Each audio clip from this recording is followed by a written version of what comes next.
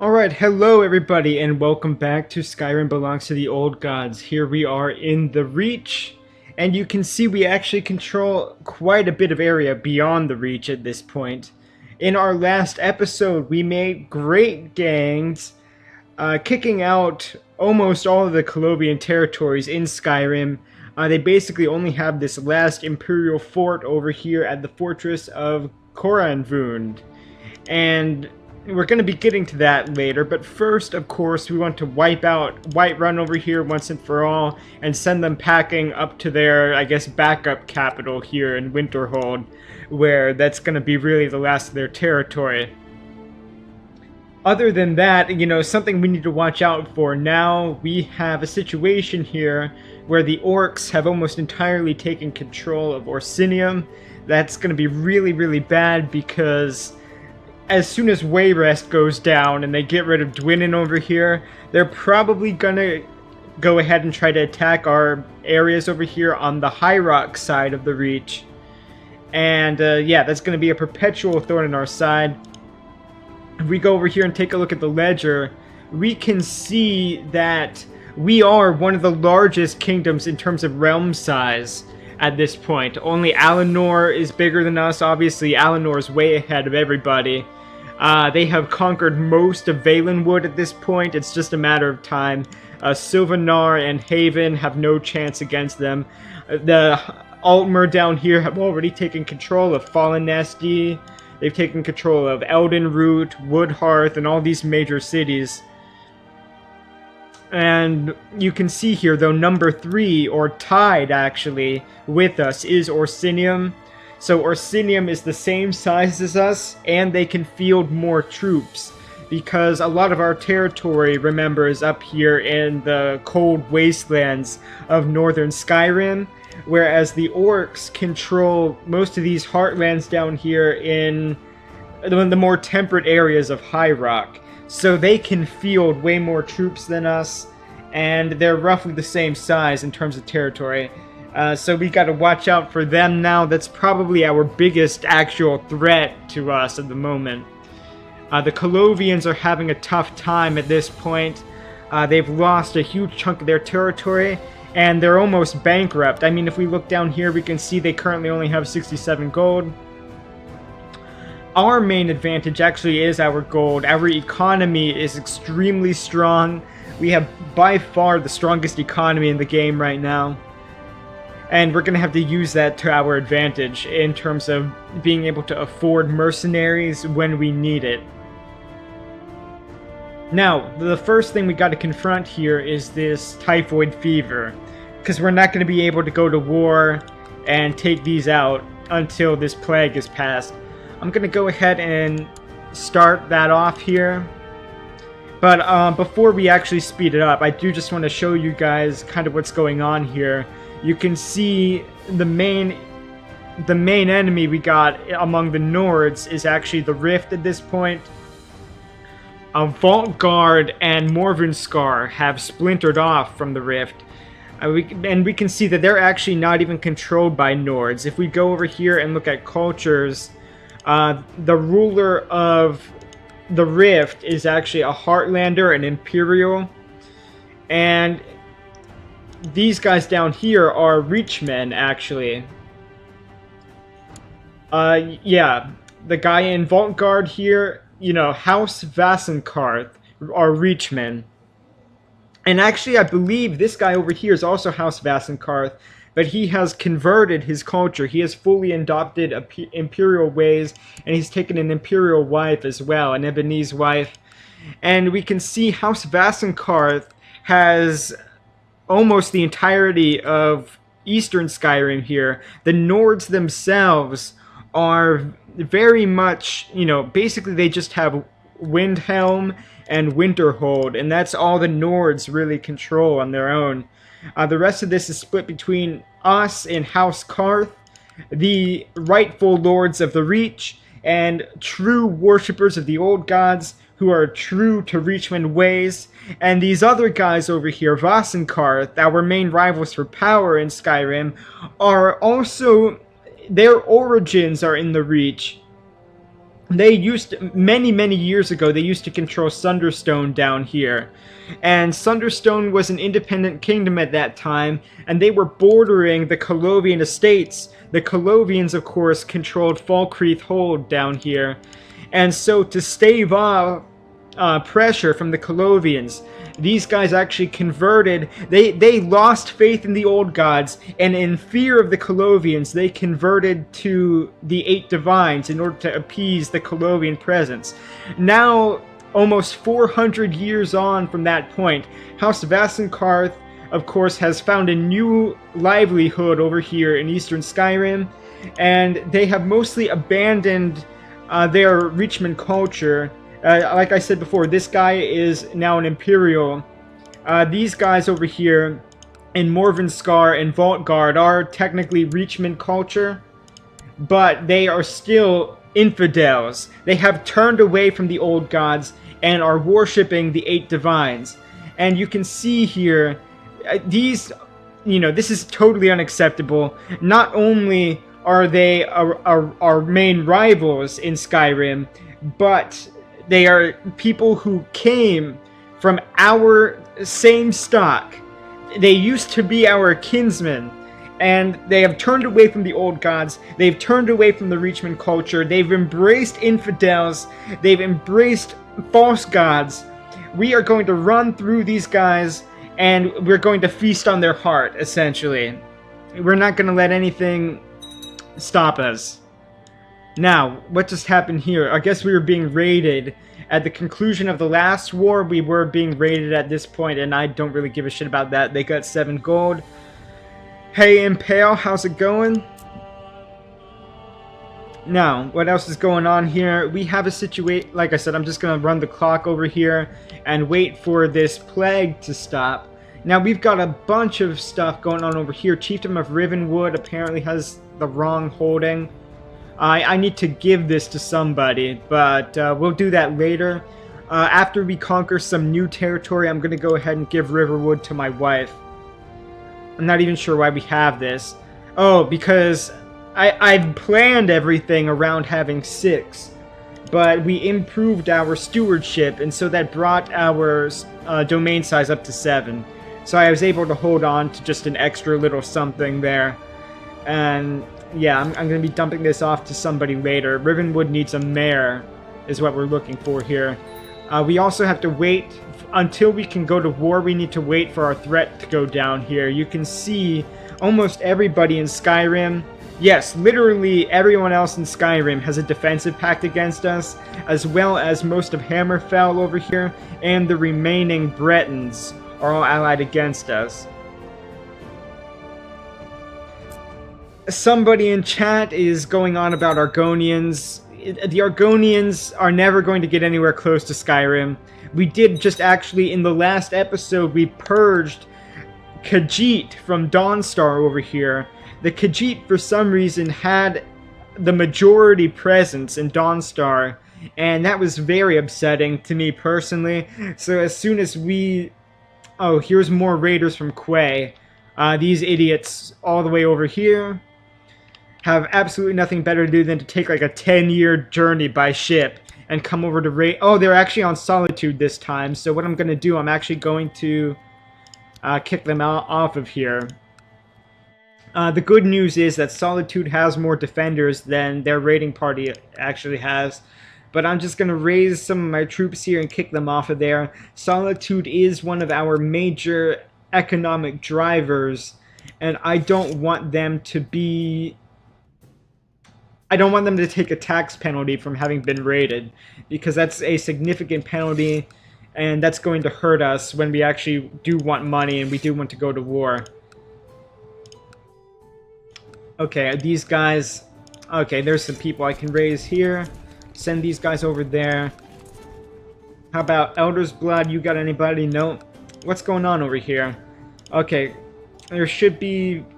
I think the fever is limiting who we can raise at this point. Okay, yet another morning when I wake up feeling tired. Alright, I guess this guy is feeling a little bit stressed out, maybe even depressed. We're going to go ahead and say he wants to seclude myself in prayer and meditation. That should help us out and solve that problem. Oh, hello. This guy is our regent. That's acceptable. He's old as shit, though. He might actually die during the course of the regency. And yes, the orcs have taken over just about all of High Rock except for the Reach area of High Rock. And we do actually control some areas outside of the Reach.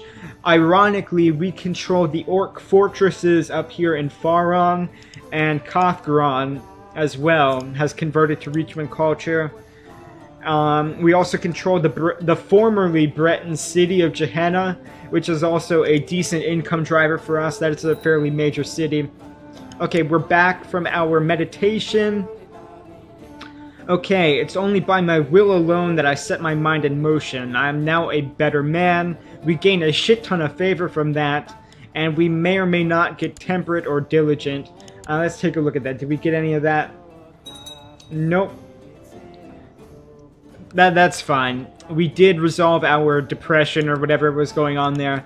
I'm going to go ahead and... we need some more people to raise here. I'm just going to go over here and see what we got. Yeah, just raise our vassals. And we'll... okay, that happened. But we're going to bring all these guys down here to Dragon's Bridge. And then mass them all over there and shove these raiders out.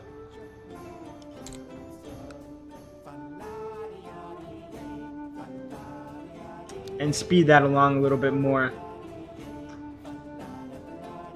I guess we got an orc fan over here in the chat. Okay, I don't know how my army even... okay, we did manage to take that.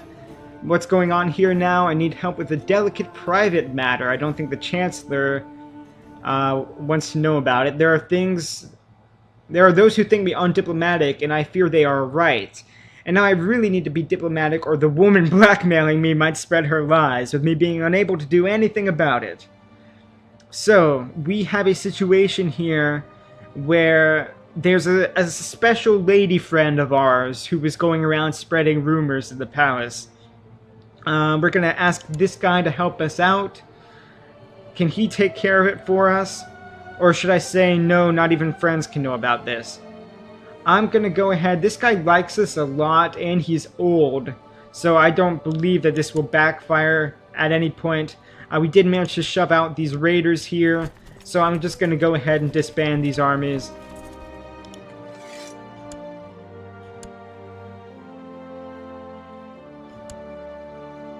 Okay, that worked. Now, let's take a look at what's going on here. Oh, there's another army over here I need to disband. There we go.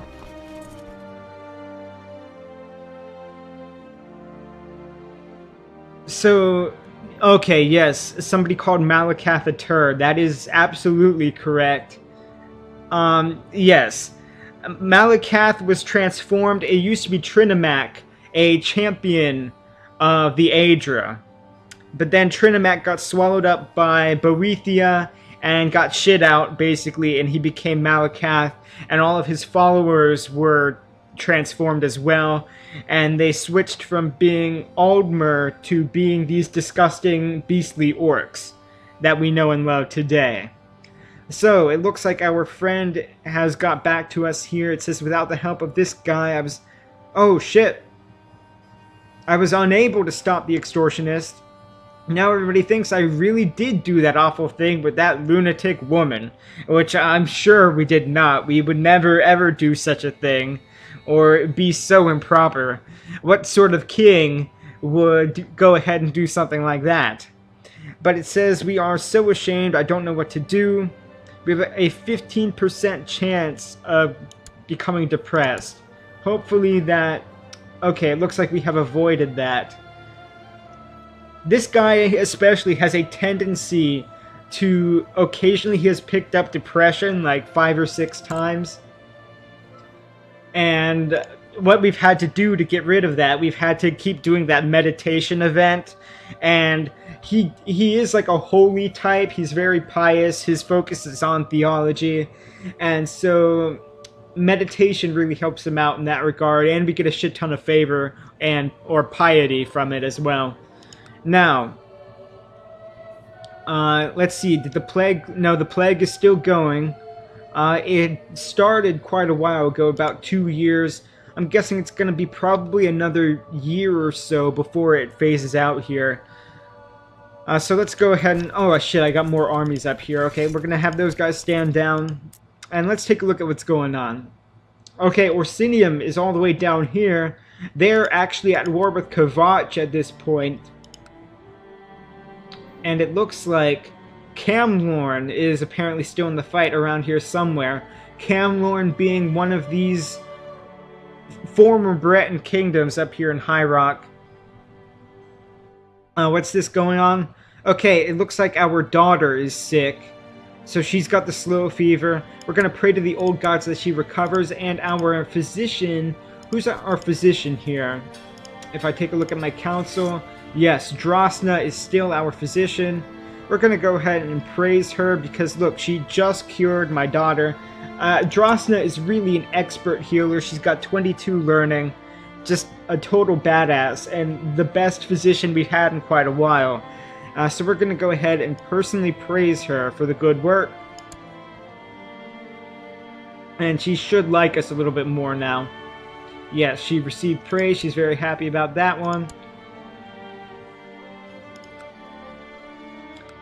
And let's see what's going on here, though. This is... Oh, I see.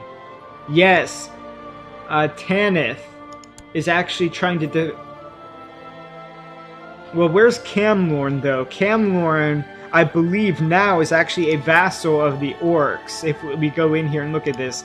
Yes, you can see here. Camlorn... Well, the orcs have established a very multicultural kingdom here. They have Breton vassals, they have Colovian vassals, and Redguard vassals. So the orcs are actually... They seem to be fairly hands-off in their rule here. They do allow quite a bit of...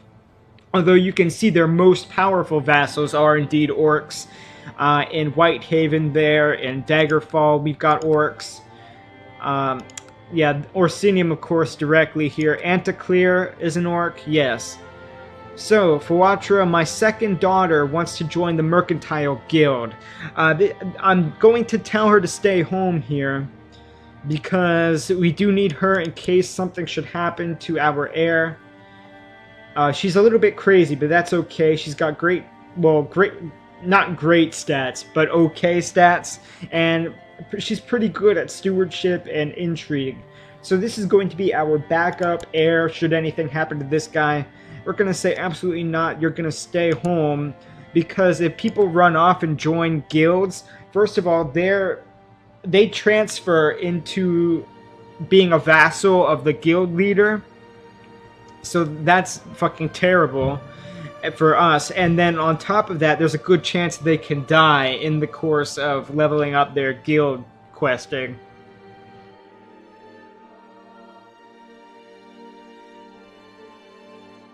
So let's go ahead and take a look at... Well, how it looks like the plague is still going, but it has cleared up in Markarth. So we can see that the plague is winding down here. These areas are now clear of plague, and it's retreating. So this seems to be the maximum extent of it. So in about 6 months, probably, we're going to be good to go. And we can see interesting things are afoot in Morrowind as well. House Redoran, House Halalu is pretty much finished. You can see they're paying tribute to Mournhold here. And House Redoran is eating away at their territory. They took all of this stuff down here, and actually these down here as well. And interestingly to note, if we go ahead and look at dynasties, House Dress, or what's left of it, has also been taken over by a different Redoran. And House Halalu and House Indoril themselves have actually lost control of their namesake territories. And the temple used to be run by an Indoril, but right now it's being run by somebody called a Galarid. So, yes, we can see Redoran and Telvanni are the only two great houses that are actually still in control of the great houses. So we can see how Chief Rondach handles swords. It's not a pretty sight. Half the time he seems to forget which side is the sharp one. Should I laugh or should I cry at the guy's incompetence with the sword? He seems to think I should teach him all I know. So, let's see here. This will boost our opinion with him. He may or may not hurt us if we do that. I'm not sure if we really want to. We can go ahead and try. Or we can just... yeah, I'm gonna go ahead and take this penalty. That's 0 risk to us, and he's still our friend. Yeah. We're just gonna have to tell him that you and swords will never work. He is our spy master. So, wait, no, he's not even our spy master. He's just some guy in Euston Hall over here. Our spy master is much more skilled. He has 29 intrigue. And our chancellor has 23 diplomacy as well. So that guy over there, he is a skilled ruler, but we have more skilled people. And of course, we want the best people in our council. Alright, it looks like we have been raided again. Where are these... nope, they left. Wherever they were, they just left right now. I don't see anybody up here. What is going on here? This is interesting. What the hell is that? It looks like Coldstone is currently having a feast, I believe. They have called together their vassals and are having a feast there in Coldstone. I guess that's fine. Okay, yes, the plague continues to die out here. Oh, there they are. Oh, Pale Pass. Okay, I was thinking the Pale, but they actually came from Pale Pass. This is Pale Pass down here. The region known as the Pale is actually this thing up around here. If we go to Jejur Duchies, there we go, the Pale. You can see that there. But they're leaving anyway. I guess they decided this was a bad idea. And they were probably right about that. Now what's going on here? We can usurp the title Duke of Falkreath. Oh, we don't really need to. There's no reason to do that. It's just going to be something that we have to distribute to somebody. You can see how's our defensive pact going? These guys have left the defensive pact. So you can see our threat level is going on down. We want that to get to 5%. And that will allow the defensive pact to disband entirely. Oh, we're not going to get that far. We're going to have to fight off these orcs here. So, the deplorable King Rondach. Tales of your misdeeds are told from Necrom to Daggerfall. This is a formal declaration of war. So, let's see, what are they trying to get at? They're trying to take Castle Joy. Okay, so we're gonna have to go ahead and call up our dudes here. Let's take a look at our military. What's this? I can press claims for Grey Winter and White Watch. That's fine. Now what I'm gonna do though, yeah, let's just go ahead to the military tab and call up all our troops.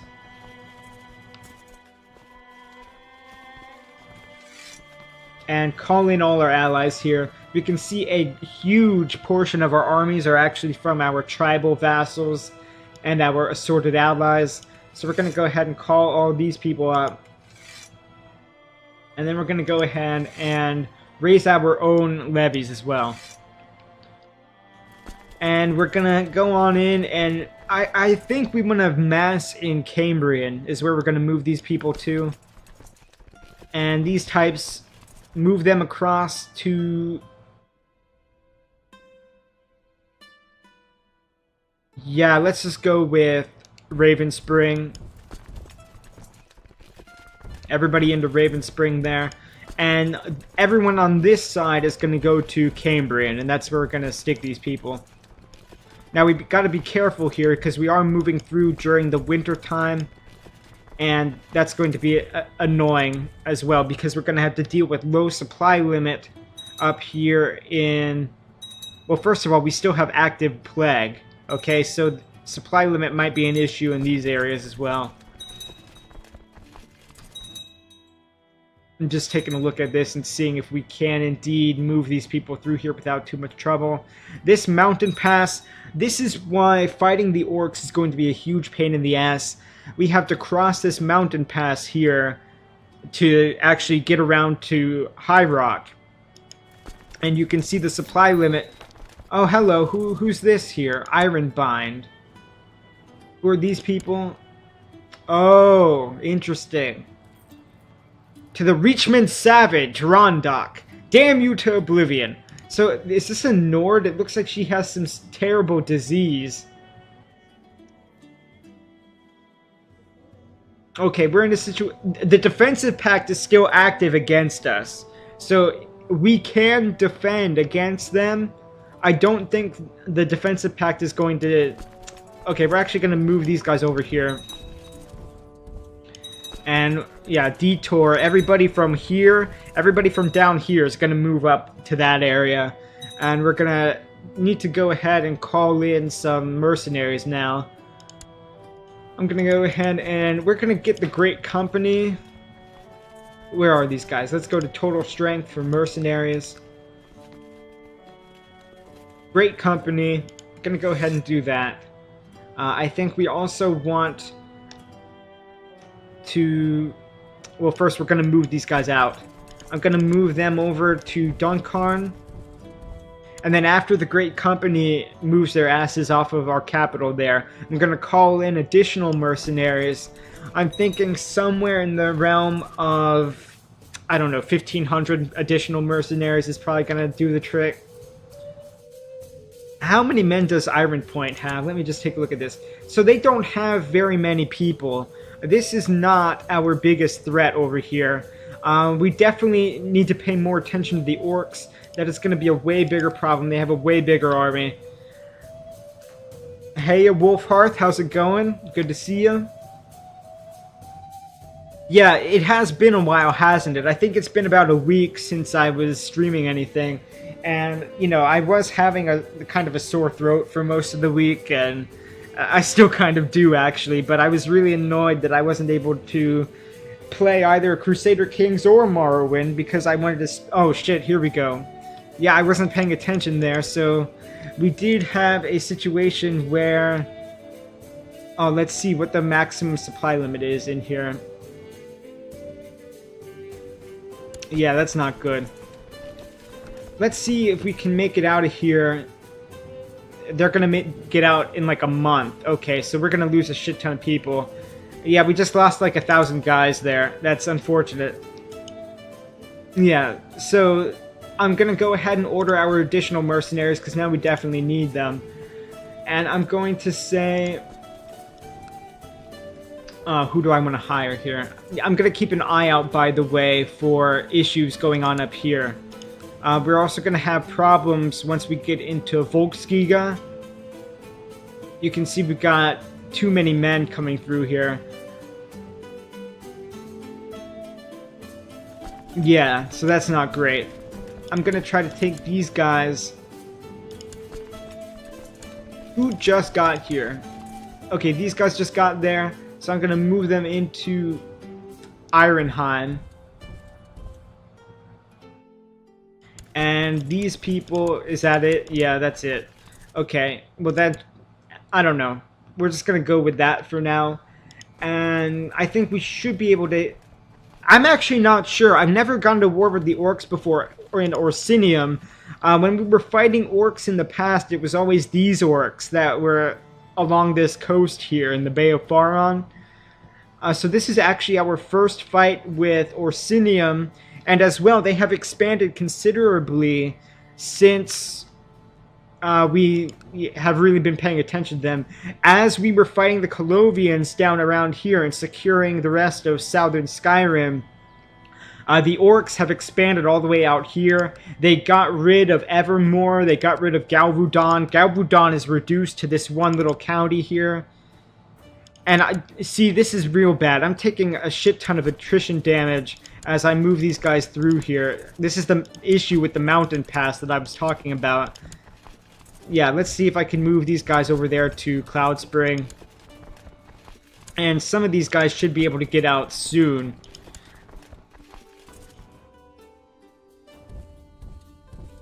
So the logistics of moving all these men over here is very difficult for us. Yeah, we're definitely going to need more mercenaries. So I'm going to go ahead and hire... well, we already got the Great Company. Let's see. Hounds of Harlan, they're very expensive. They actually cost way more per month. I might go ahead and hire the Fighters Guild.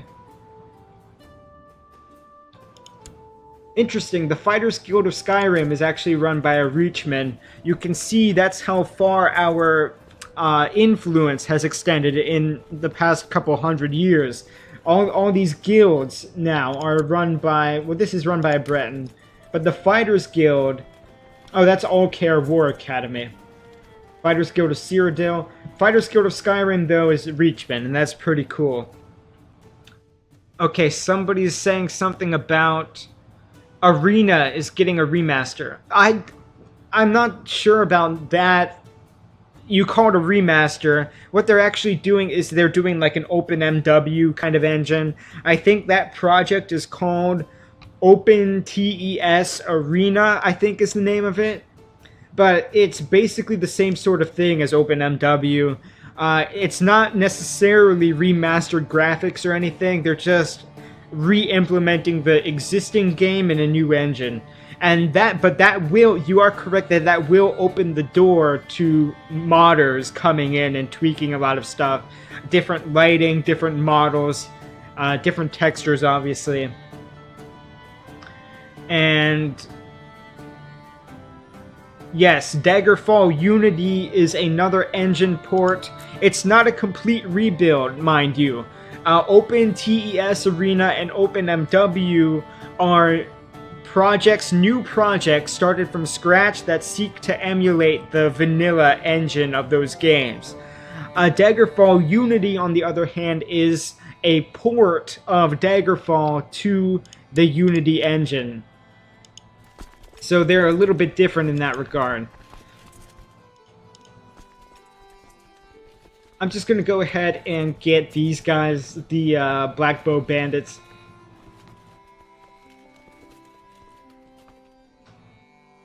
No, Nordic Axemen. Nordic Axemen are the ones I usually go for. So we're going to go for our usual mercenary companies here. The Great Company, the Nordic Axemen, I like those guys. They're our standbys. So we're going to move them on through now.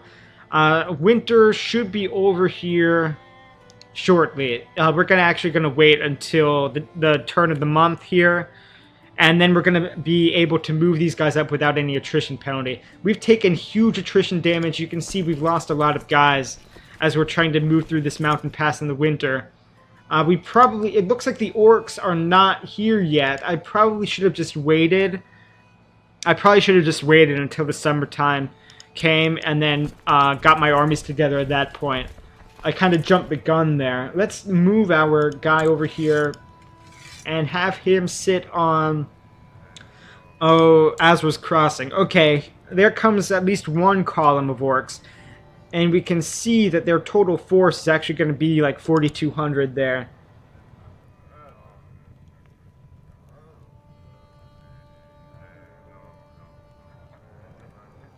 As much of a remaster as Skyrim Remaster? No, I would actually say that these engine projects are much more substantial than Skyrim Special Edition. All they really did with Skyrim Special Edition was slap on some shaders, and they did fix the memory limit, the RAM limit. Actually, that's not even true, now that I think about it. I think all they really changed was VRAM access. So it's not...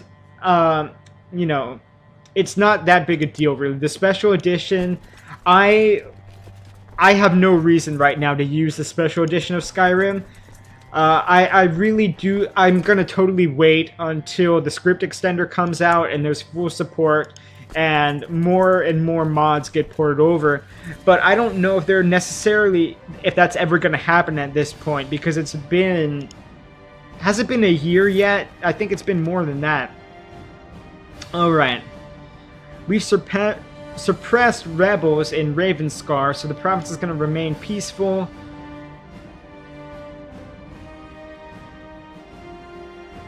Yes, exactly. So the arena guy now wants to do his new engine from scratch.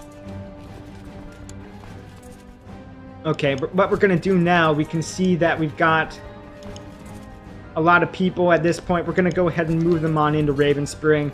And we're going to go and hit this stack of orcs here. We should, yeah, I think that's going to be good. We're going to have like 7,000. And I suspect there's a second column, at least a second column, where there's going to be probably an additional 4,000 guys coming through here. And that's something we're going to watch out for. But we're going to smash these guys as soon as possible and try to stop that before it happens. Meanwhile, it looks like we're good to go in Dawnstar. Just going to keep these guys here, actually. I'm going to merge this group, and I'm going to send them on over into Frostflow here. They're going to get there on the 16th of Sun's Height. Let's see when I'll get there. Yeah, I'm actually going to wait for them to get in there. Because if I move now, they're going to stop, and they're going to run back to Sarthal. So I'm going to wait for them to get to Frostflow, and then I'm going to move these guys in there.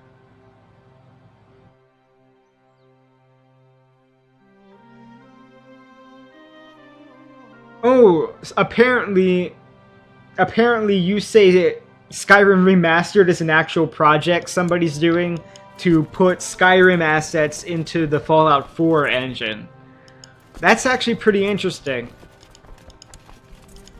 I think that might make a bigger difference than Skyrim Special Edition, actually, when it's all said and done.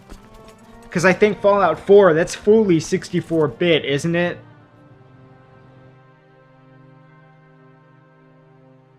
Okay, here these guys come. Alright, we're good to go here. I'm going to just go ahead and move these people in once this 500 gets here. Oh, okay, I see what you're saying. Yeah. So that's interesting. Fallout 4 itself still isn't really like a fully 64-bit application. That's very annoying, actually. I can't believe that they don't even have that implemented. So I'm going to take these guys and I'm going to move them on in there. And these people, let's merge this group. I'll throw them in here if it looks like we're in trouble. It looks like the supply limit is fine. I'm just going to toss them in now. Hold on, I'm going to point my generals on this stack. And I'm going to use the Great Company generals to run the Great Company. Let's take a look at what they got. They got 16, they got 15 here. So the generals in our main stack are not necessarily the best, but that's how we're going to spread them out, just so both of our columns have generals on them. And you can see we got 7,000 guys coming in here, and some additional troops, additional 2,200 and another 400 coming down there in Cambrian. We're going to keep them in Ravenspring, actually. Yeah, let's move these guys over there.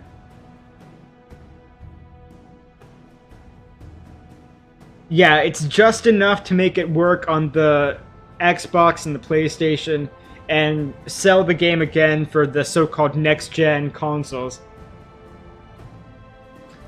Alright, we can see here, this is an issue with the orcs. They have exceptional... Can I get in on this battle? I'm trying to actually see the battle. Here we go. They have exceptional morale, and they are holding up better than I was hoping they would. I'm hoping that this flank over here looks to be the weakest. If we can go ahead and break the morale on this flank, it looks like that's going to be how we're going to win this battle. You can see they are putting up a hell of a fight, though. Okay, meanwhile, we've got an issue back at the palace here. This guy from Cathground is concerned about... Oh, fuck you.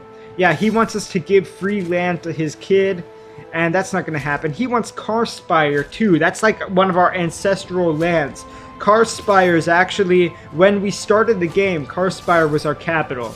So no, I'm not going to give your stupid kid my ancestral lands. Don't be an ass. I can't give out lands to anyone who asks. He's going to be pissed about that, but that's going to be the way it goes, because we're King of the Reach, and you are, well, not quite a filthy peasant. We took you out of your filthy peasantry and appointed you to an important position. And you thank us by begging for important lands. Fuck off. There we go. The orcs have been beaten there, but like I said before, here comes their main column. They've got 4,500 people coming this way, so we beat these guys just in time. And you can see they put up quite a fight in this regard. You know, this was way closer than I wanted it to be.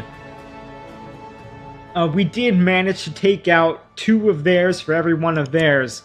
But, yeah, this is going to be a tough fight here. We're going to need all of our troops here to come down into Evermore at the same time. Thankfully, these guys are going to show up someday. Oh, I forgot about this. So I'm going to take these guys and move them in there. Let's have them come up as well. And reinforce Dawnstar, I guess. Do we have any generals to put on here? No. God, I'm thinking about whether or not I should move a general over here. Can I appoint any additional commanders? That might solve my issue that way. Yes, I can actually appoint a lot of commanders. I'm gonna put this guy on here.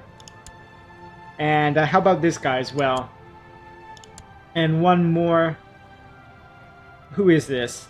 This is a Nord who doesn't like us very much, but that's okay. We'll send her off to die in this war. We're gonna actually make this guy the leader of the main flank. And that other lady, the Nord here. This one, gonna give that to this old woman here, the chieftain of Rorikstead. And what we're gonna do now, we should have some empty positions here, and I'm gonna appoint the empty spots here. I'm gonna move that guy there. And these people over here, do they have any generals on them? Anders. Okay, this is the Nordic Axemen. So where are the other forces for the Nordic Axemen? This guy here. And Nordic Axemen, where are you? This person here, that's fine. Okay, we got that sorted out. I'm actually going to save this here. I'm going to... what should I even call this? Because we're at war in 2 different spots. I'm just going to call, like, Orsinium. What am I typing right now? Hold on. This is... Okay, Orsinium. Defend. Yeah, we're just going to call it that. And... Somebody asked, what are the major powers right now? Well, the orcs, like I said before, the orcs are our #1 problem right now. They're very powerful. At this point, they're more powerful than the Colovians. Once we took out all of the Colovian lands in Skyrim, you can see the issue with the Colovians is their economic base is down here. But when... this is not economically valuable land. Skyrim is kind of a poorer hinterland of the Empire, but this still supplied them with a ton of men. The raw manpower that they lost when we acquired this territory from them means that the Colovians are now a much smaller threat than they were previously. Now the issue here is with the not the Nords, the orcs. Like I said before, orcs have a morale bonus. They're much harder for our army to defeat, especially because the Reachmen army is primarily light infantry. We're very much like a skirmisher style army. We don't have any cavalry really. We have very few heavy infantry. The orcs, their armies are much better equipped than ours. They have better morale for being orcs, so we have to have overwhelming numbers anytime we're going to fight the orcs like this. And let's take a look over here, see how this one's going. Are we in there yet? Yeah, we're just about getting there. I'm gonna go ahead and appoint a new chancellor.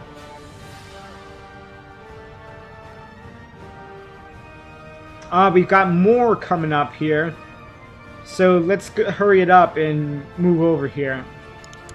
But let's appoint our chancellor first. Who is this? Okay, they're ambitious. We're not going to give them a council seat because they're never going to do anything that we want. They're going to undermine us at every possible turn. This person wants to be a counselor. I can make them happy if I do that for them. And they're also a powerful vassal. So they probably, yes, they wanted to be on the council. I'll go ahead and do that. Let's take... Yeah, now they love us. Hell, look at that. Okay, I'm defending his title right now. This is the Chief of Duncarn. So he actually controls Castle Joy. Are we going to get here first? No. It looks like they're going to move in here. So we're going to move over there. Alright, here we go. And now I'm going to move into Evermore and take the fight to them. I'm going to get here on like the 4th of Evening Star. We're kind of split up here. It's going to take everybody a few days to pile in. This should be okay, though. I'm going to go ahead and save this here again.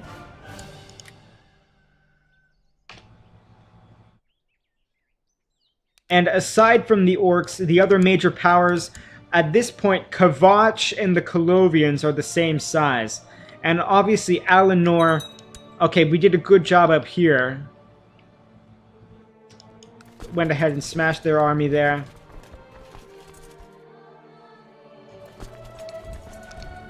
I'm going to have these guys move over into Frostflow, and I'm going to have them chase this army down south and finish them off. Our main concern here is...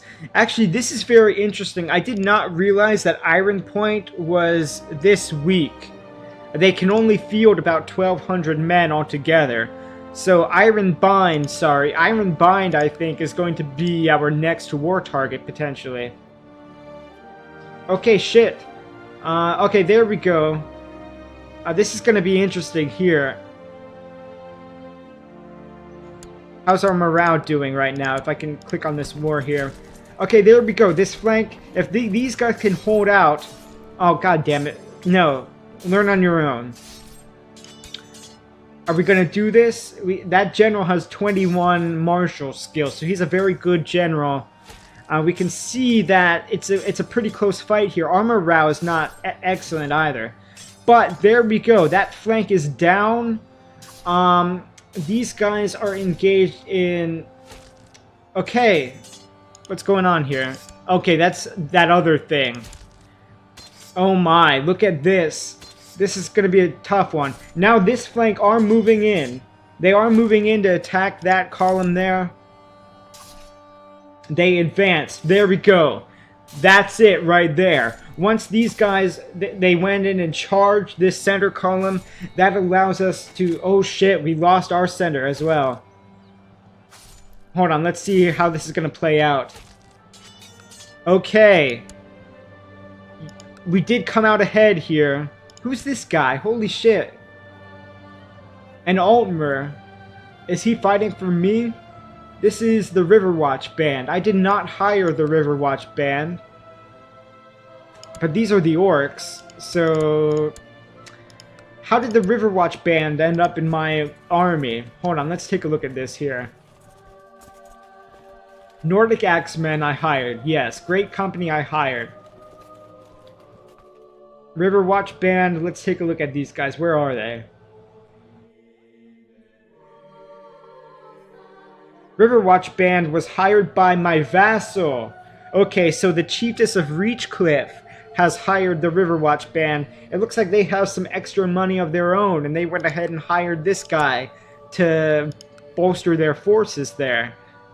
So this actually went pretty good.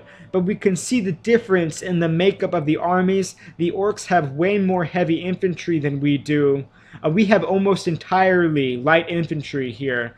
They've got more battle mages. They've got obviously more cavalry. We do have several cavalry, but not a whole lot there. And what I'm gonna do, I guess I'm gonna go ahead and follow these guys. Cause, yeah, why not? I'm gonna save this.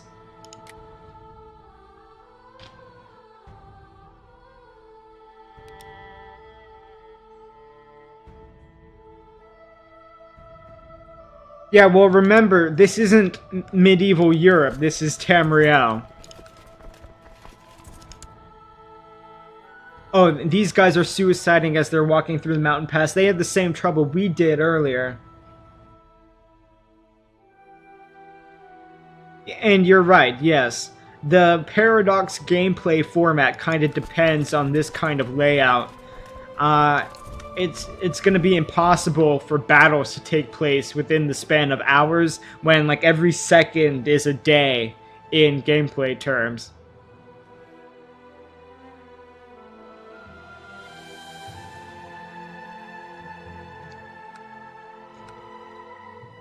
Are we done with this yet? Come on, let's go ahead and cap this. It's only 33 people there. Okay, am I following these guys? Yes. Alright, let's see how I do this. Okay, our morale improved slightly while we were in motion there. They still have pretty weak morale here. They're center column already. And it should be... They already surrendered. They surrendered and we're chasing them down. Very good. Very, very good. Alright, that's what we want to see. Did we wipe them out? Yes! Annihilated. We have annihilated the orc forces. Oh shit. We got supply issues though. We're gonna get out of here as soon as possible. And move back to Evermore. These guys are going to go on into Castle Joy and try to reclaim that area. You can see it's currently occupied. How much is that costing us in war score here? Not a whole lot, actually. So it seems that the orcs do have a lot of forces that we're not seeing just yet. I'm going to go ahead and move my Spy Master out a little bit further. Ah, there's another war going on. They are fighting Galvudan. Galvudan is trying to take back some of their lost territory. They're also fighting a revolt. These are orcs who are trying to oust the current king. So what I'm going to do is I'm going to camp these guys in Evermore here. Well, Galvudan just fucked themselves there. They were taking huge attrition damage moving through Orlais here. So Galvudan seems to be winning the war, however, with a 90% war score. So that is helping us. Somehow, this is bizarre. 3 orcs have managed to get on over to Hammerfell and are trying to siege us in Rimwatch over here at the pass there. I'm not sure that's going to work out how they want it to, but okay. Alright, it looks like Drosna, her charity work is proceeding well, the people have been fed, and our pious standing has improved. Yes, we can still do much good. Dibella bless us.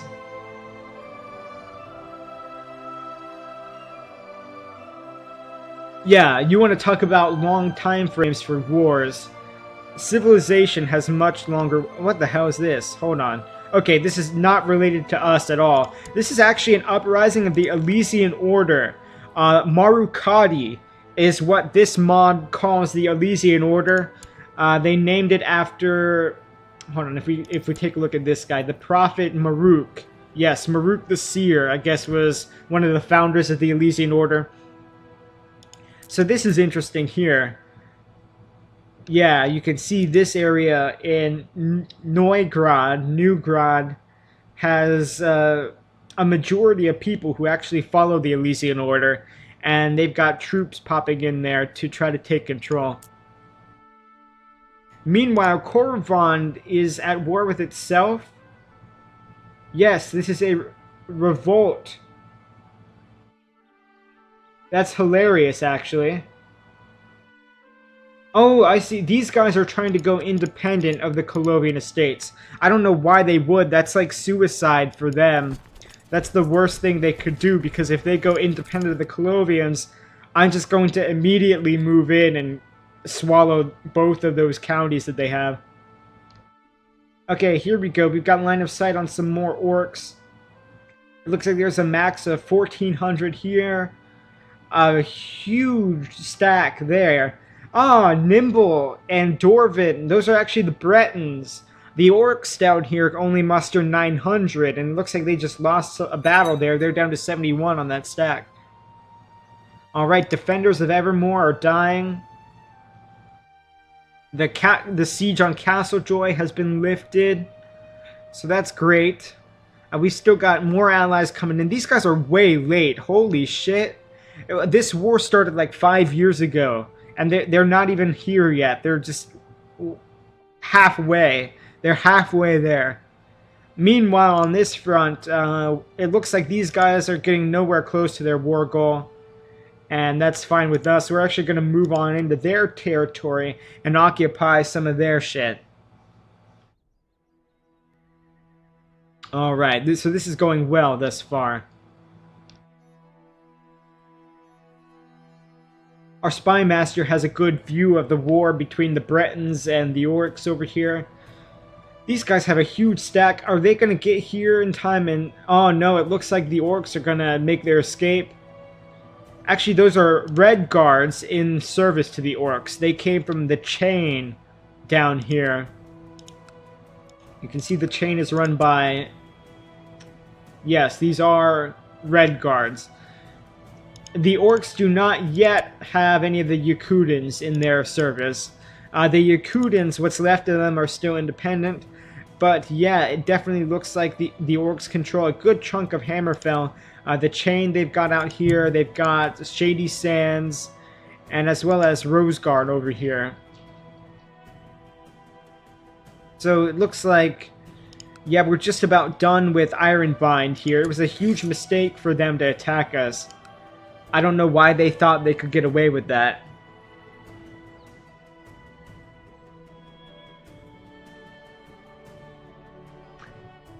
Somebody says this map that we have now is a geopolitical mess compared to the game. Which game are you referring to? I'm assuming you mean the mainline Elder Scrolls games. Those games all take place in the 3rd era. Skyrim takes place in the 4th era. But we right now are playing in the 2nd era, and this is in the middle of the Interregnum. And what the Interregnum was, this was a period of time after the collapse of the Second Empire. So the Reachmen dynasty has collapsed. But this is before Tiber Septim has come along to unify the empire under the Third Empire in the Septim dynasty. So this was a period of chaos where everybody was vying for control over different sectors. Okay, it looks like our spy master has died. He was stressed out from being in enemy territory all the time. And we're going to go ahead and appoint this lady. She likes us, that's fine. She's kind of old, but whatever. She's also the best person for the job. We're going to take her and move her out over here and put her back. Where were we? I think we were on Kogria here. Was that it? Yep. Oh shit. Hold on. It looks like... Yes, Galvudon has peaced out, and they actually won their war against the orcs. Ah, we can see what happened here. They took... No, these are our red guards. So what was Galvudon's war target? That seems odd. It says they won the war, but I don't see any new territory going to Galvudon.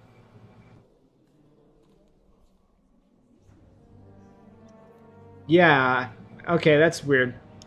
But anyway, they were at least a useful distraction for us. Oh, this is annoying right here. Hold on. Do I have more guys that I can call in over here? Yes.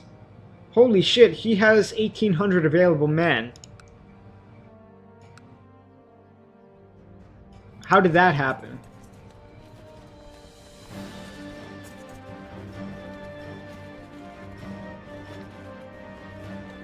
Alright, I'm just gonna finish occupying this, and then I'm gonna have some of these guys go back and take Morvenhall there.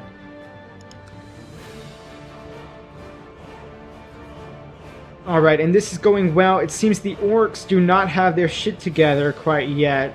This seems to be their main stack over here. Yeah, so... yeah, we're just gonna have to wait here. I'm gonna sit here and occupy Evermore. That should boost our war score.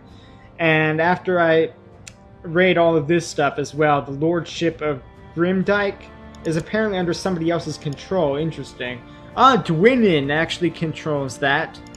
So that's fine. It seems we have taken all we can out of Evermore.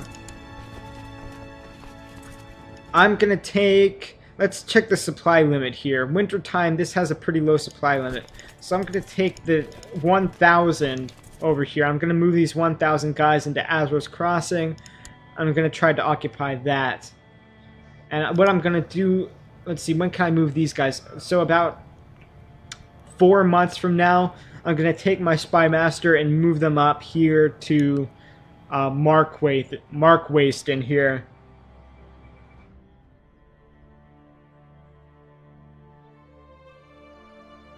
Yeah. Zarek is telling me that I should declare war on some Nords right now. Well, let's take a look at this, shall we? We still have a situation where, oh no, the Rift has left the defensive pact. Whiterun has left the defensive pact. I can go ahead and declare war on Whiterun right now, but in order to do that, the way the mechanics work, I need to disband all of my armies before I can declare war, so I can't actually do that right now. Yeah, that would be... it's not dancing too close to the fire. It would be practical to do that, but just the way the mechanics work, I actually can't. That will be, after this is done though, that's definitely going to be what we're doing next. We're going to send our mercenaries home. I'm going to have my guys lay low for like 6 months maybe, and then we're going to go ahead and clear out these milk drinkers and send them packing up to Winterhold there. I almost said Winterhelm, but those are actually two different places. Okay. We're just about done here. Sarthal is almost occupied. These pathetic people. This is all they can muster here. 39 attackers against almost 1,000 defenders here in Volenrund. Alright. Yeah, we've gone ahead and done even better charity work over here in Solitude. That is excellent. These guys are killing themselves for no reason again as they're moving through here. The AI, very, very stupid. Alright, there we go, 99 war score. We still can't quite piece out of this. Of course, we have to get to 100. And to do that, what we're going to do, I guess, is we're going to take... oh, there we go. We finished capping this here. Alright, the trade route from Solitude is in dire need of a new ship and equipment to be able to continue bringing goods into the realm. Gonna go ahead and maintain that. Yeah, let's drop the 200 gold on that. 200 for us is really, in the grand scheme of things, not that much money. So, this fool here attacked us, remember. And in return, they've gotten their core territories occupied by our armies. Our territory is untouched, except I guess Morvenhall, which is absolutely worthless. I don't care about Morvenhall at all. But this was a foolhardy attempt from them, and the world laughs in their face. They lose 200 prestige.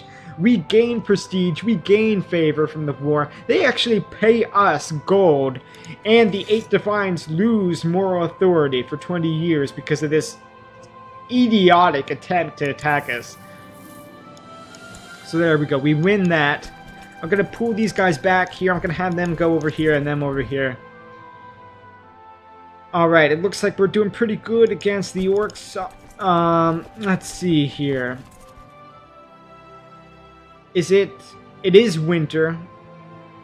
what I'm going to do is I'm going to move these guys into Mark Wasteland and have them move down into... Are they going to... Yeah, okay, that's fine. Yeah, so I'm going to move these guys up. These guys are going to end up in Orlais, I suppose. Yeah, I'm actually going to move them to Orlais. And these guys are going to move into Mark Wasteland. Alright, our friend is giving us oh, nice, excellent. A 1.2 gold to continue our war effort. Thank you, asshole. This is basically just trolling me, but fine. Now, this is a bit of a choke point here in terms of supply limit. We can see Mark Wasteland has 5,000 supply limit in the winter time, but this is a mild or normal winter. Okay, I see what's going on here. Orlais actually has the mild winter, and Mark Wasteland has normal winter.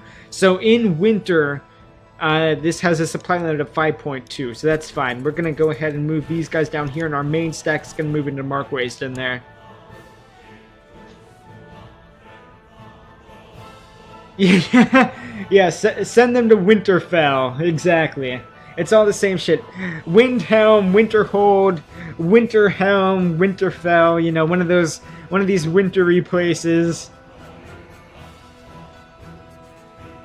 And it doesn't help that they're right next to each other. I mean, in Skyrim, the game, it takes like 2 seconds to get from Winterhold to Windhelm. Alright, the defensive pact is falling apart. Serana has left the defensive pact. This guy from... God knows where. Where is he even from? Normar? I don't know where that is. This is actually a Elysian Breton.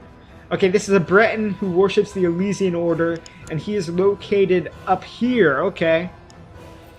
And there we go. The defensive pact is gone altogether now. So this is great. Let's take a look at... Yes, nobody is in any kind of alliance against us. You know what? Can I save some time here? I'm going to offer white peace to the orcs, and they're going to go ahead and take that. They're still going to lose prestige, and I'm going to gain prestige, but not quite as much. Oh, hell. Is this worth the 240? No, it's not. This is bait here.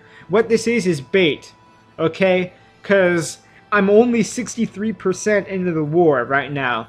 In order to get them to 100, I'm going to be paying for my armies. I'm going to be paying for my mercenaries. Actually, hell, look at my economy right now. It's actually doing great. I've got all these mercenaries that I'm paying for, but I'm only losing like half a gold every month. So for this to be worth it, I could keep the war going for like 10 years. And in 10 years, you think we could get to 100% war score on this? I kind of think we might. But I don't know if it's worth the 200 gold, really, even in the first place. Because in that time... Yeah, I'm going to go ahead and disband these guys. In that time, we can go ahead and wipe out these people. And possibly some of these guys over here as well. I'm just going to pass on that 240 gold, and I think I'm gonna get white peace with the orcs. Someone's asking me who sent me the 1.2 gold gift, and that was one of my friends here. Let's take a look at my vassals real quick. It was sort by opinion because he really likes me. It was this guy in Euston Hall. Yeah, he sent me 1.2 gold to aid in the war effort, because he said that he thought I was having trouble. Which I find absolutely hilarious. Okay, the orcs seem to be attacking... Oh no, this is just a random warlord. Damien the warlord is actually attacking Wayrest. So what I'm going to do, I'm going to send these guys back home. I'm going to go ahead and peace out of this war. I'm going to save it first, though. I'm just going to save this here. I'm going to say Orsinium. White peace. Yeah, that would actually make more sense, wouldn't it, if it was my enemy trolling me? No? That was one of my best friends who seriously sent me 1.2 gold as critical war aid, which is pretty pathetic. So there we go. We actually crushed these milk drinkers over here who had the balls to attack us. They wanted to ride the coattails of the orcs over here and sweep into Dawnstar, but we absolutely crushed them. And we just managed to go ahead and wipe peace with the orcs. We occupied Evermore. We occupied Aswa's Crossing. Yeah, I'm going to go ahead and do that. I think I already sent them the offer, didn't I? So we're just waiting. Yeah, we're waiting for them to... There we go. Alright. The awesome reward to quote-unquote liberate Castlejoy has ended. To the vile fanatic Rondach. Damn you! But I accept your offer of peace. So what that does, that actually buys us 5 years. I believe we do get a peace treaty with the orcs. And we're going to have... Yes, 5-year peace treaty. No, shit. It's actually only a 3-year peace treaty with the orcs. Alright, bad news in Solitude. Our incompetent steward has inspired tax riots in Solitude. Let's take a look at this. Our revolt risk here. Okay, it's good. We actually have our Magister dispensing charity in Solitude, so that offsets that already. So I'm just waiting for these guys to come home, and then we're going to declare war on Whiterun here and take out both of these at the same time, because I do have the ability to do that. Yeah, exactly. Typical Reachmen. No joke. Actually, if we look at the revolt risk map, hold on. With a complete lack of guidance, he tried his best to study stewardship and failed miserably. So he's a novice and pretty sucky. Actually, not bad. You know, for somebody with no education, that actually, you know, he came out kind of ahead there. This is kind of broken. He already grew up, but we have an event. We can say he becomes... He can gain charitable. That would boost his... no, that would actually hurt his stewardship. So we're not going to do that. We're going to have a chance of him becoming gregarious. That was slightly broken there, but that's sorted anyway. Alright, and what we're going to be doing, like I said, if we look on the map here, Reachmen modifier. Any county that has majority Reachmen, it has a base +1 to revolt risk, which I think is kind of funny. It's this concept that you can't really control Reachmen. Alright, it says, we stood by the stained glass windows and tried to look through them when the priest approached me and asked me what I thought about him. A courtier by my side spoke before I managed to say something very unfair about the multitude of colors used. It saved me, but only for a minute. So this lady had my back here. She's more diplomatic than I am, apparently, even though her diplomacy sucks. Mine kind of sucks, too. Now, meanwhile, we have our spy master over here. She says the peasants of Karspire are quite far apart and spread out. She wants to build a messenger system so that they can communicate with their kin more easily. That actually is a great idea. That's going to boost our supply limit. We get messenger stations, and the prosperity of Karspire increases, and that only costs us 20 gold. I'm good with that. Alright, and this lady, meanwhile, back at the church, you know, I tried to get away with repeating her opinion about the stained glass windows, but her probing questions made me confess in the end. I hated those colors, and the motif was just stupid. Terrible design, terrible stained glass windows. You know, I could design better stained glass windows than that. The priest thought I was being unfair, so... And this lady also doesn't like me very much. She's pretty pissed, too, for the next 10 years or so. Alright, these guys are back home. I'm gonna go ahead and disband these armies. And now our mercenaries, let's just make sure we don't have any mercenaries still active.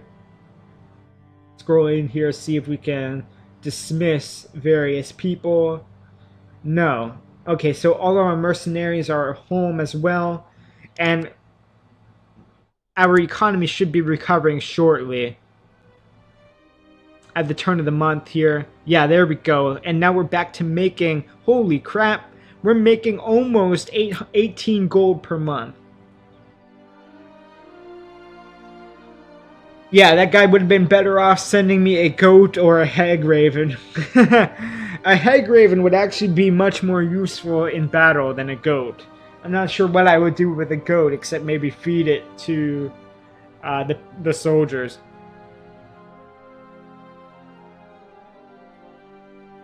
Alright.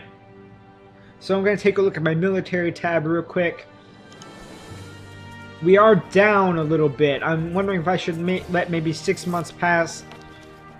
Alright, so the rebellion has been suppressed in Ravenscar.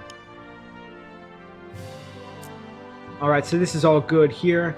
Now that that's finished, I'm going to take my marshal. I'm going to have them train troops in Whiterun, I guess, is where we're going to do this. Hold on, let's see what it has the bigger levy. Oh, never mind, I already did that by accident there. But yes, I think I get 753 troops from Whiterun. And I get, yeah, so Whiterun definitely now is my biggest source of troops. Like, my single biggest county is actually in Whiterun. So that's where I'm going to put my marshal to train troops at. That should help me bolster the numbers here. And let's say 3,000. When we get up to 3,000, I'm just going to go ahead and crush Whiterun here. I don't even really need to do that. Whiterun can only field 2,000 people. I'm just going to go ahead and do it now. Fuck it. But this is kind of a bad time. Winter is just going to start here. I'm wondering if I should wait until spring arrives. I think that would be the smart move here. I am going to save this all the same. Just going to save it like that, the reach.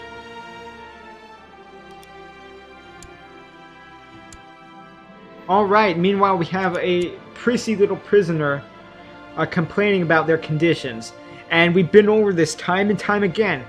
You complain about the conditions in the prison. There's only one option for you, and that's to go to the darkest dungeon, the oubliette, where no one's ever going to see or hear from you ever again. It's going to be terrible for your health. Probably going to catch leprosy or some shit, but nobody's going to give a crap.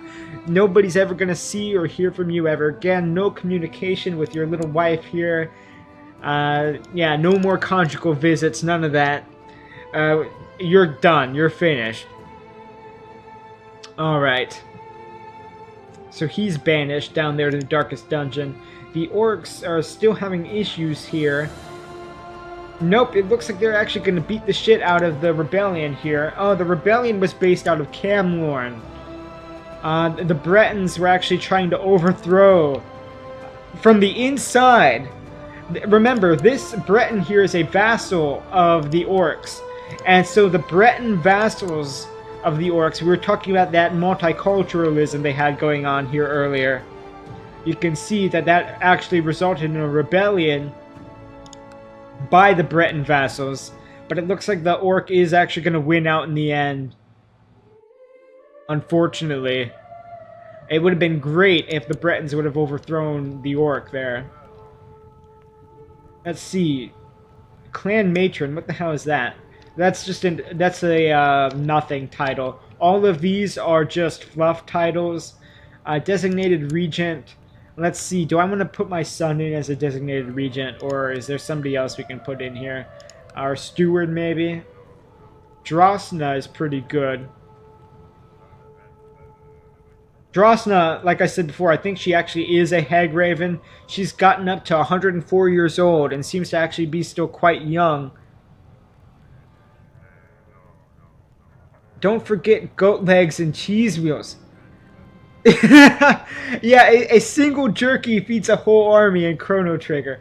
Yeah, you're right. I mean, and if we get some goat leg and cheese wheels down there, that might feed all like 7,000 men that we had down there. You're right, I wasn't thinking about that. One goat can go a long way in Skyrim. Okay, our guy's depressed again, and we're gonna have him go and meditate for a little while. And this guy's our regent for the time being. He's got 14 diplomacy. That's alright. Yeah, this is old news here. Oh shit, we've got a child who needs an education. We're gonna have her be educated in diplomacy, sure. Alright, and we're back. We gained some favor from that, some piety. Did our stats change? Did we gain diligent or temperate? No. Alright. So I think what we're going to do now, we're going to go ahead and declare on Whiterun here. I'm going to save this here. And the war target, I guess, is going to be... We're going to just say Skyborn. Skyborn War. But we're going to hit both of these at the same time. Because we do have that ability, remember. We are a warlord. We're going to go ahead and conquer Skyborn. That's going to take both of these for us, and we're going to kick them out of here. We do have the option of conquering Winterhold, and that would give us all of this. But logistically, look at this. I think this would be a mistake, right?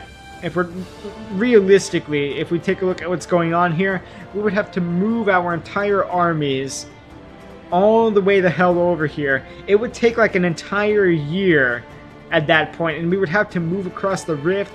We would take damage as we move through here. I think that's a very bad idea. We can see the only connecting point here is in Sarthal or in Alfdand. We have to go around these mountains here. So that's a bad idea. I don't really want to do that.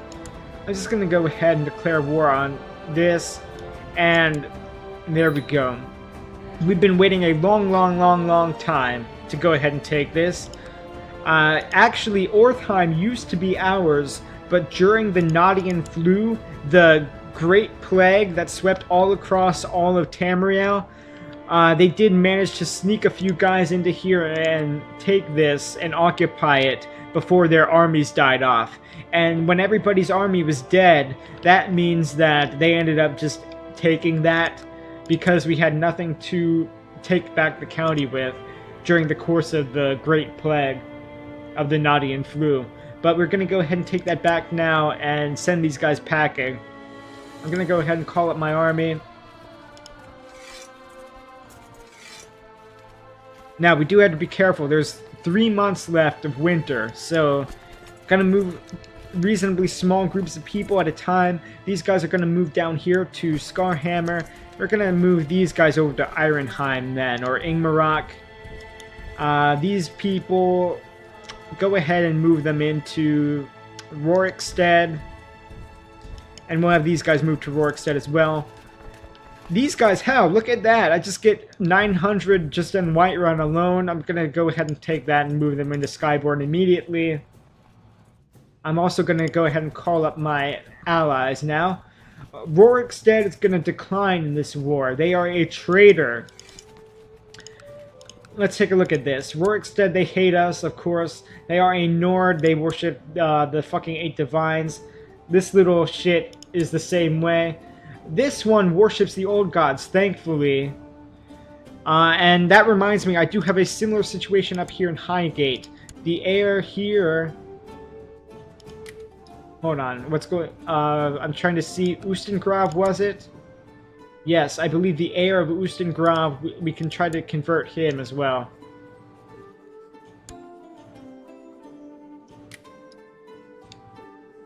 Yeah, educate this child here. No, they refuse. They won't let me. So these Nords here, I gotta do something about that eventually. I gotta find some way to just kill these people. I've killed off like 6 or 7 of the rulers that have lived up here in the past. But they're hard to stamp out entirely. You can see they spawn quickly.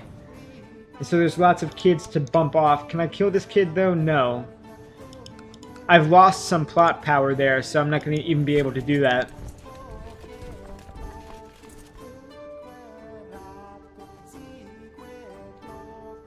And the bulk of their army is going to be coming from over here. Let's take our Spy Master then and get some line of sight on that.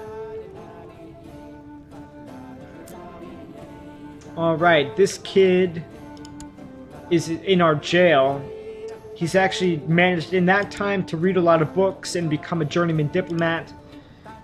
That's fine. He's going to stay in our jail forever though, so it doesn't matter to us.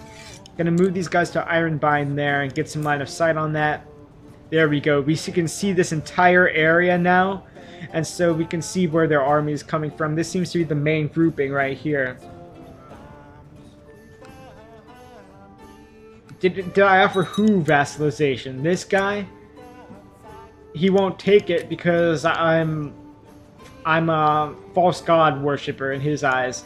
You know, he worships the 8 divines, and I'm a foreigner. He's a Nord. He's not going to do that.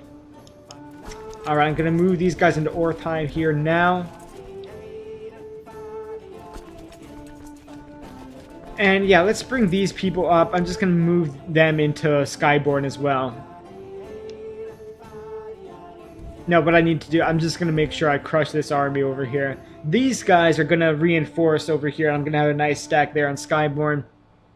This war should be over with in short order. This is going splendidly right now. I just need to keep an eye on these guys. And I've got raiders. Oh, for God's sake, more assholes from Quay.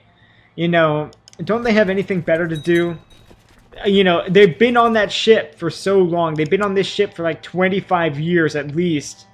You'd think they all have scurvy by now. Alright, let's see what I'm doing here. Yes! No, that's actually bad. The morale was increased. Oh, you've got to be shitting me. Okay, I'm just replacing... I'm going to recall the steward here. This seems to keep happening.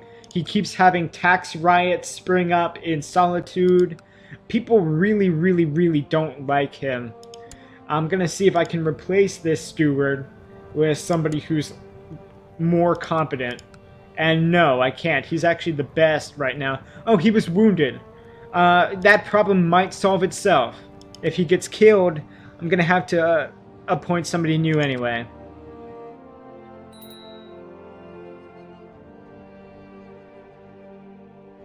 Yeah, that is true. I don't have... Oh, what the hell just happened here? I got a faction that's popped up. Ah, these assholes. Scarhammer again. You know, every time it's Scarhammer. Dragon's Bridge, the usual suspects here. Lesperon is a new one. I don't think Lesperon stabbed me in the back before. But Highgate certainly has. That's the Nord that I'm talking about. Scarhammer and Dragon's Bridge have traditionally... I don't know why. It doesn't matter who is in charge there. But they are predisposed to hating me. Ever since I captured these areas like 500 years ago. Scarhammer and Dragon's Bridge... they always dislike the ruler, and they will never miss an opportunity to stab me in the back here. So I do have a faction popping up here. I might have to, while I'm in the middle of this, I may have a civil war pop up on my hands. Luckily, it seems like I have more than enough men to spare, so I don't think that's going to be a huge issue. Yeah, I'm going to move these guys over. Send them over to Fallen Rune there. Let's merge here. Yeah, nope, they managed to escape. I was trying to get these AI people under my control. But that's not going to happen today. So Ortheim is finished. That didn't take very long at all. Skyborn. Yeah, we've almost occupied everything at this point. Send these guys down to Fallen Rune. They've got a measly 800 people coming my way. It looks like they're reinforcing up to... So they have a maximum potential of 2,000. That's nothing. That's nothing! Look at all these men that I have just laying around. I have more men active than I actually know what to do with. Because if I move all these people into this stack here, it's going to have supply issues. So it's better just to go ahead and... Let's see, what's the better place? I'm just going to keep these guys on Whiterun.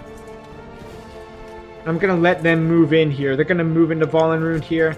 These guys are probably going to get cut off. I'm just going to send them home. 76 guys, you can go home. So they're going to move their army into Fallen Rune here, and then I'm just going to, as soon as they get there, I have more than enough men right now. I'm just going to move them up there and smash them.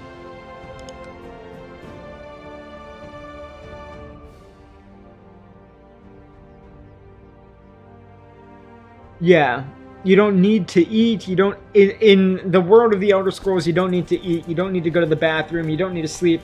Well, that's not true at all. You actually do need to sleep to level up, at least in the older games. I think that was true all the way up to Oblivion. I don't play too much Oblivion actually, so I'm not sure which mechanics changed. Oh fuck! Here we go. We got attrition damage going on. It looks like the AI piled in here. I'm gonna have to move some of these guys out. Yeah, just everybody clear off of there. Alright, so this worked.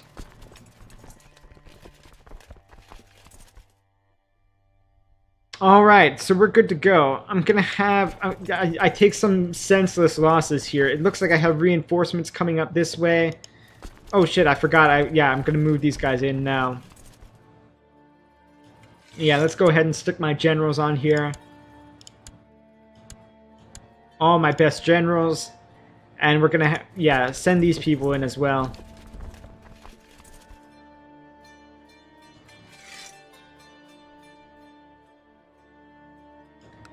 So this should be easy here.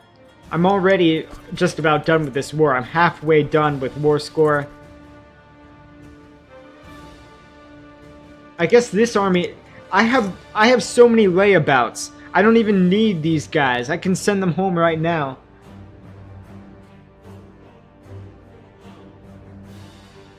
Oh, that's a good point. I didn't actually consider that ever before. Since the NPCs in Morrowind don't sleep, they never get stronger. I never thought about that, but you're right. You're absolutely right. Fargoth is OP.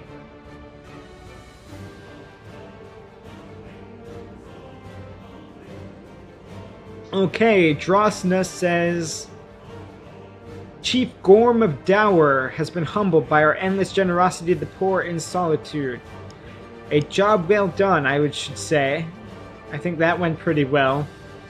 We're following... Oh god, look, we've got another overflow of men here. Let's move these guys back to Whiterun. We have another stack following... Oh, here we go. This guy is such a drama queen. This is like the 8th time that he's been under stressed or has gotten depressed. So he's lashing out at people. He doesn't sleep enough. Yeah, you know, this guy needs to get his shit together, honestly. This is like the 8th time that we've had to deal with this. Alright, there we go. We're stomping out the last of their armies. Oh, I guess he died. Yes, died a natural death, age 67.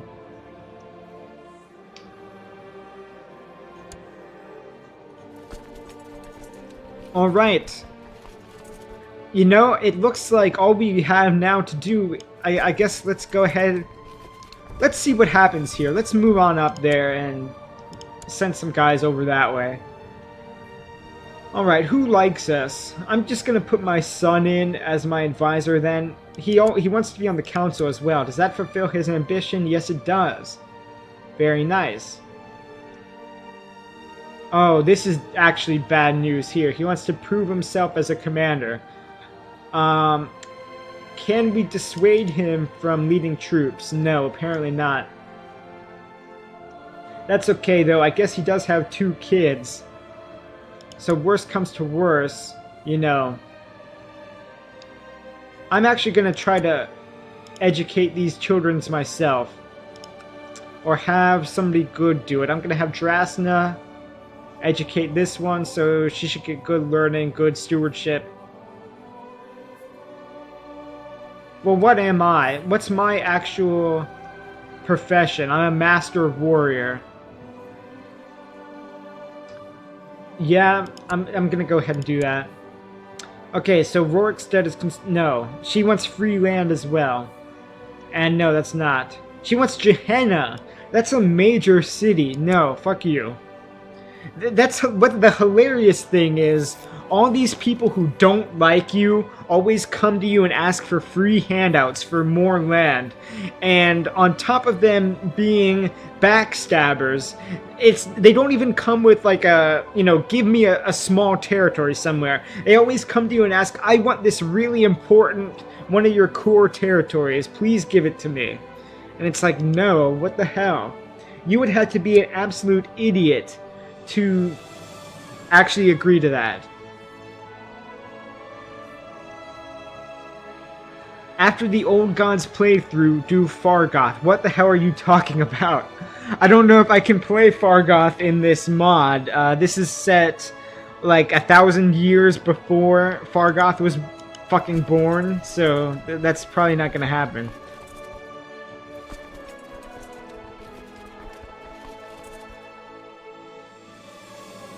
Fargoth that actually gives me an idea. If you started a Morrowind playthrough and there's two mods, okay? There's two mods that you want for this. You want the mod that makes Fargoth the Neverine. It's called Fargoth Alternate Start. Okay, so you take that one, and then you also apply the Great House Dagoth mod, which is a huge quest mod that allows you to alter the main quest and join the 6th house and fight for Dagothor on his side. That's actually sounds like it would be an interesting playthrough. So, this lady in Iron Point, oh, she wants a handout as well. She wants Falkreath. No, kiss my ass. If you kiss my ass a little bit more, just the right amount, I might consider giving Falkreath to you. Because Falkreath isn't necessarily too important to me. I have no enemies. I don't see anybody. So I'm just marching these guys on over here to Winterhold. Let's take a look real quick. I'm just going to have my Spymaster move out here and see what's going on. Yeah, there's nobody over here. They're fighting these people for some reason. What's going on here? There's an inquisitorial conflict in Winterhold. It looks like Archmaster Maven is attacking... Oh shit! House Redorin, everybody! House Redorin! This is actually a Dunmer army, apparently. Hold on, I'm gonna clear this off here. And, hold on, can I get a view on this battle, please? No, apparently not. But that was a Dunmer army right there. So that's very interesting. They were way the hell up here. They came through this mountain pass where they have already apparently occupied all these territories.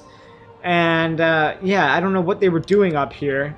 They took huge attrition damage walking across all this land.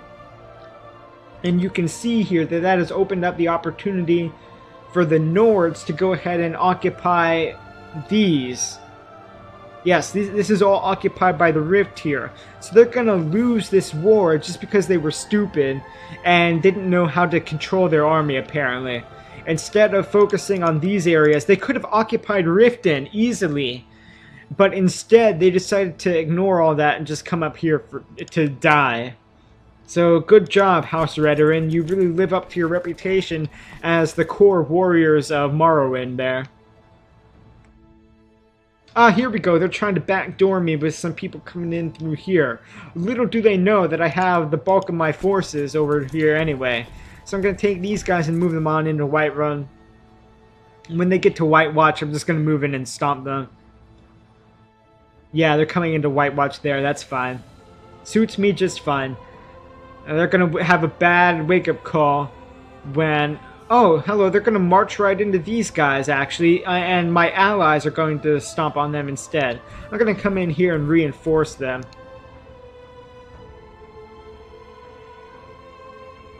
Yeah, that's actually hilarious. They're going to walk into Oblivion, and the Drunadok army and the Reachcliff army are going to be finishing off. Oh shit, what the hell just happened here? This is not good. This looks terrible. It looks like winter time is coming to the aid of the Nords up here. I'm losing men. But the good news is that the siege seems to be working thus far, all the same. So even though I'm going to lose like 2,000 guys probably... Shit, I'm losing a shit ton of people actually. But I should be able to... What just happened? Okay, I'm gonna move these guys back into Volenrund here, because, yeah, same situation is unfolding there. Oh, they pulled some kind of sneak move. I don't know how they managed to do that. They moved over from White Watch to Winterrun in no time at all. So that's annoying. It looks like my allies have totally failed. I did siege Winterhold. What I'm going to do is I'm going to move down here. Hold on, what's going on here? Somewhere in our domain we have cultists, and apparently the High Invoker of the Old God's Faith thinks that we're not doing enough about it. Okay, so this is allowing Heretic Province. Okay, we're going to need to actually look at that in a second here, but what I'm going to do... Yes, move these guys south into Banner Watch, which is a much higher supply. Oh, now we're good. Okay, so finally winter is over. We did manage to survive the winter, even though we took substantial losses here. Okay, so the war's over there, after we just beat their army there, so this is fine. We're at 100% war score here, and we do pick up the Jarl. Okay, King Rondach becomes the new Jarl of Skyborn, which means we get both of these as well as... Well, hold on. Do we get Winterhold for this? I actually want to... Yes! Because we are a warlord, we gain all occupied territories at the end of this war. What I'm actually going to do, I'm going to see if I can go ahead and get Sky Temple here. The war is probably going to resolve itself before I can fully occupy all three of those tiles, but I might be able to go ahead and I'm just going to say Skyborn 1 here.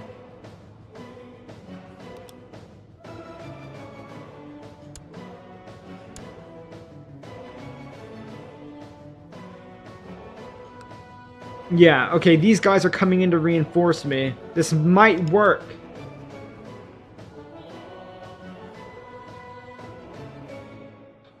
Okay, I'm just gonna swat these guys off of Skyborn here.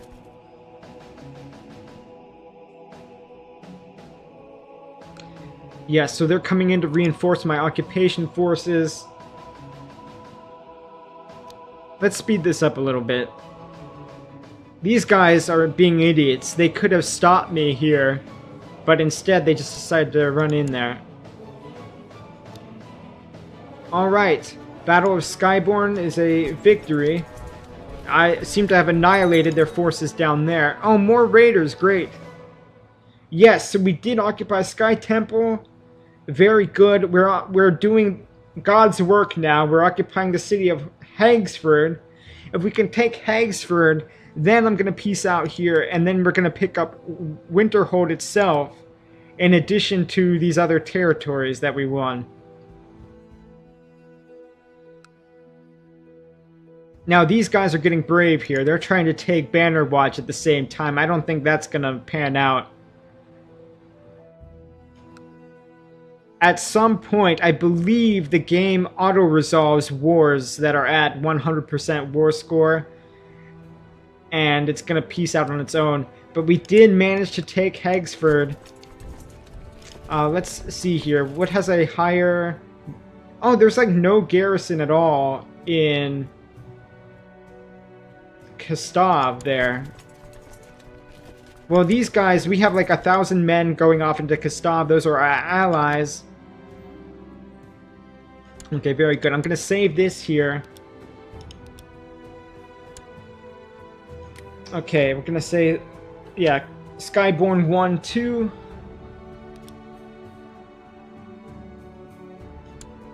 Yes, thank you. I did pick up 100 followers at this point. So thank you all to all those people who want to watch me play video games.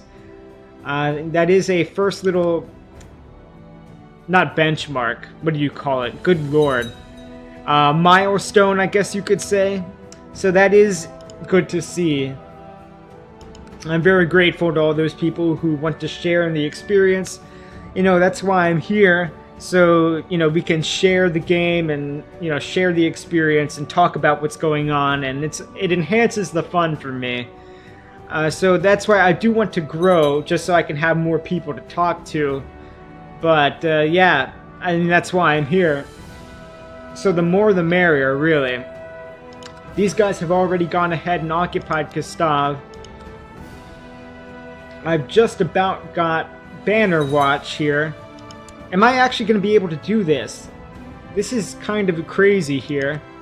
It looks like I am taking huge attrition damage. There's a severe winter in place in Banner Watch right now. Yes, so I got Gustav. It looks like I'm going to... Am I able to? This is going to be close here. Yes. So let's move these guys. I'm going to move them into... Oh, there's nowhere to go. Alright, that's the end of the road here. I'm going to move them into Morvenskar over here. Alright. This is very interesting. For some reason, there's only 3 defenders. So we cap that as well. Holy shit! Holy shit! Guys! Guys, I think we might be able to take all of this. Let's run into... I don't know if we're going to be able to get Windhelm. Let's try it, though. Fuck it. I'm going to save this here. Oh, no. See, this happened. This is what happened here. The Whiterun army is back up there in Winterhold. But they're leaving for some reason. I don't know why. Let's go for it. I saved it here. You know, worst comes to worst, I'm going to peace out and, you know, take these. Oh, shit. Okay, that's going on as well. Yeah, I need to go ahead and finish this. Yeah, I wasn't paying attention there. Yeah, let's move these guys into Windhelm. There we go. We lose the stress rate. I can't speak today, apparently. So as I cut the throat of the ram... Oh, there we go. We sacrificed a goat to the old gods. Somebody mentioned a goat earlier. Now, here you go. This is exactly what we wanted. We slit the throat of the ram, blood gushing everywhere, of course. It stopped struggling, looked to me... Jesus Christ! The dead goat looked me straight in the eyes, even as its blood filled the grooves of the altar. I knew that the old gods were with me, and damn right we feel energized, and we're not stressed anymore because we just slaughtered a goat. It's very good, very good. Yeah, so we're gonna finish off these guys here. Ah, it looks like this old man has died, so Drosna has inherited Farun as well. Ah, there's a thing happening. Oh, these guys have shown up. Ah, good. The latecomers who came... This banner here, this is from all the way over, I believe, Dunlane. Yes, so the guys from Dunlane have finally shown up. Like 5 years late, and they have managed to cut off the main army over here. There we go. Now it forces us to take peace here. Yeah, we're gonna have to do this. Yeah, there we go. Alright, so we're not gonna be able to occupy Winterhold just yet. But I think we did manage to get all of this other shit. Yeah, King Rondach takes all occupied territory. So we have almost completely destroyed these guys. The Kingdom of Whiterun is now relegated to the city-state of Windhelm. Alright, so we gain some prestige from that. They lose prestige, obviously. 200 prestige. Now they're begging me. They're begging me. To the most excellent King Rondach, please, please let us surrender. Don't keep sieging Windhelm. Please, please, let us keep that. And so we are going to go ahead and accept that now. And there we go. Holy shit, guys. Look at that. In that one war here, we have gained 6 counties. We've gained the entire... Yardom of Winterhelm. Oh, for God's sake, I did it again. Winterhold. Alright, we've gained also most of Winterhelm. Oh, God. I did that twice in a row here. This is Windhelm down here, right? And this is Winterhold up here. We've gained the entire Yardom of Winterhold. Thank you. And of course Skyborn. We've usurped the title of Skyborn. That's this area over here. And we won that war handily. And we can see now we're in a situation where we have to dump off all this extra domain that we have. All these extra territories. Gonna go home and dismiss our armies here. Have these guys come back up over here to Shoreflow, which now belongs to us. Look at that, everybody. That is great to see here. Although this is going to be kind of annoying to defend, the only people who really border it are Ironbind here, and of course what's left of Whiterun down here. And they're not even called what? Oh, they are called Whiterun. If I zoom out, they're called Whiterun apparently still. She's still the queen of Whiterun. That's hilarious. I suspect that Eastmarch is going to have something to say about that. They might be interested in returning over here to Windhelm that was taken from them quite a long time ago and getting that back. That's what I think is going to happen to these guys. So unfortunately, I don't think I'm going to have the opportunity to permanently disgrace these guys. I think Eastmarch is going to do that for me here in a second. But we'll see. Meanwhile, these people are bickering amongst themselves. It looks like these guys have expanded over here, taken something from the Rift apparently. On Sovund, these guys have taken that as well, and they moved their capital over there. That's fine. I'm going to save this. We're going to say Winterhold 1. We're going to save it as that. Yeah. Exactly. Yeah, that was really weird. That was classic Reachmen. Ruthless as fuck, and I guess to get to really touch the old gods and feel their spirit flowing through us, we had to kill a goat and look through the eye of the goat as its last breath is escaping its body, and we're just wringing its neck, and the blood is flowing through our fingers, and it's all over our hands, just the way we like it. That's how you commune with the gods, everybody. And that, of course, is why the old gods are running rampant over Skyrim right now. Look at this. This is absolutely insane. Where are we at, actually, in forming the Kingdom of Skyrim? I actually do want to take a look at that here. Yeah, let's do de jure Kingdom of Skyrim.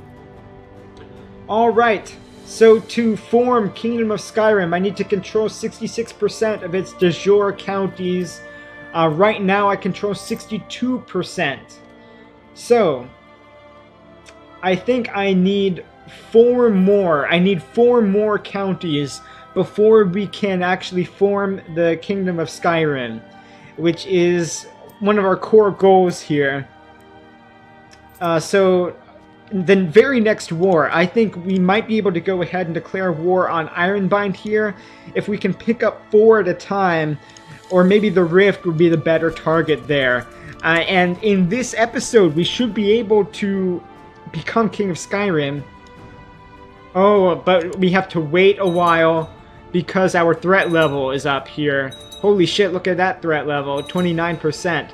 We're gonna have to wait until it drops to 5. For the defensive pack to disappear. Oh, and people are very pissed because we have 18 domain right now. I was waiting for these armies to get here. And I'm gonna disband those now. I'm gonna disperse some of these lands here. Let's take a look at the defensive pack though. Damn, you can see all of Skyrim is against us. Nimbil, all of these Hammerfell guys, the Red Guards down here, all the Bretons as well immediately. But just in terms of strategy, let's do some speculation here and see who we can hit. Ironbind. So this, we have 2 here. We can hit 2 there. Oh, but remember, with Warlord, we can get all of these at one time. I think this is going to be our next target then.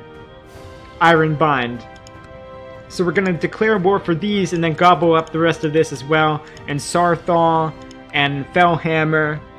And once we do that, we should be able to go ahead and create the title King of Skyrim and crown ourselves King of Skyrim. But again, we're getting ahead of ourselves here. We need to do some of the boring stuff here first, and I'm gonna give, let's see, we can give some of this to our son. So we got this whole section over here. We just want to give that away to our son. I think we're gonna be able to do that.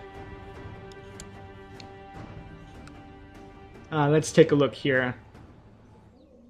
Chiefdom, include all lower titles. Nope, apparently we don't actually have a title for Winterhold. Let's go ahead and create that. Can we go ahead and create that title? The Pale? No. I want to go a little bit further over. Can I take that title from somebody else?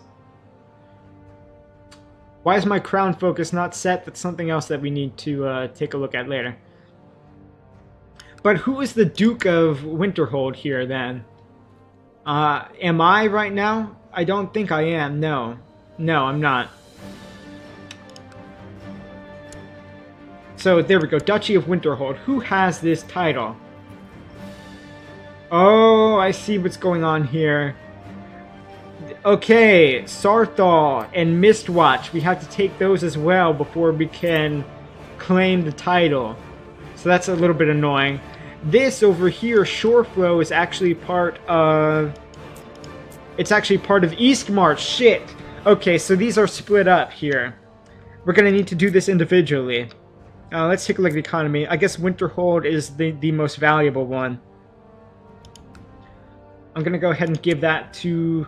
What's my son's wife doing? She also has a lot of land available. Yeah, let's go ahead and do that. Riverwood we need to get rid of as well. I'm actually going to hold on to Winterhold right now. I'm going to give Riverwood, I should say, to my son. Who owns this right now? We do. Dawnstar. Who runs Dawnstar? Okay, the wife. My son's wife owns Dawnstar, so we're going to give Riverwood to her. Just so their lands are contiguous there. So that everyone's happy with that. The council is satisfied. Now, these guys down here, I need to make a religious vassal. So I'm going to find somebody from my court. And I'm going to give them Sky Temple here. Yeah, Sky Temple is the only one. Okay, go to our court. One of these girls maybe. Who's this guy? This is my son. That's always a good thing to do. Yeah, let's get rid of some of these extra people that we have. This one's skilled. This one, not so much. He's got hired stewardship. Yeah, let's give... the boy. Yeah, let's give Strasnock. We're going to... Well, who has the highest learning, actually? In this group. So this girl here... Yeah, Petra, let's make her the person in charge of Sky Temple here. Making her Baron will disqualify her from succession. Sure. No, you know what? Because this son is ugly, I'm just going to remove him from the line of succession just because I don't like the way he looks. That's exactly what we're doing right now. Okay, very good. There we go. Now, these other ones here, I need a mayor. I don't want to make my child a mayor. I want to give that to some lowborn that I have laying around. So, let's see what we got here in my court for lowborns. We're going to sort by opinion. Our spy master, apparently, doesn't have any titles. She has a claim to Ravenhall. That's fine. I'm going to go ahead and make her... No, I'm going to give her, like, one of these bigger ones, like a full county. The mayor, I'm going to make from... There's got to be somebody I can make a mayor here. I don't have any lowborns in my court. Yeah, here we go, a lowborn. Congratulations, you're now mayor. You are mayor of... God, what was that town called? Hagsford. Perfect. Perfect. You're Mayor of Hagsford. There you go. Where is he? Here we go. Oh, his stewardship is terrible, but that's fine. I'm actually going to make him chief of... let's say Shoreflow. Fuck it. Oh, Shoreflow is a holy site as well. So this is good here. I'm going to get rid of that guy and make him Baron of... Why does that say Skyborn? Shoreflow. I want you to do Shoreflow there. Oh, wait, where is Skyborn? Oh, shit! Skyborn is an old god's holy site. Okay, I need to go ahead and give that to that guy then. Congratulations, you're now a holy man. Let's see, who do we got? Should I give that to somebody else? They have to have no titles, so that's really the only choice I have is that guy. Yeah, he has good learning too, so that's actually a good choice for him. Yeah, Barony of Skyborn, there you go. There, he's a holy man as well now. There, he's happy with that. Now, what else do we have here? We gotta get rid of that city. Still. Okay, so... how about this guy? We're gonna give... he's gotta have somebody in his court that we can appoint here. Yeah, his steward, maybe. Yeah, that's actually perfect. Give him the city of Hagsford down here. That means my son gets most of the income from Winterhold. I just hold the castle here. But the income from the city of Hagsford is going to go to my son. Now, we've got a few more. We've got to get rid of Shoreflow. We've got to get rid of Kastav and Bannerwatch. So these three here. And it seems like I got way more... I don't know how I have so many titles in my domain. Let's take a look at this. Okay, yeah, this is there. Okay, yeah, so these three are the counties. Then Orthheim. Oh, shit, yeah, I got Orthheim I gotta get rid of as well. Yeah, so let's take a look at this here. Direct vassals. I don't want to empower Rorikstad. I don't want to empower Scarhammer either. None of these people like me very much. How about Ravenhall? Give it to the Ravenhall lady. Yeah. Ravenhall right now only controls Ravenhall. So I can go ahead and give her Orthheim. That's fine. There we go. Now, what are we going to do here?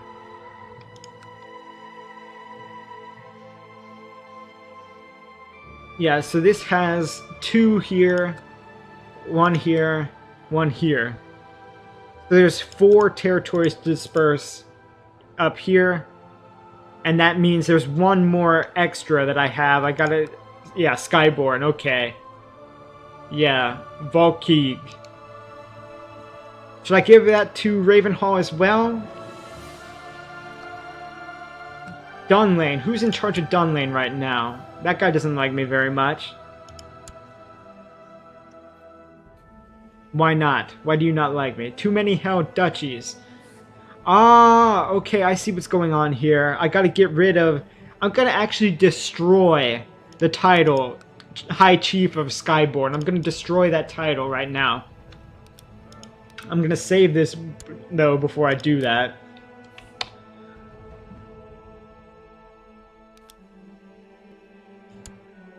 And what we're gonna do, I'm gonna go over here. Skyborn, where are you? Yeah. Destroy this title. We're gonna... oh, hello. De jure vassals will be upset. Who are the de jure vassals of High Chieftain of Skyborn, then? Okay, I see. Sunderstone and Ravenhall are gonna be pissed at me. Let's go for it. Unless I give this to my son as well. You know what I'm going to do? I'm going to give it to my son's wife. My son's wife is going to become the High Chief of Skyborn then. Or my wife. Why the fuck not? What's she got going on? I forgot my wife was still alive, actually. She's got Scarstone. She's got Dunstad here. Ah, I see. So she's all over the place. I'm actually going to give... Yeah, that sounds like a good idea. I'm going to give this to her over here and Gustav.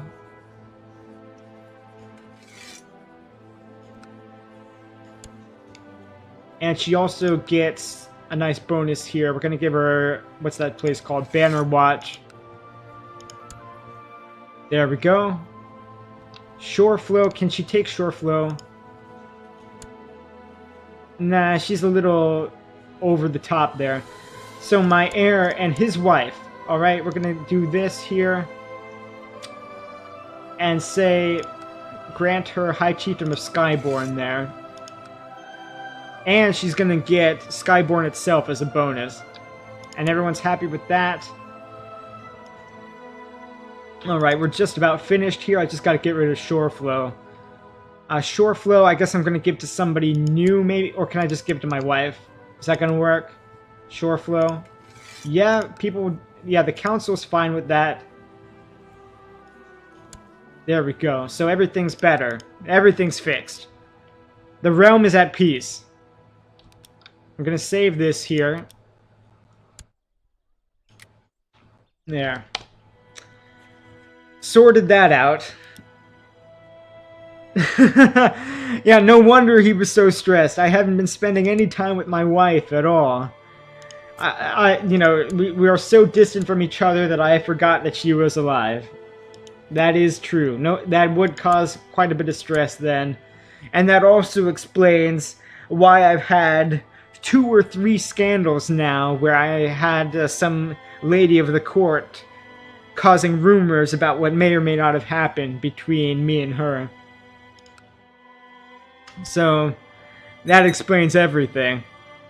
Alright. We got more people joining defensive pacts against us. We also have... Who's in this? Scarhammer, Dragon's Bridge, Lesperon, and Drunadoc. Now, let's see if I can bribe them here. These people might disappear out of this if I bribe them. This guy, let's give him a fluffy title. Master of Ceremonies. Master of the Horse is always good. Law Speaker. I only have one of those, though. But that's okay. He's old. He's 63. We're going to make him Law Speaker. And see if that does the trick.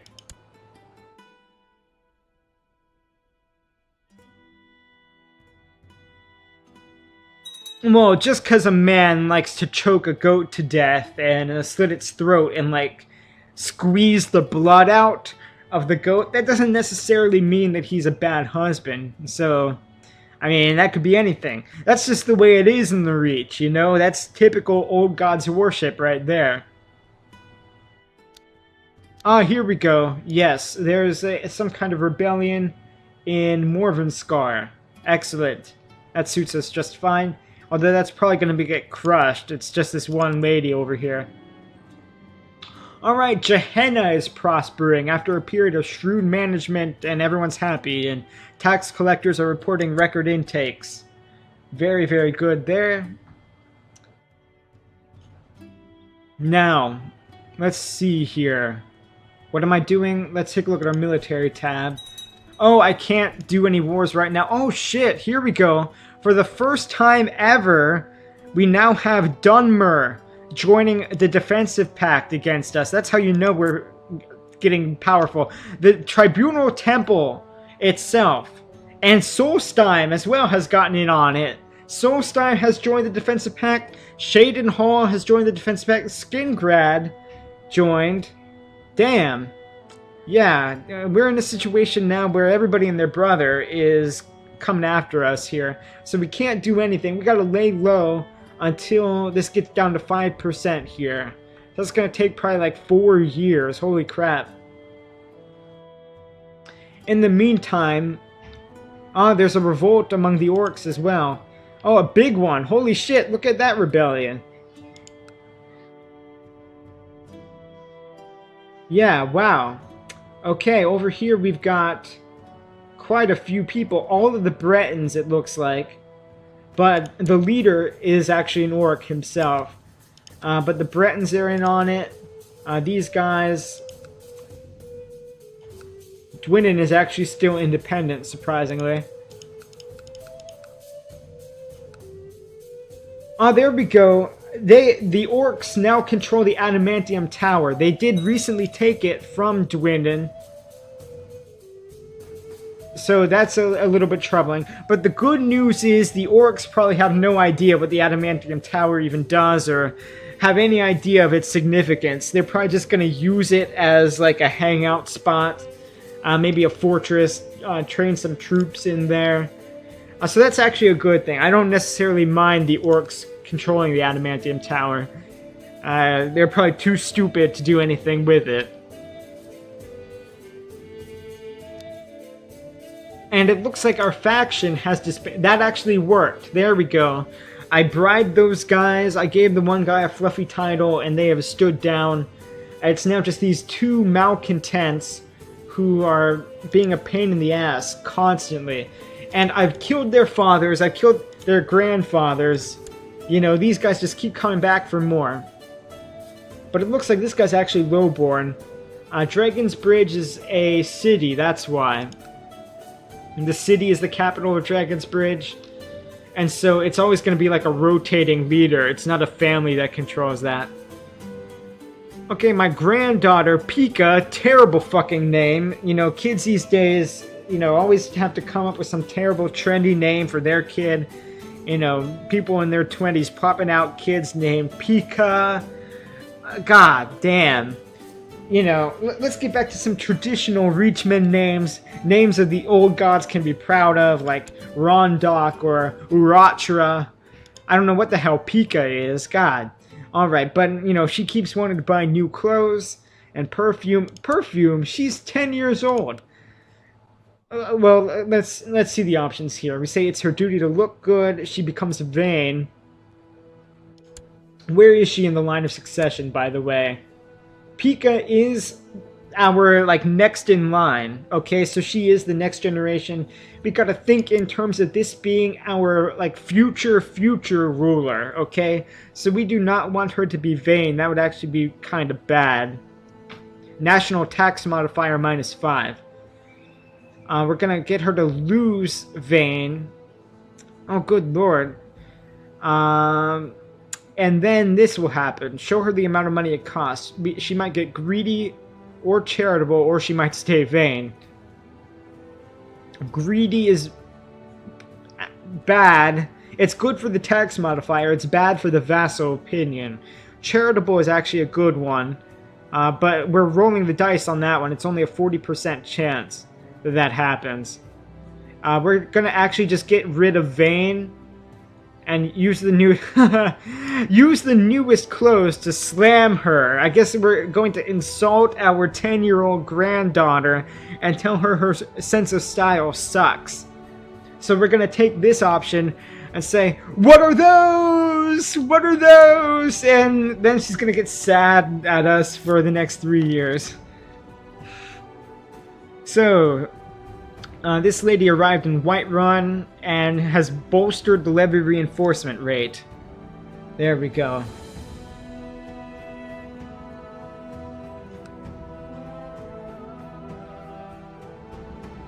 Alright. People are swapping their titles around. This guy is now very happy to be in Castlejoy for some reason.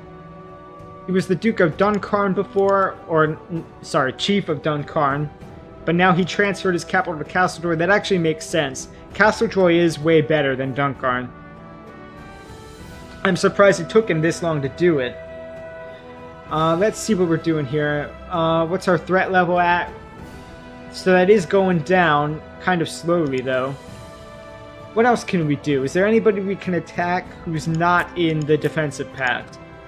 The orcs, or we could go for the Colovians right now and take Koruvand here. I'm thinking that might be a bit... you know, that's not a good move. We were fighting the Colovians a lot before, but it seems like they're mostly leaving us alone now that we kicked them out of Skyrim. We took all the Falkreath down here, like this whole area that I'm highlighting right now, and some more actually. They had more like up here. So this whole area here we took from the Colovians, and I think this as well actually, all of this, all the way up to Dawnstar. They used to control Dawnstar all the way down here, right next to Whiterun. Not quite Whiterun, but they controlled all this down here, Riverwood, Helgen, Falkreath, all the way up to Westmarch here. So, yeah, we knocked out most of their territory at this point. This is a problem here. We had a truce with them, and now that's going to expire in like a month, and hopefully they're not going to attack us. Oh god. Yeah, you're saying my daughter's going to leave, my granddaughter, remember, it's my granddaughter, is going to leave for Black Marsh where they don't judge style. That would be sad. Alright, so this is going great. Meridia, bless us.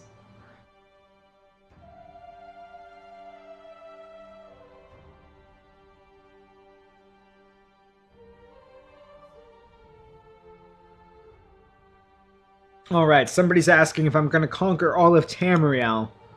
I don't think that would be feasible. At some point, this game is going to end. There's like a ending time, and I don't think there's enough time in the game where we're going to be able to conquer all of Tamriel. And remember, Alinor is growing. They're like the beast in the south. They are the most powerful state right now, and they're swallowing up Valenwood one bit at a time. Elsewhere actually is not to be dismissed. You can see they started moving in. They actually control Arenthia here themselves. They're getting a little slice of the Bosmer. I think ultimately, like, our first goal was to unite the Reach and unite all the Reachmen. We've gone ahead and done that. Our next goal is to take Skyrim. We're well on our way to doing that. What we're going to do after that, you know, it's all up in the air, really. It depends what the orcs do. After Skyrim is taken, I'm thinking we might move down here and try to get the Imperial City under our control. But, you know, that might not be an option if the orcs keep attacking us over here like they did earlier. We might have to move into High Rock instead and weaken the orcs a bit. So my magnificent cat is curled up in its favorite spot by the window. I think now that maybe oh shit! Well guys, it looks like my kitty cat has died. You know, it died with majestic grace, of course. It curled up in its favorite spot. It knew it didn't have long for the world, but at least it went peacefully. So the funeral should be set in the garden and where it loved to play. So when we stroll by the rose bushes, we'll remember our cat. Or we shall have the whole court celebrate the adventurous life of my cat. And we gain the trait charitable for that. That gives us -1 stewardship, plus 5 vassal opinion. Huh. Well, let's take a look at this. Our stewardship, that might affect our domain size. I don't really want to do that. I'm gonna just bury the cat in the rose bushes. That's fine. I don't think a state funeral for our cat is really necessary. But the downside of that, remember, there's a possibility that he may become depressed. When he's wandering in the rose garden now, he might actually get depressed remembering the cat. These guys, you know, that's fine. We're just gonna let them raid Whiteflow there. We don't really care about it at all. Who are these people? Where are they from? They're from Sarthal. Okay, that makes sense. And meanwhile, we're raking in the gold. We're up to 19 gold per month. Our economy is absolutely insane. We're clearly... yeah, it was only a matter of time. Here we go. A Whiterun is being occupied by everybody. It looks like Morven Scar and Mistwatch are going for it. We'll see who gets dibs first. So a holy man came to court today to talk about matters of faith, but it soon became clear that he held rather unorthodox views. Being a zealous defender of the church at all times, I believe I did the right thing when I gave the order to imprison that blasphemous pagan who dared criticize my faith and the old gods. The old gods will not be stopped. But this guy, let's see what he thinks about it. The guy in Castle Joy there. He actually agrees with me. He was shaking with rage at the pagan's blasphemous words. And this guy turns and whispers in my ear, "Good work." Well, thank you, buddy. I really needed that. Meanwhile, a group of hedge knights show up and visit the Reach. Count Urkane has met with them and is asking for my reply. I say, let's go ahead and welcome them with a lavish feast. It's always good to have hedge knights around. We actually lose prestige if we piss them off and refuse them, because it's not good to refuse a noble guest such as the hedge knights.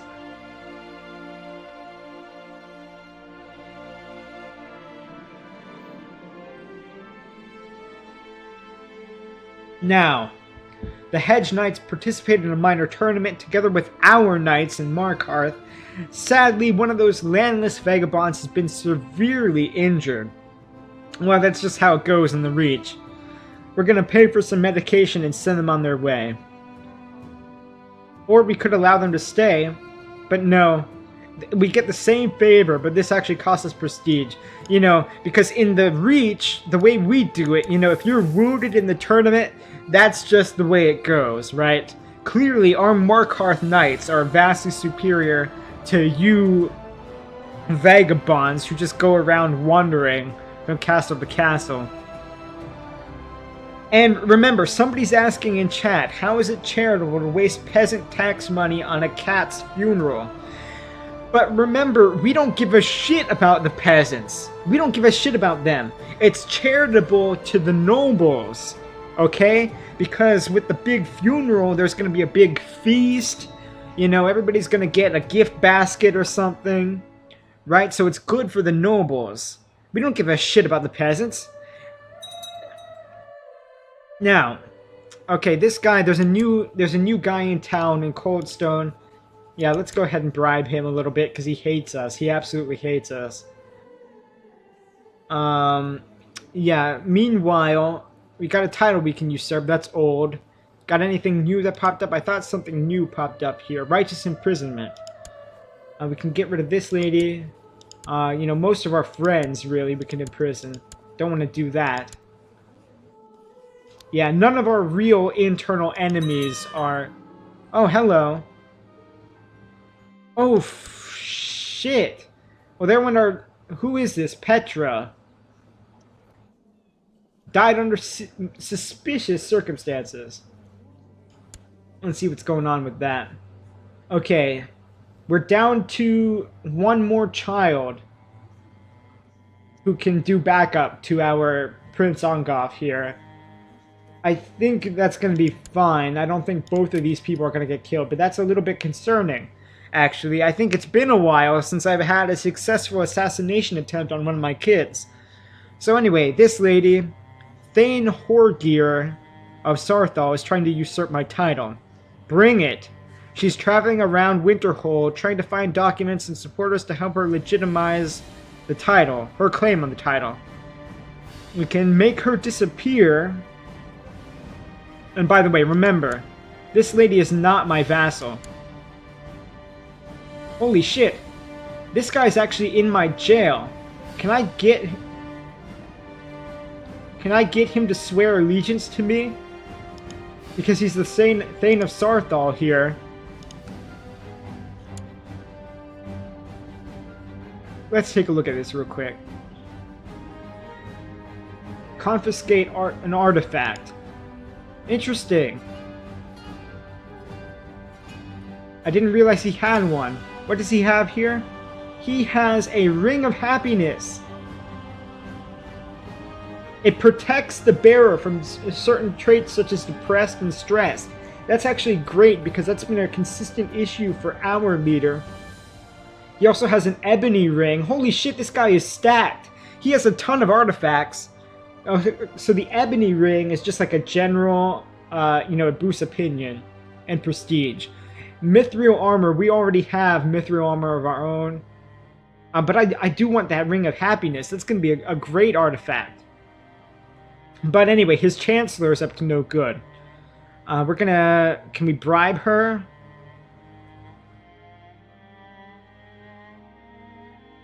Yeah, let's go ahead and try to kill her. Who gives a shit? This is our enemy anyway. Nobody's gonna think less of us for trying to assassinate our enemy. But I'm gonna go ahead and take an artifact from Thane Horgir over here. Yes! Oh, we get to choose! Awesome! So there we go, Ring of Happiness. I'm just gonna, yeah, go ahead and get that. Boom.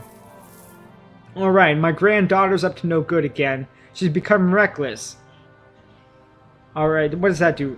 Plus to martial, minus to everything else. Alright, the birch will cure her of her recklessness.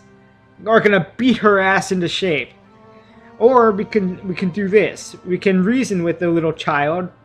And there's a possibility that she gets temperate. That's a plus to stewardship, but a minus to health. Diligent, that's a plus to everything. Patient. Yeah, that's pretty good. All of that is pretty good.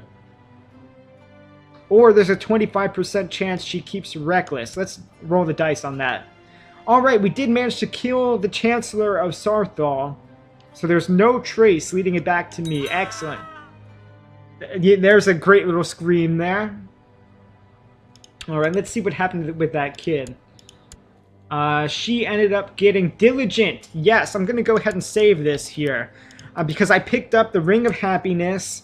My granddaughter is diligent now. And this is all going great so far. I guess I'll just go ahead and save it like this. Winterhold 1-4. Yeah, T-Bub. You're not going to find very many Crusader Kings mods on Steam at all. Only the shitty mods really end up on the Steam Workshop. Most of the real source for Crusader Kings mods are on the Paradox forums. So you might want to register on their forums.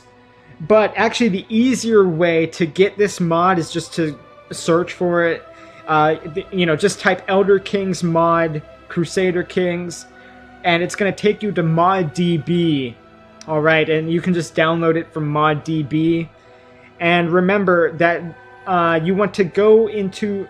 The mod is compatible with the game version 2.6.3. So you're going to have to go into Steam, right-click on Crusader Kings, go to Properties, and then once you're in the properties for the game in Steam, you're going to click on the tab that says Betas. And then that will allow you to roll back your version of the game. You're going to want to choose 2.6.3. And then just install the version of the mod that you find on ModDB. And then you should be good to go. As far as DLCs go, I think you need Legacy of Rome. And then... for the portraits to work, you need various different portrait packs. Like for the Red Guard portraits, you need African portraits. So African portraits, Norse portraits. I think altogether there are 6 portrait packs that are part of this mod. But also on the forums, on the Paradox forums, you can find that the developers of this mod have a patch that you can patch to fix issues with that if you don't want to buy the Portrait Pack DLC. So that's a possibility as well. And so to get back to this here, it looks like Mistwatch was the first to occupy Whiterun here. So that's going to go to the Rift. They beat Morvenskar here to the punch. I'm actually surprised that Eastmarch didn't even bother. That is a huge missed opportunity. If I was Eastmarch, this would have been, you know, immediate declaration of war. But I guess they didn't feel like it. And they're going to end up paying the price here. Somebody's going to roll over them real quick, sooner or later, because they are two little counties and not very strong at all.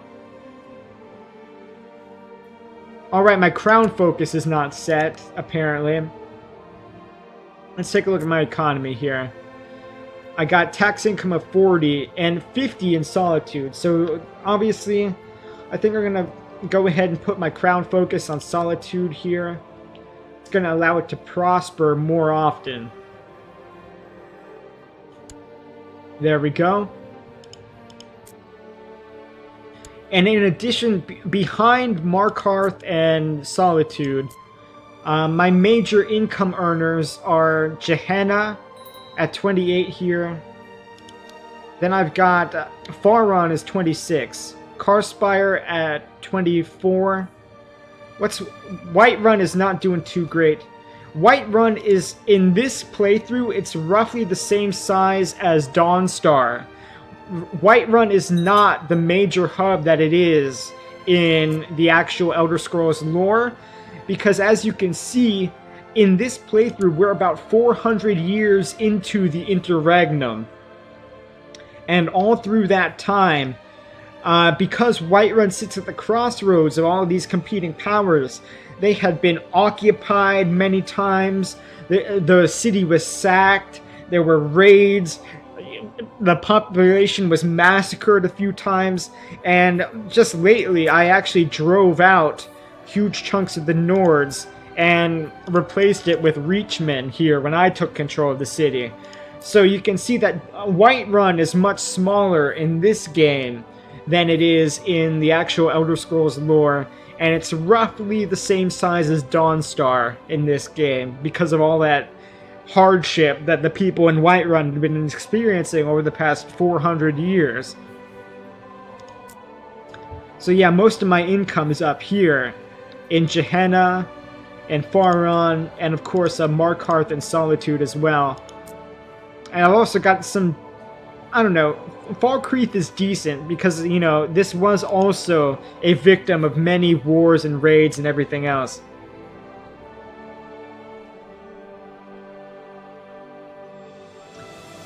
Hold on, let's take a look. Yeah, the Imperial City, goddamn, is raking in the big money.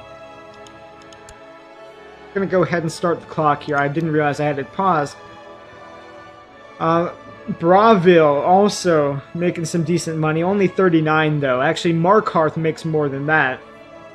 So you can see here, far and away, we are the main economic power in Tamriel. I guess the only ones that would come close here is the Temple and House Indoril. They've got some pretty decent income as well in Tyr, Mournhold, the Ascadian Isles, where Vivec City is. Alright, I wake up feeling tired. Yeah, so we need to meditate again. That usually sorts us out.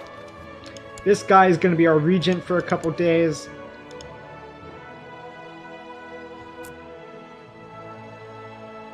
What's going on here? Who are these guys? Tilma's host. Tilma, where are you headed? Tilma is a Nord, and she is fighting a war for Tilma's conquest of Wayrest. That's kind of dumb. And she's not even marching in the direction of Wayrest. Oh, they turned around. Okay, they're going the long way around. Alright, there we go. We've gained a bunch of favor. We're feeling great. Everything's, you know, we're walking on sunshine, basically. Did we pick up a trait from that? No. Alright, there we go. Collected an extra tithe in Solitude. We get another, like, 112 gold from that, so that's a nice bonus there. These raiders went ahead and raided Moorgate down there, but it looks like they backed off again. I don't know why, that's a little strange. Alright, good. That last asshole in Dragon Bridge died, thankfully. And this asshole is now in charge. He hates us too. I guess I'm going to send him a welcoming gift, try to buy him off there. Alright, we're waiting again for our... Okay, our threat level is just about down here. It should be about maybe 2 more years before we're able to actually push in and get Ironbind here. You can see our defensive pact is still an issue.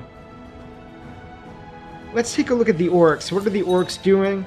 I don't want to get attacked by the orcs when I'm, you know, fighting over here somewhere on the other side of the world. So it looks like our peace treaty or truce with the orcs has indeed come to an end.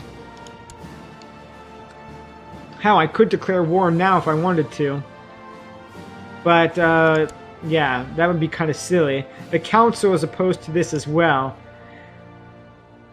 I can't really fight for land until this revolt is decided because the rebels have taken control of all the borderlands here. You know, we border them at Evermore. And this seems to be going... Is that going well for the rebels here? Yes. No. The king seems to be holding out quite easily despite the size of the rebellion. Look at that. Alright, loyal servants, such as I, deserve some recognition and rewards from time to time. Is she actually a loyal servant? No, not really. She kind of hates us. So it's widely known that you hold huge lands and many titles. Perhaps you are as generous as you are wise. And perhaps you would consider granting this humble servant the chiefdom of Winterhold.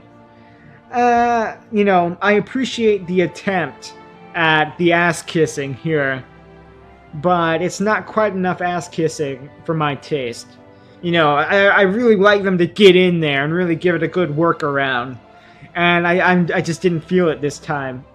So, no. This greed does not become you. Or, okay, yeah, this is shit. I can give it away for nothing. I can give it away for a favor, which is almost nothing.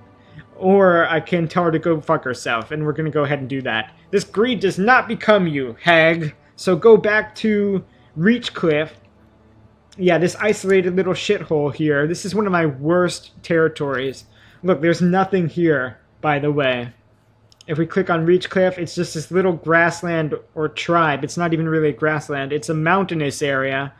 And in the winter is so bad here in Reachcliff that the supply limit drops to 100 men. You can't move anything through here. It's just an absolute wasteland.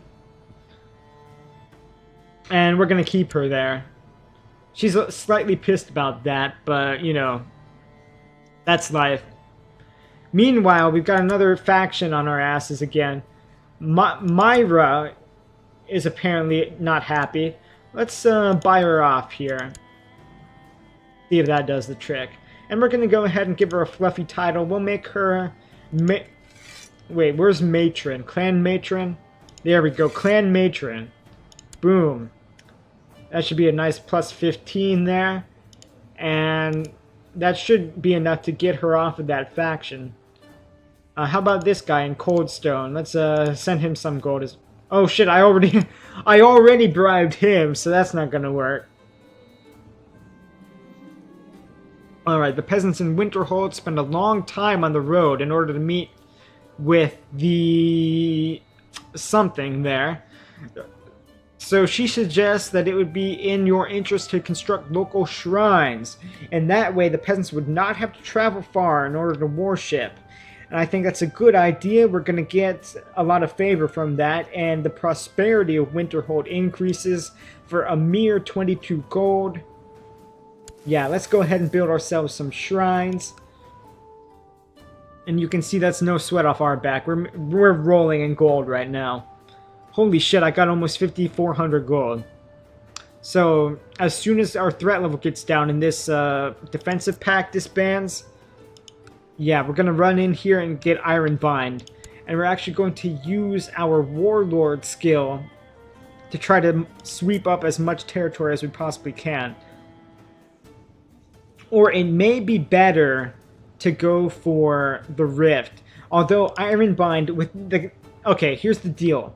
The Rift has more valuable territory down here. But Ironbind would allow us to connect our territories here. Because you can see Winterhold is a little bit isolated.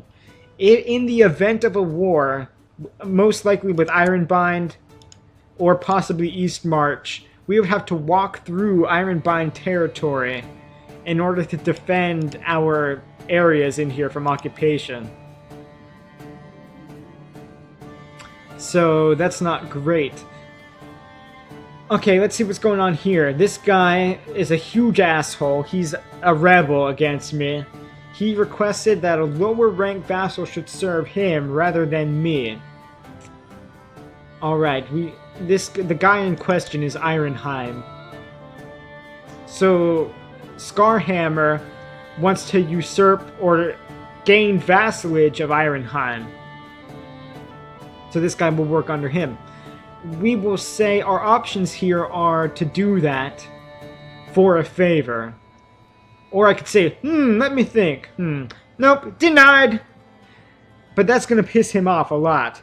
Or I can do this. I can say, this option is available due to my high intrigue skill. And can we weasel out of it here?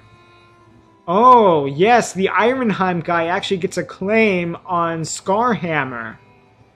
That is actually great. We definitely actually want that. Yes. I like my other vassal better. And this guy gains a strong claim on the High Chieftain of Scarhammer. That means his heir also inherits that claim. So this guy is 45. He's got some time on his hands. This girl here, 19 years old. Do they have allies? Who are their allies here?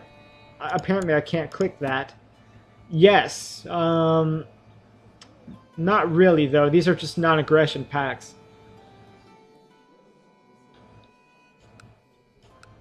I support his cause, though. Let's send this guy some gold. Buy some mercenaries with that. I really, really hope he goes for it, because I want to change who's in charge of Scarhammer here. Can I imprison this guy? No. He hasn't done anything quite yet. In the event that we catch him plotting something... Speaking of which, I'm going to move my Spymaster back here to... Plot Discovery Chance. We're going to scheme in Markarth. That should do the trick. Do I have a current plot? No. Let's see, who can I kill? Fabricate evidence against this guy. That seems like a good idea. Why can't I do that? Oh, I can't be his liege. That kind of sucks. I can kidnap this lady. Who is that? The Chiefess of Rimwatch. What? Okay, that's a little bit odd. So this guy... Oh, that's his wife. Okay, that makes sense. That flag sucks. Okay, lately my son, Prince Olaf, has been throwing angry fits, screaming at us whenever he feels even slightly irritated, which is most of the time. The cause of his condition is apparently green spore.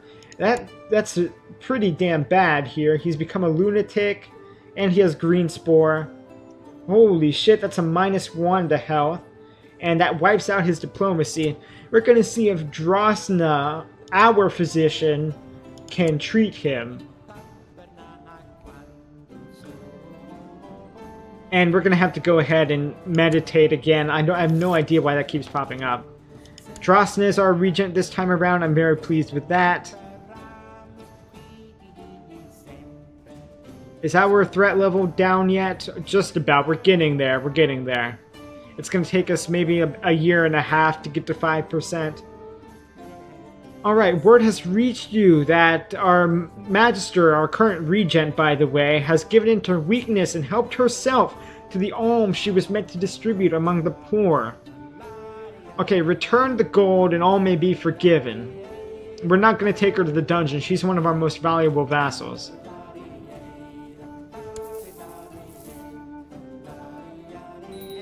Okay, we're back from our regency. We gain favor. Are we going to gain either temperate or diligent here? It seems that we have not. But we do... Do we still have that Ring of Happiness? I don't even see it in here. I thought we got Ring of Happiness from that guy in jail. We stole it off of him. Yeah, but I don't see it. That's interesting. Maybe our wife got it? Who knows? Nope. Maybe we're just out of space. That's always a possibility. Or is there a limit? I actually don't know if there's a limit to the number of artifacts that we can have. Because we already have Mithril armor, or Dragonbone armor, I should say. We have Dragonbone armor, Silver weapon, and Dwemer puzzle box.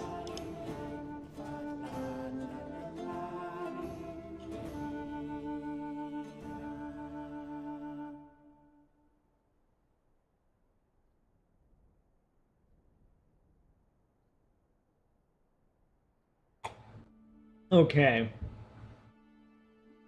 Yeah, I'm just going to speed this up a little bit. It looks like the Colovian Estates are having another rebellion. Let's take a look at that. Yes, a Brewman revolt, and they're winning too. So this is to overthrow the rulership of Bruma, apparently. So I guess these guys will actually stay inside the Colovian Estates. They're not actually quitting or trying to secede. Meanwhile, we've got House Indoril is actually at war with the Temple. That is crazy. Yes, defenders are the Archcanon, the Duke of Blacklight, Narcissus, and Great House Telvanni are coming to the Temple's aid. That is insane. So the Temple is under attack. It seems that House Indoril and House Halalu have gone rogue. Alright, the Peasants of Karspire. Yeah, we have that shrine event. We're going to go ahead and build shrines around Karspire and boost their prosperity. This girl, who is this, has actually joined the Defensive Pact. Okay, this is a new Lord of the Rift, apparently. So that's what happened with that. The new Lord of the Rift is actually of a different house. How did that happen? Hold on, let's take a look at this. That is an inheritance. So this guy... Oh, he basically suicided himself. He had a matrilineal marriage. That's interesting. This guy only lasted 5 years. So this guy's incompetent brother took over. And then that moron had a wife that he had married matrilineally, which means that his kids... So the Vasenkarth family has lost control of the Rift. And I guess that's acceptable. Let's take a look at the Vasenkarths. Remember, the Vasenkarths... Previously, we can see Bygoner has taken this over, but Vasenkarth is still substantial. They control this, this, this, and this. And these guys were former Reachmen. They came from Sunderstone over here originally. And they converted to the Eight Divines faith. They betrayed the old gods. And they've also betrayed the Reachmen culture. You can see some of them have joined... Yeah, this guy is now a Nord. They converted to Nord culture there. This one converted to... Okay, this is still a Reachman, and the other guy was a Colovian, or a Heartlander Imperial, or something like that. So, you know, they converted to Imperial ways, or Nord ways. And they are somebody that we want to exterminate, really. We want to totally exterminate House Vasenkarth. We can see they currently have 8 living members. The main one is the King of Morvenskar here. We also want to knock off his brothers before they have any kids. Does he have kids? No. This lady's wearing a cabbage head. That's interesting. I guess that's the fashion in Nibene these days.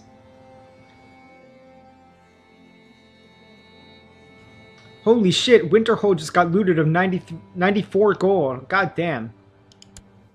What's going on over there? This guy, of course. I'm gonna go ahead and steal another artifact from him. What's the mithril armor do? Defense plus 0.5. Yeah, we'll go ahead and take the ebony ring. There you go. Oh, I see. We sell those. We don't actually... Oh, that sucks. I thought we take them from ourselves. We actually just sell them for 25 gold. That's fine. That's a hurting his stats anyway. Meanwhile... Okay, we need to get rid of these raiders. They're annoying. They're taking... Yeah, they're... Yeah, that's not great here. 600 is a lot, though. Do I have enough... Okay, I can get 420 right here. How about these guys over here? Apparently I can't raise these people. We're not in a war. Okay, they're tribal vassals. Yeah, all of my vassals really are tribal. I'm kind of locked into it because I'm Reachmen culture, and that's the way this mod works. The mechanics for changing government type are not the same as they are in vanilla. I am technically, my laws and everything are all feudal, but it doesn't work the same way. Alright, we're just about done with this defensive pact here.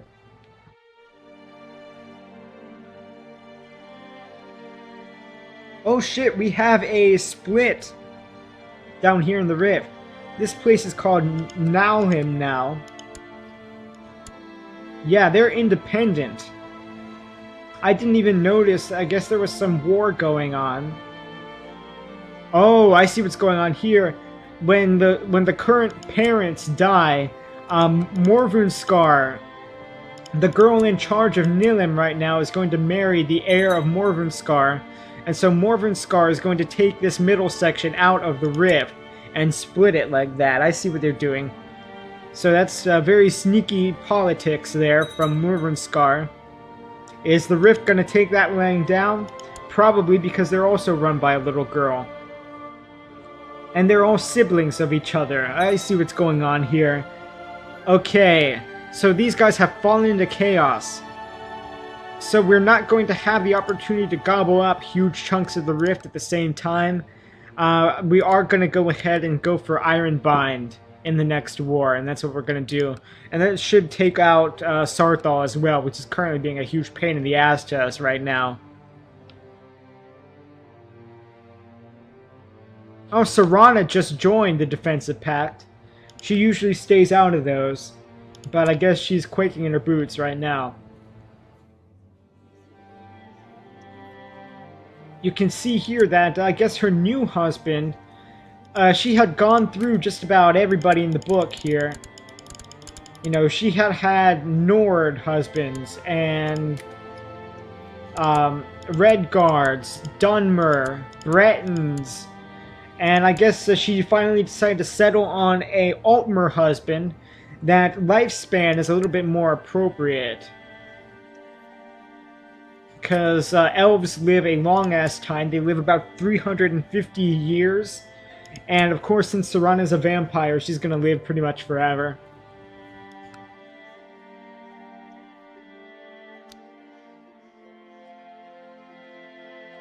By the time the defensive pact disbands, I'm going to be up to 6,000 gold. So I'm thinking what I'm going to do, I'm just going to hire a bunch of mercenaries and I'm going to stomp over all of Ironbind and try to occupy all of Ironbind simultaneously. And through the Warlord Casus Belli, that's going to give us the opportunity to usurp all of these territories. All 7 of Ironbind's territories at once. So we're going to get Windhelm, we're going to get all this, Sarthal. I think those are their major cities there. Oh, shit. Drosna was cornered by desperate beggars in solitude and has been seriously wounded. Charity can be dangerous work. Let's see if she can heal herself. She is also our physician. Was that a bad wound? Let's see what's going on with that. Okay, -1 to health.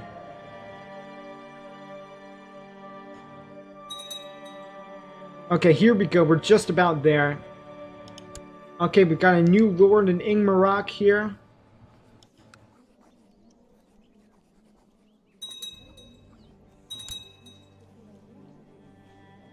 Oh, hello. somebody...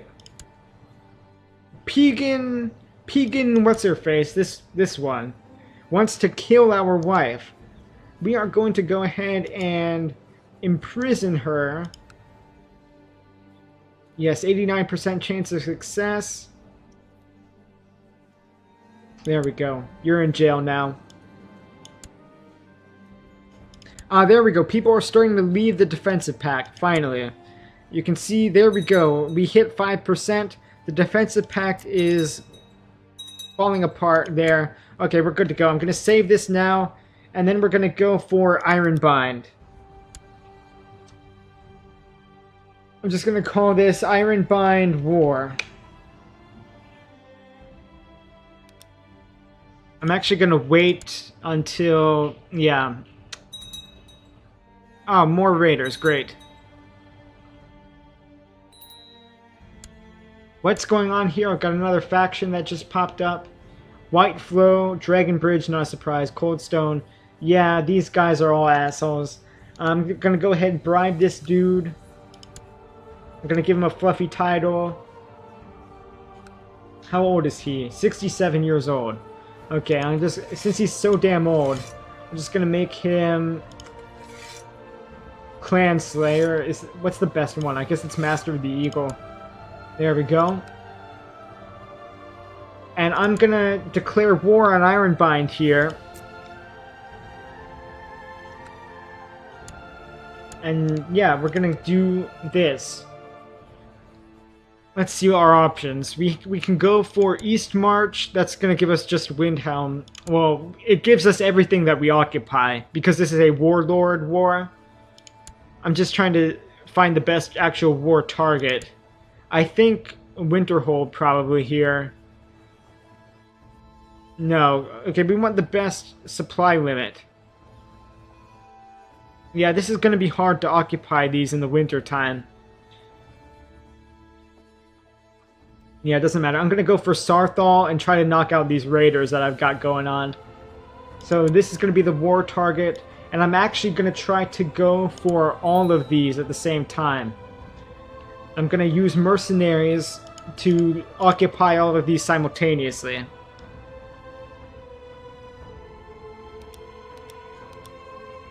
going to go ahead and save this here.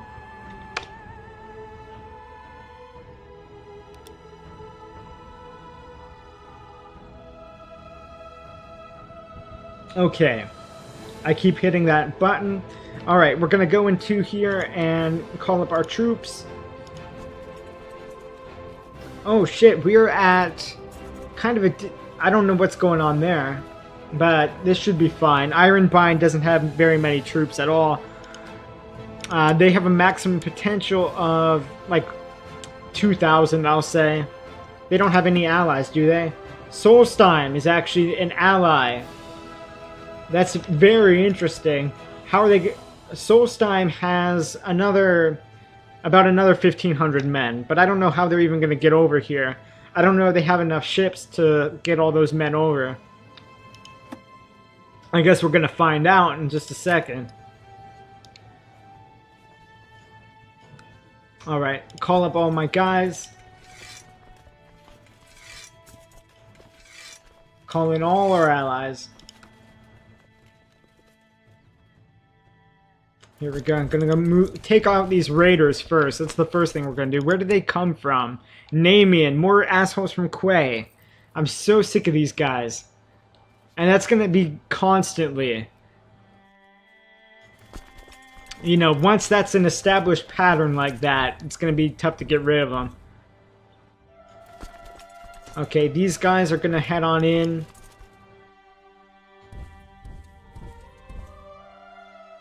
And these people, I'm going to have them go over here to Sarthal.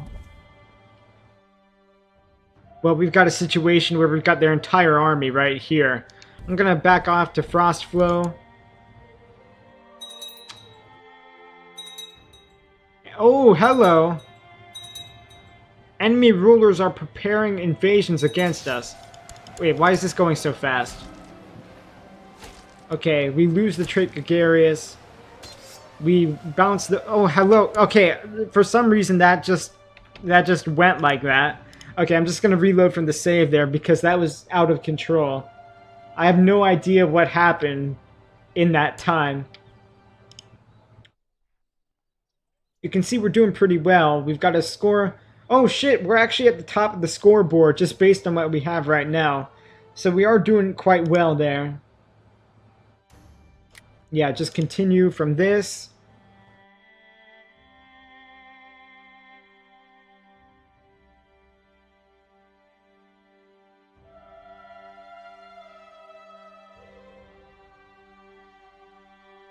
Okay. This is taking forever to load for some reason. I guess the longer a game goes, the more bloated your save gets. Alright. Yep, go ahead and call up all our troops. All the allies. Get everybody in here. And we're gonna slow things down a little bit. There we go. Okay.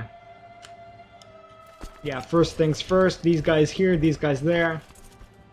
All you guys down here, we're gonna head on over to let's say, yeah, Frostflow. These guys as well, Frostflow. All you people head on up to Fellhammer here. We're just gonna head on up that way. And these guys in the center, where are you headed? Let's say Ironbind. And they split up. Interesting. Okay, here we go.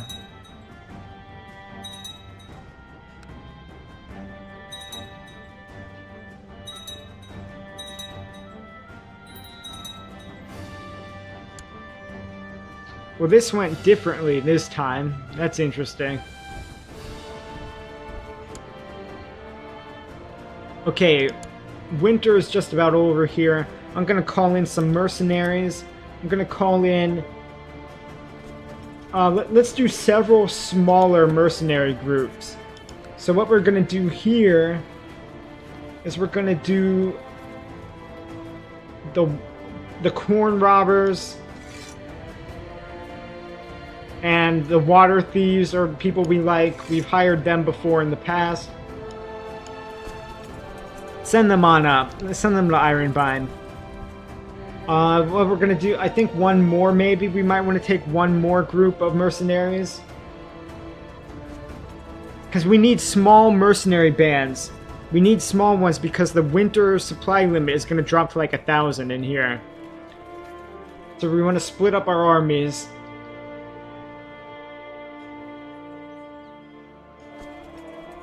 You know, who else are we gonna hire here? Ditch diggers. Yep, definitely the ditch diggers.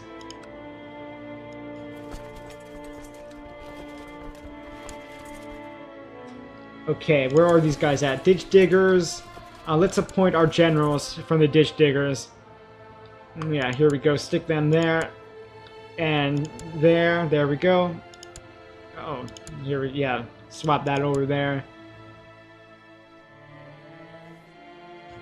There we go. Okay, ditch diggers, you're gonna head on over to Alftand.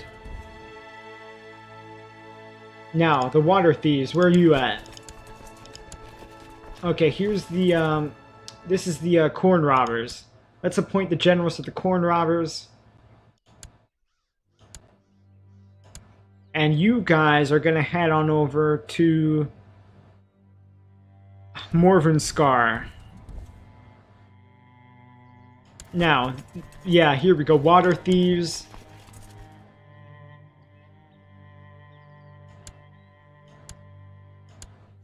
You guys are gonna head on over to Mistwatch.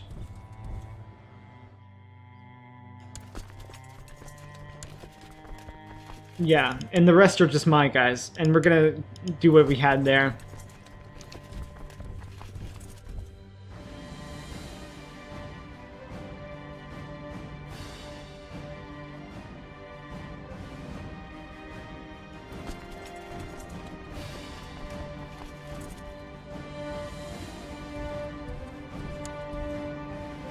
I can't believe that. These raiders beat off like 500 of my guys.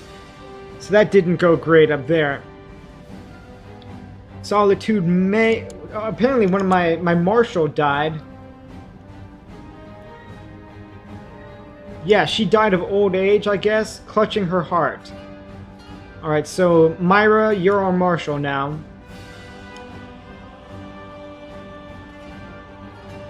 No, actually we're gonna make our wife our marshal. Yeah. That should keep everybody satisfied.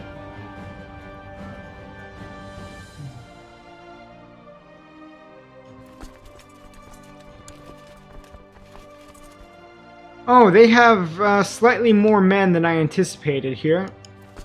They've got... oh no, that's about right. I don't know who these guys are. Mistwatch, apparently...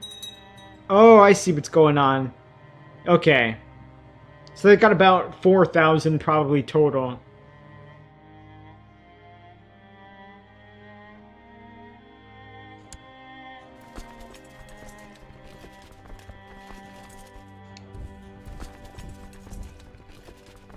Just gonna figure this... Yeah, here we go. We're gonna go like that.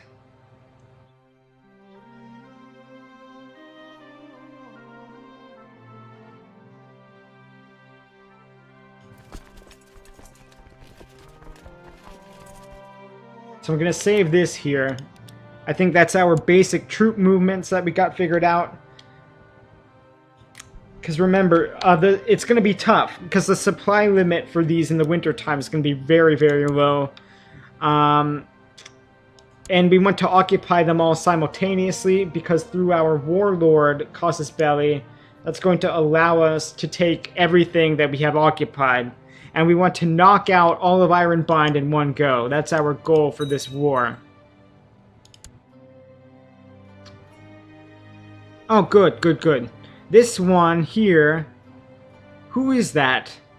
Our daughter-in-law. Okay, this is us. Skyborn is us. And we have declared prepared invasion of Skyrim on the Rift. So meanwhile, our daughter-in-law, this seems almost foolhardy. I don't know, she's invading the Rift, apparently. Let's take a look at this real quick. Where's she at? Yeah, this one. The Unchaste is her moniker. I don't wanna... Something's going on there. I guess she did plop out 4 kids. So that's pretty good. We got a nice backup here. Lots of potential heirs. What's her war target here? This is... yeah. Oh, okay. All of this, apparently. All of the Rift is up for grabs. I guess. Okay, we knocked the raiders off of here.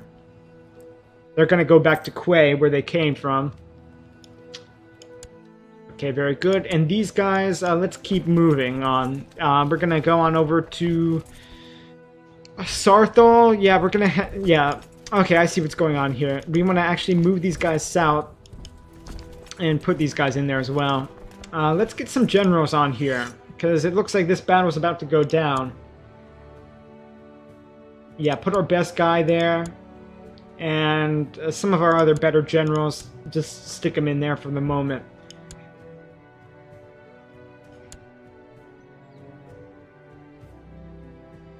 When are they going to reinforce? In like a month's time. Oh shit, they're actually going to get there first. Okay, we want to... There we go.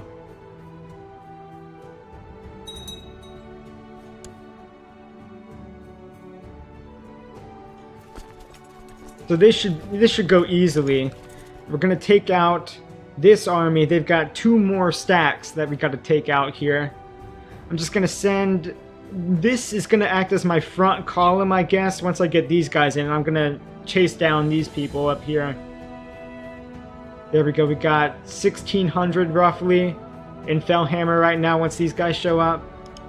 All right, there we go. That went very well. I suppose I should have somebody follow these people. Let's take all these smaller armies here and have them follow this group.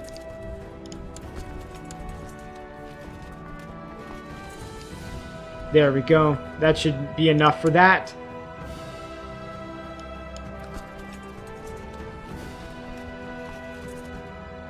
Alright, here comes some of our... Oh shit, we're gonna get caught in winter with huge stacks of people moving through here.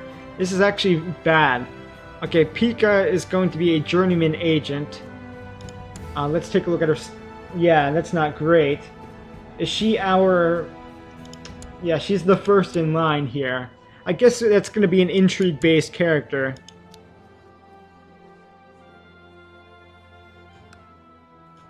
I need to find some way to split these. I'm gonna have these guys... Because I'm gonna lose a ton of people in the winter time.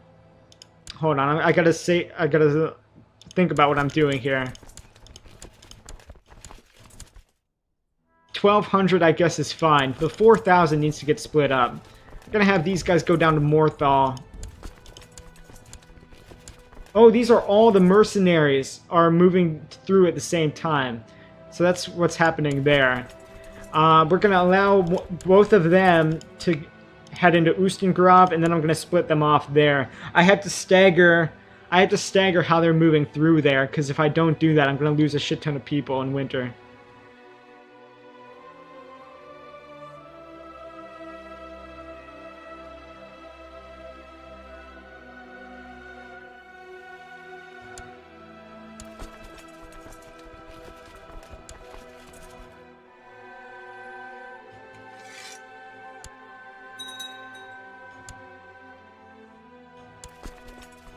Alright, this is going good here.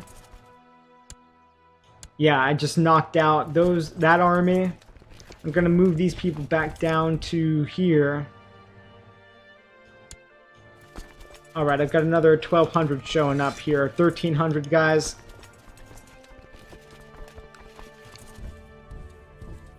Yeah, these people are gonna go on in and move into Ironbind.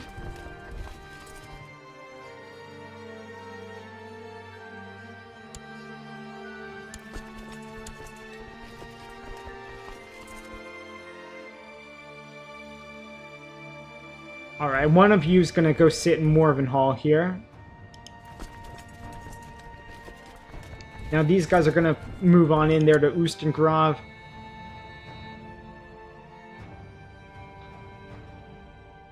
Going to try to stagger this as best as possible. Oh shit, Myra just died. How did Myra die? Suspicious circumstances, I bet. That was one of my best generals. I bet Sarthal over here, one of these Ironbind guys, assassinated her.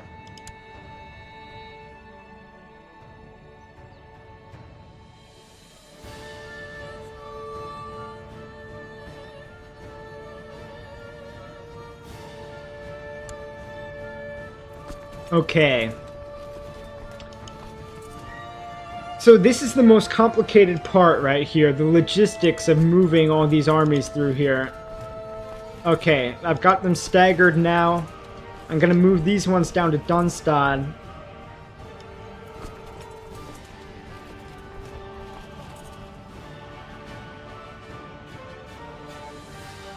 And you can see it's taken me almost an entire year to move my armies from where they spawned over into this territory.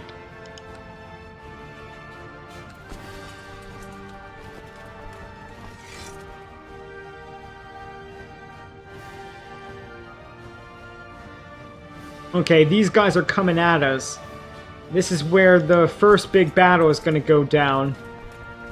Probably in Alftond here. Hold on, I gotta get my Spy Master on here. Where's my Spy Master at? There we go. I got line of sight on everything now.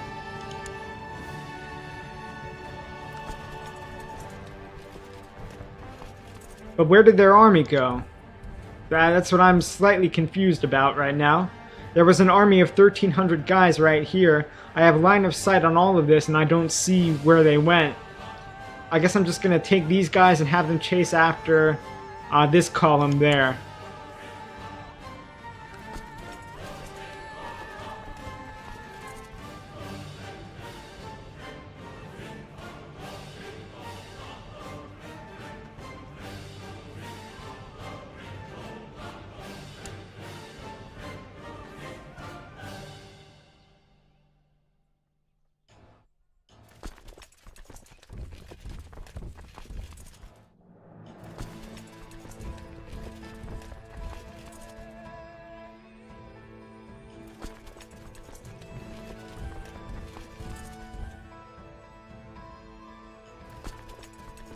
Alright, here we go.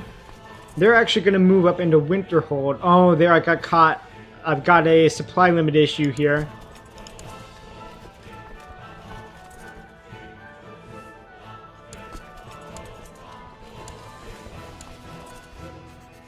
The first group of them are going to get there on the 29th. Well, that's not good. I'm going to have to move these guys through as well. And see, this is what I'm talking about right here. The AI is screwing me up here. I've got to move... Yeah, these guys are going to move back into... I got to move south to Ironbind. That's the only place I can be right now.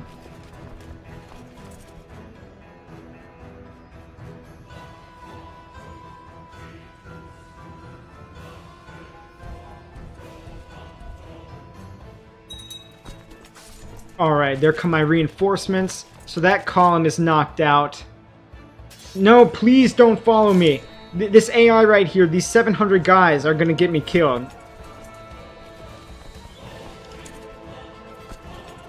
Yeah, you moved into Kostov there.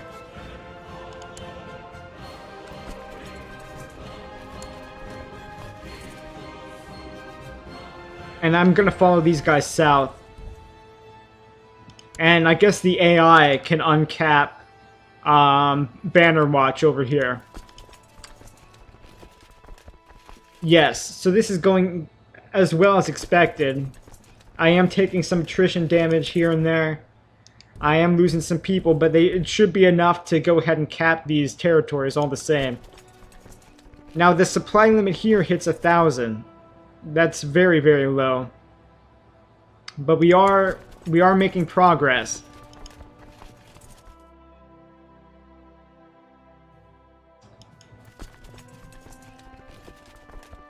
Once I beat their armies like this, I can just move in here, and I just need to shuffle around my men, and I can get enough people sitting on each one of these to just cap these all.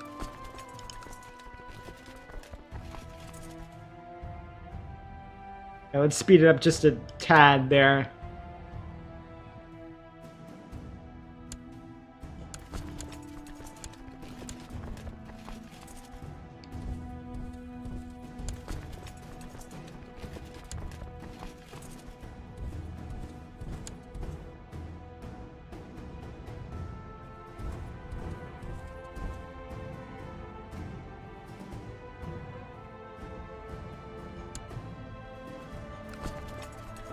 There we go. Here's Windhelm.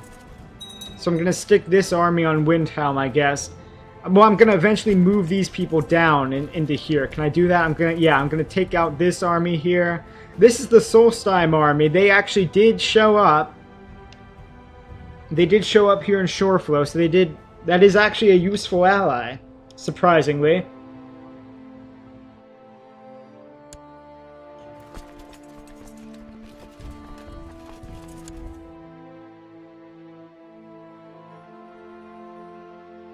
Okay, thank goodness. Winter is over. So now is my chance to move these people through here.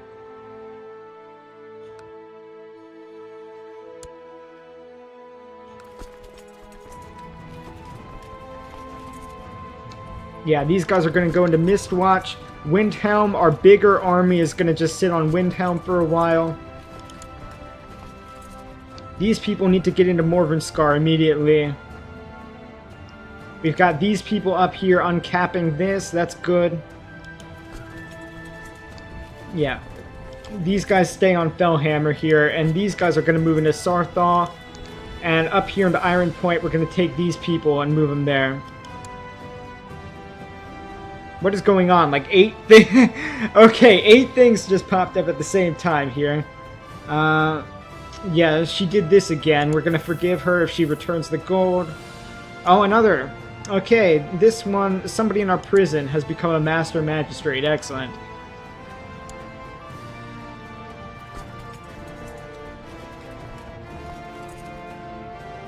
Alright.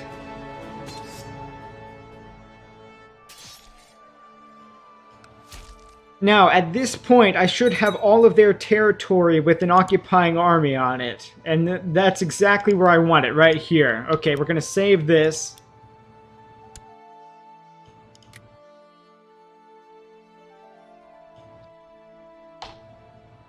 So we're going to save that there. And here we go. We're going to start it up again.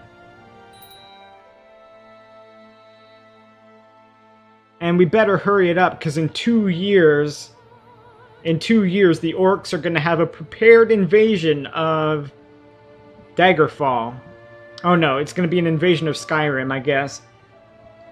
But that's the guy who's going to be invading us. So that means all the orcs are going to be coming our way. So we want to get this under our belt before that happens. Who are these guys down here? This is Skyborn and Shadenhall. Okay. Skyborn, that's our daughter-in-law, just miserably lost that attempt. Shadenhall, yeah, I don't know why she decided to start that war. But they went ahead and did that. Anyway, we don't necessarily need those troops. I think we're doing pretty good right now where we're at.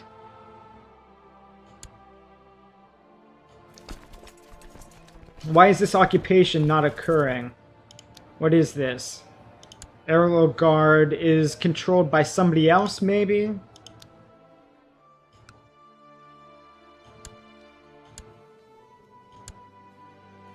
No. So that doesn't make any sense. I'm not occupying this for some reason. Let's check this lady. Yes.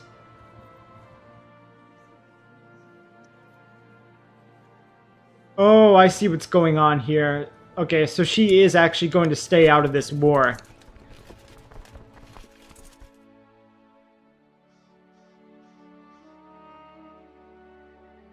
So in that case, let's see who needs reinforcements here. I'm going to move this army onto... Yeah, move these guys into Windhelm there.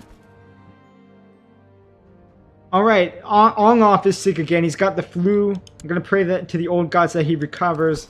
Mistwatch is just about finished. I just about got Sarthal and Ironbind. There we go. I need to hurry it up here. I gotta move these guys. Yeah, I'm gonna move these guys into Windhelm immediately.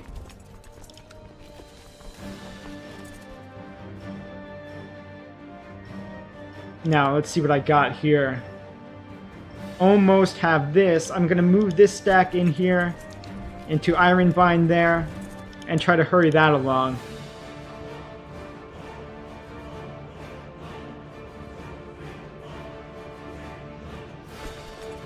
Actually, Sarthal needs the help more.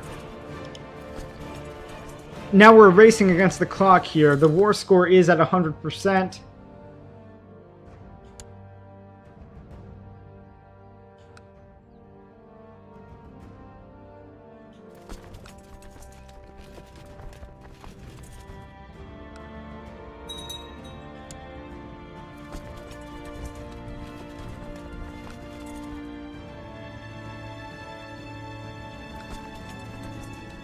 Alright, our Spymaster died. Natural death, that's fine. Let's go ahead and appoint a new one real quick. New Spymaster, who's it gonna be? How about this guy? He's clearly the best. I need an advisor too. Did my son die? Holy shit. Well, this lady likes me. As does my mom. But she's younger, we're gonna appoint her. Okay, let's see what we need to do here. Yeah. So we got Morvuskar. I'm gonna move all these guys into Windhelm then. So we got everything except this last little bit of Windhelm. Okay, so I'm gonna save this here. I'm trying to get all of these at the same time. There are 2 more tiles we need to get on Windhelm. We need to get this church, which we're just about done with, and then I need to get this Lordship of Winterwar if we're lucky. I can go ahead and do that at the same time. Oh shit, attrition damage. We're taking attrition damage. We're not going to be able to do this in the winter. Alright, they want to peace out now. What I'm going to do is I'm going to just attack this. Alright, and I'm going to sit here. Yeah, I'm going to move these guys south because these guys are going to overflow me.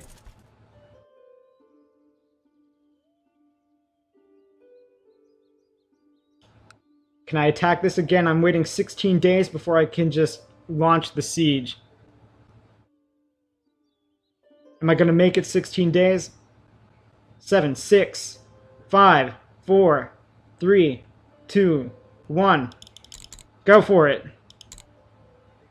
Nope, we're not going to make it.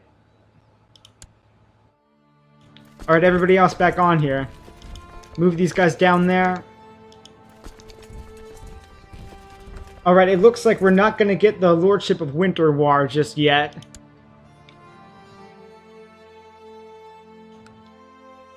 Holy shit, I lost like 2,000 guys on that.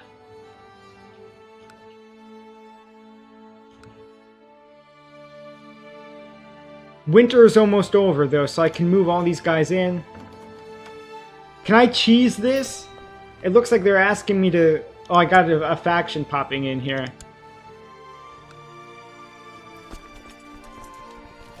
Hold on, let's see. Well, let's just go for it. I'm just gonna go for it and see if I can cheese this. If I just ignore them. Okay, we're gonna wait like 5 more days until winter ends. Holy shit, I lost a shit ton of guys right there. There we go. Actually gonna try to bring these people over as well and hurry it up. Alright, there was once a time I would lead men into battle. They called me a war... Oh, no.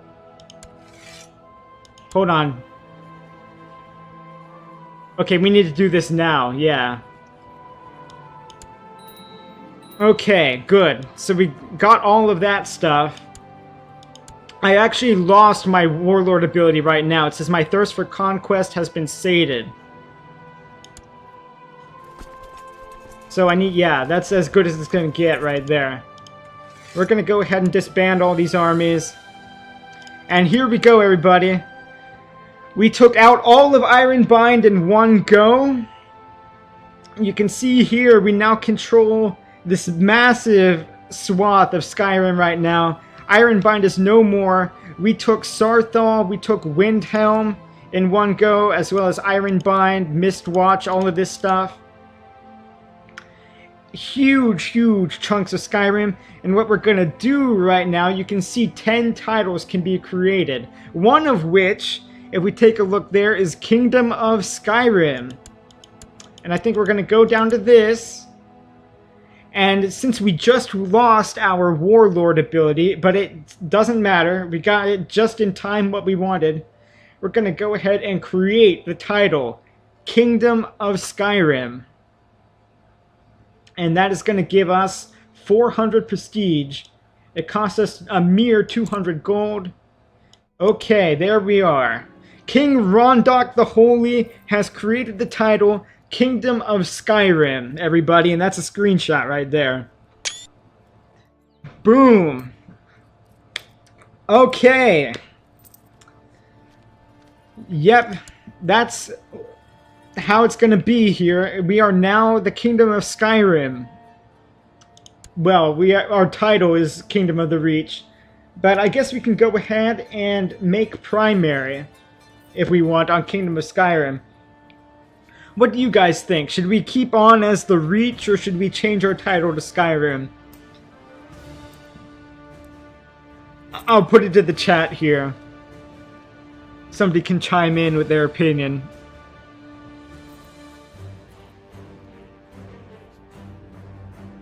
I don't know, I like the Reach. I like that it speaks to us as Reachmen. But at the same time, King of Skyrim has a nice ring to it, don't you think?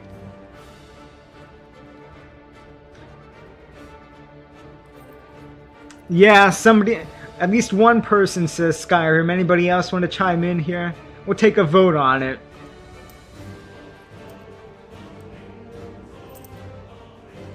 You know what? I'm just gonna do it. Skyrim it is. We're gonna make King of Skyrim our primary title. King Rondach of the Reach has made the Kingdom of Skyrim his primary title. Oh, that changes our color. Holy shit, look at that. So we've got this new color going on. Skyrim. There you go, everybody. Nice and easy. And we have every major city now except for Riften. We got Solitude, Markarth, Morthal, Dawnstar, Winterhold, Windhelm, Whiterun, Falkreath, Helgen, Riverwood. Yeah, Riften's all we're really missing. We've also got, are there any others down here? Mistwatch. Oh no, we took Mistwatch. We've got Mistwatch, so... Oh, Everstead, I guess, is the last other city that we need to get. So Riften and Everstead are leftovers here. We did just manage to take this huge chunk over here all just today in this session here. What we got to watch out for, though, is we have the orcs in 1 year's time are planning to launch a massive scale invasion on us. So at the very same time where we've declared ourselves King of the Reach, we now are going to have to defend ourselves against an orc invasion. I think I am going to do that. I am going to see that through in this session. What I'm going to do first, though, is real quick, I'm going to take a break. I'm going to get myself some tea and settle in here and prepare our defenses in just a minute. So give me maybe like 5 minutes. And then I'm gonna be jumping back in here. But yes, we are now King of Skyrim. The Reachmen are now rightfully, and what that gives us, by the way, you know, de jure areas. We can now fight all of these areas for de jure titles. So even though we lost our Warlord ability, I wonder if we can go ahead and do like this, for example. Oh shit, this is our... Oh, okay, I see what's going on here. Yes. We can do this. De jure claim on...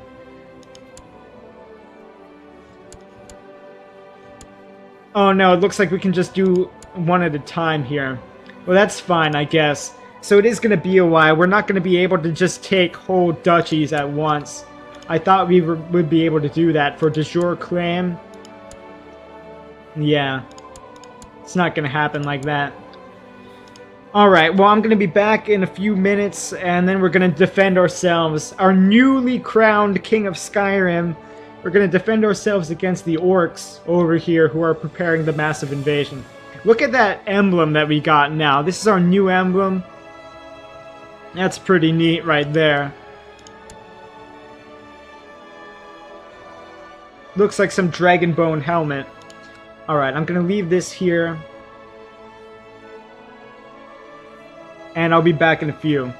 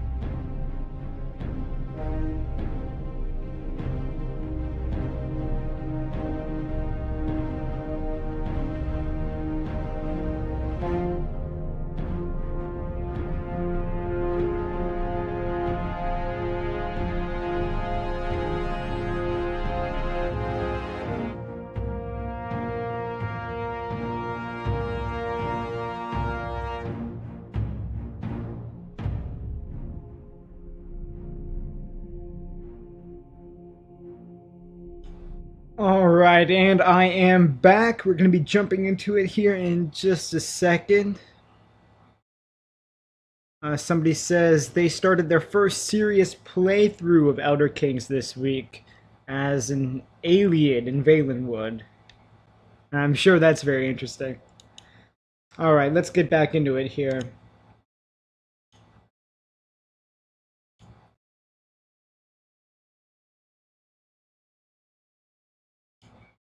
Okay.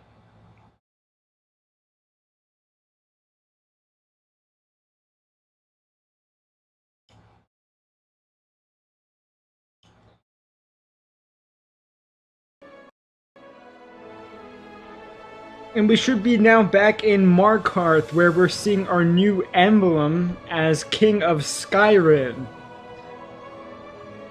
We just finished mopping up all of Iron Point over here. In this one session thus far, we managed to get Winterhold, Windhelm, Mistwatch, Morvenskar, Sarthal, and these other outlying territories here. So all of this section, very quickly, we mopped that up in 2 wars thanks to our Warlord ability. We then lost our Warlord ability, and we created the title Kingdom of Skyrim. And so this is going to make it a lot easier for us now. We are the core authority in Skyrim. Unquestionably, we control at least 2/3 of all of the area in Skyrim. And we're just going to have to be chipping away at the rest of these guys. The Rift, Onsovund. It looks like the Colovians actually expanded here. They did take... How did that happen? Fellhammer. Interesting. I had occupied Fellhammer during the war, but it looks like it went to the Colovians. That's okay. That's fine. We'll be coming back to that later. Rest assured. The Colovians here, their last outpost here in Koravund, they used to control all of this down here, Falkreath, Helgen, Riverwood, all the way up past Whiterun here. They controlled all of this up towards Dawnstar, and we kicked them out in the last session. Koravund is their last holdout up there. And we have now managed to unify the bulk of Skyrim here. All of the major cities except for Riften, and I guess Everstead, if you could call that a major city. Really, Riften is the only serious one outside of our control. So, what we're going to be doing now, we just finished that war. What we're going to be doing now is preparing against this invasion. You can see the orcs over here, Orsinium, who control almost all of High Rock, are going to be coming our way. This means, what an enemy planning to invade means, is that all the orcs are going to be coming our way. So this means all of the vassals here as well. It's not going to be easy. We're going to be up against thousands and thousands of troops.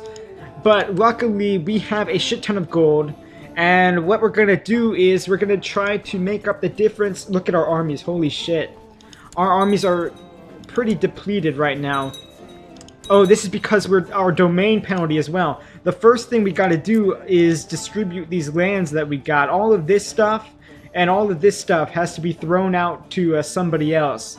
And what we're going to do with that, first make sure we don't have any holy sites, any church okay, this, like right here. Barony of Yarmshol, we'll call that. And this one here, Sky Temple as well. Is Sky Temple... Yeah, Sky Temple is already distributed. So Winterhold is going to go to my son, I'm guessing. Or Volkskiga. I'll just give all of Winterhold to Volkskiga. That's my wife. So yeah, she gets Winterhold. Yeah, we're actually going to give her the entire High Chiefdom of Winterhold. And the council agrees. That sounds good to me. Oh, we lost our Spy Master, though, so I'm going to have to appoint somebody new to the Spy Master position. This guy hates us. Hold on, let's see if I can get him to like us more. Too many Hell Duchies. No, I thought it was going to be he wants to be on the council. This guy does want to be on the council. We're going to go ahead and grant his request. Now, we also want to get rid of all this stuff. East March, this is. So all of our territory in East March has to go. And this thing, Iron Bind. Holy shit, what is this? I'm just going to give this to my wife as well. Iron Bind goes to my wife. Yes, the council is fine with that. Surprisingly. Okay, I got 5 more. I got to get rid of that. 1, 2. Oh, wow, look at that. I think I'm going to actually hold on to Windhelm. This area of Windhelm. And I'm going to distribute the city and these other ones here. So I'm going to get rid of 1, 2... Then I'm going to get rid of, well, Falkreath. I'm going to get rid of Falkreath. And I guess my son controls all of this. This is Iron Point. No, this is, yeah, so these are minor vassals. But I'm going to go ahead and give Falkreath to my son. So enjoy. There we go. Okay. 4 more I gotta get rid of here. That's these 2 as well as these 2 minor ones here. So I'm gonna start with this Barony of Yarmsall. Thank you. We're gonna find someone in our court. Find someone in our court who has no current positions. This guy looks good. Yeah, 8 learning, that's fine. Yeah, he's a lowborn. We're gonna give him Yarmshall. Yes. Okay, he's now a bishop. Oh shit, he's possessed. I just gave the I just gave a bishopric of Yarmshall to a possessed guy. I'm sure the old gods are gonna love me for that. But we're gonna go ahead and then, okay, first of all, we want to get rid of Mistwatch and Morvenskar here. And I think I'm going to give that to my son's wife. You know, this lady over here. The Unchaste. Can she take Mistwatch? Yes. So you get a Mistwatch. And you get a Morvenskar. Where's Morvenskar at? Yes, the council allows it. Good. Okay, and the last one I gotta get rid of here is City of Windhelm. So I want to find somebody in my court who has good stewardship, like this lady, potentially. She's not the best steward, but I guess she'll do as mayor. Yeah, we'll go ahead and give that to her. There we go, City of Windhelm. There. Okay, that was all sorted out relatively easily, thanks to me being able to give all of Winterhold to my wife. So I'm going to save this here, and we're going to call it Iron Bind. Well, we'll call it King of Skyrim. If I can, why can't I type in this box? Hold on, something interesting is happening there.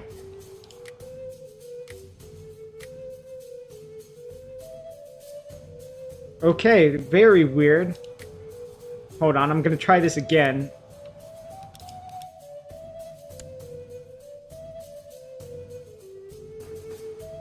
Okay, that's happening. I'm just gonna save it with this title.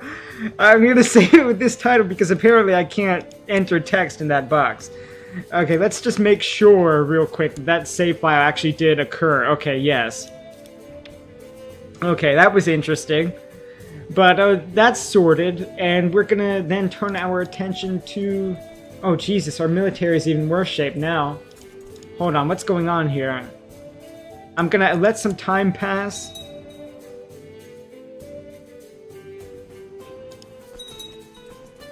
Uh-oh, this looks really bad, actually.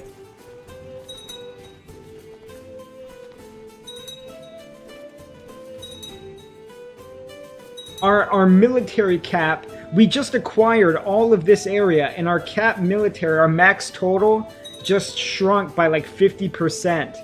So I'm trying to figure out what's going on with that. We did sort out all of our domain issues. Let's take a look at the faction here. Our cousin wants Gavelkind. That's not altogether surprising.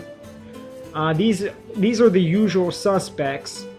Scarhammer, Dragon Bridge, Castle Joy is a bit of an issue there. We're going to try to bribe him. And we're going to give him a title here. We're going to make him... Oh, hello. Who's that? Oh, there we go. The orcs are...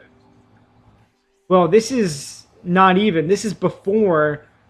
The invasion is supposed to take place in a year. So I'm a little bit confused about this. But the orcs have gone ahead and declared war on us. So we're going to have to make do with what we got here. I'm just going to go ahead and give this guy a title. Clanslayer, Herdman, Law Speaker. There we go. He should like that one. How old is he? 77. That's fine. I can give Law Speaker to some guy who's about to die anyway. Alright.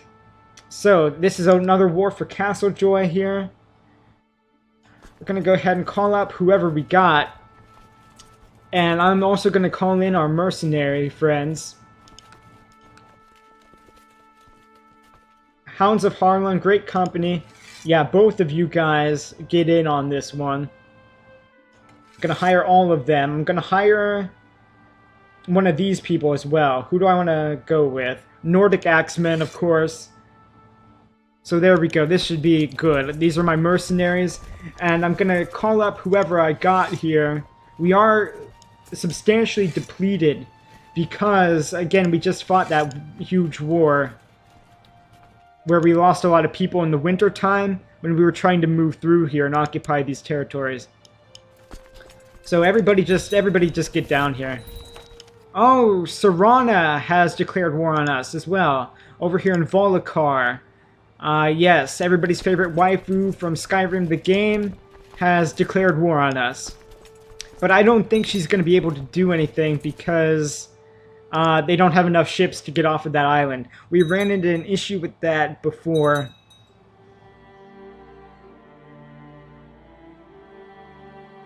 Yeah, Serana also married a dark elf in my game. That is true.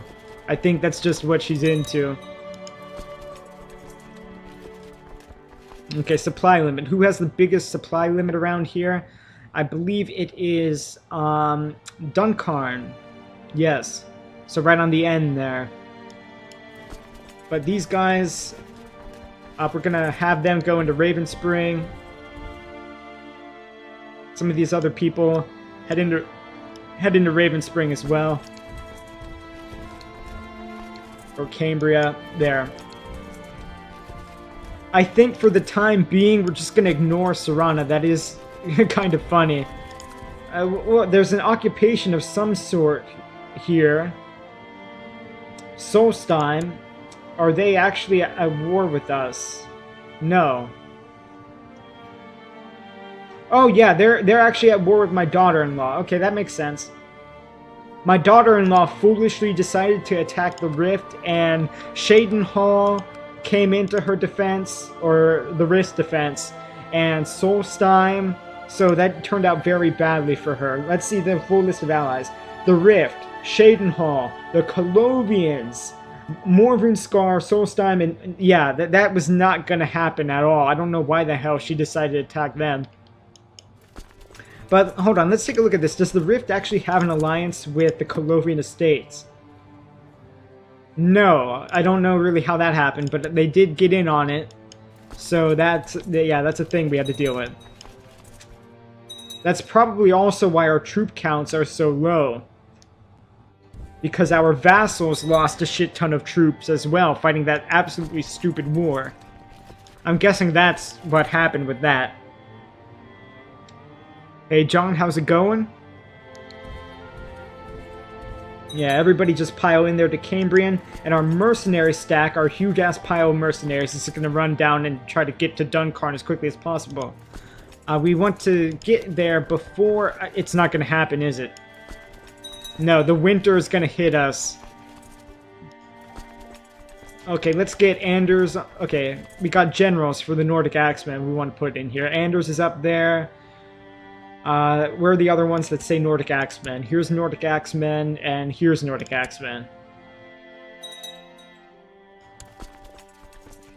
Now, what I want to do, I want to stagger these troop movements, I think, because we're going to be hitting winter in like a month.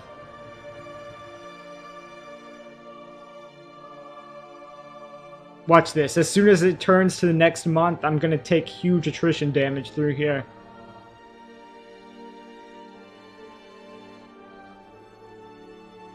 I would say, someone asked what's the best way to marry, through looking at claims or looking at traits.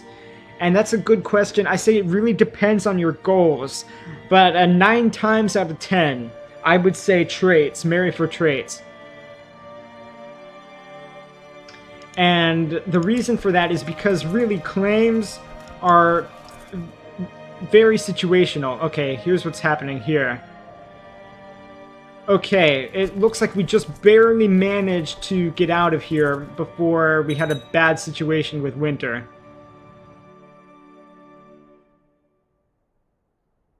I'm actually going to move some guys into... Where's my Spy Master at? Let's get line of sight on this.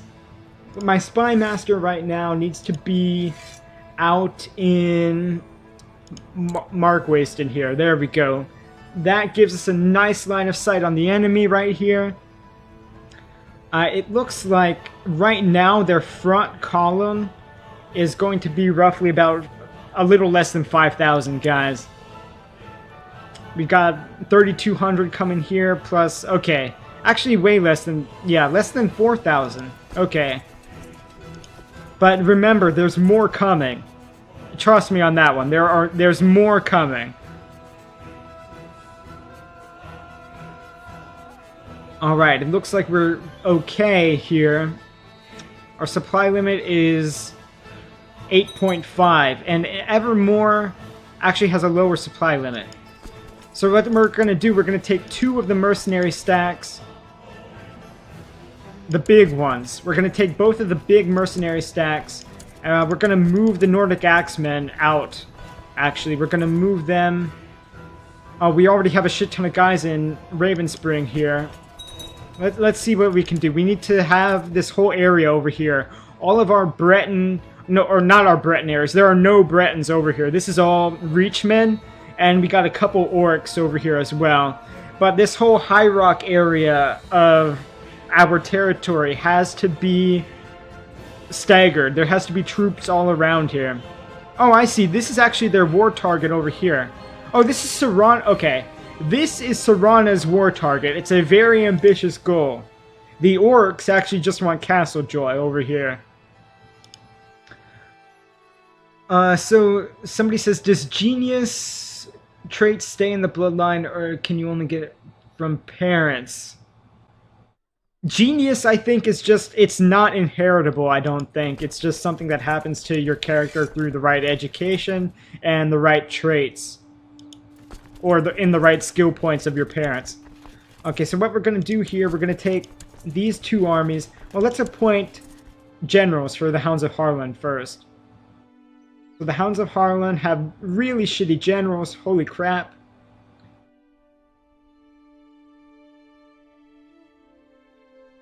Yeah, I guess this is as good as it gets over here. Then we're going to want to take this 11 guys already in there. This one's 11 as well. Alright, let's move them in.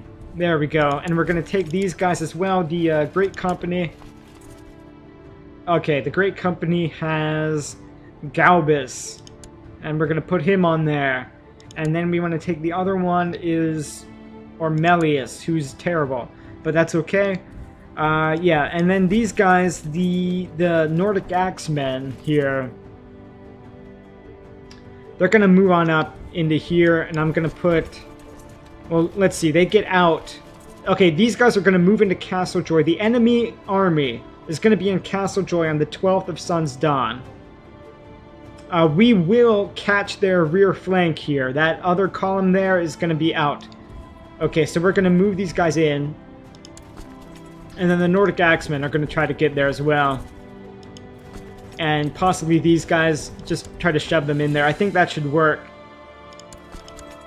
And this is going to be actually our main force of Reachmen. Our Reachmen army is, and we're going to appoint our best generals over here. So this guy is going to be there, and our wife is going to be in there, and this guy. Okay, so we got all our armies sorted out. And we're going to see how this goes down here in a few days. My son died. Let's take a look at that. He died of the flu. Okay. So she inherits all my son's territory. We want to get her married immediately.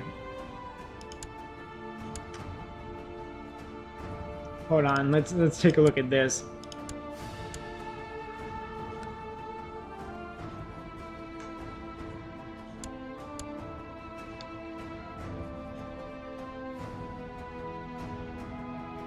Well, we're gonna come back to that in a second. We have a huge battle coming up, like right now, and so what I'm gonna do is I'm gonna save this here, and I'm gonna call it like Sun Dead. I can't type in here for some reason. That's very insane. I don't know why I can't type.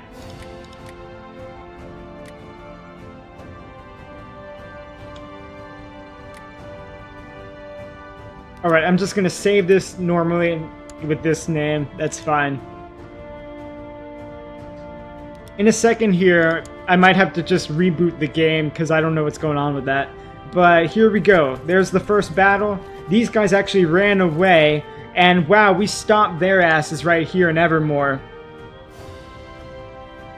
And oh shit, yeah, we're gonna be waiting on our reinforcements here. These guys need to hold out for a week against the superior force. There, we just swamped that column there. We're actually gonna move on in. We're gonna just push it. Push in there. There we go. Our reinforcements arrived over here in Castle Joy. And yeah, we cut off the enemy forces. We split them in half while they were moving through. And you can see it seems like we're off to a good start here. I'm gonna go ahead and follow these guys in. Oh, they're moving north. Okay, so they're moving north. We're gonna follow them north. And these guys are gonna push in and try to push south here. With any luck, we'll be able to stop the orcs entirely and fight the war on their territory once we mop up these little guys who managed to sneak in there. Alright, what's going on here? There we go. Here's another big stack of them. And we just finished off this army up there. Good, very good. These guys managed to get away again. We got more coming.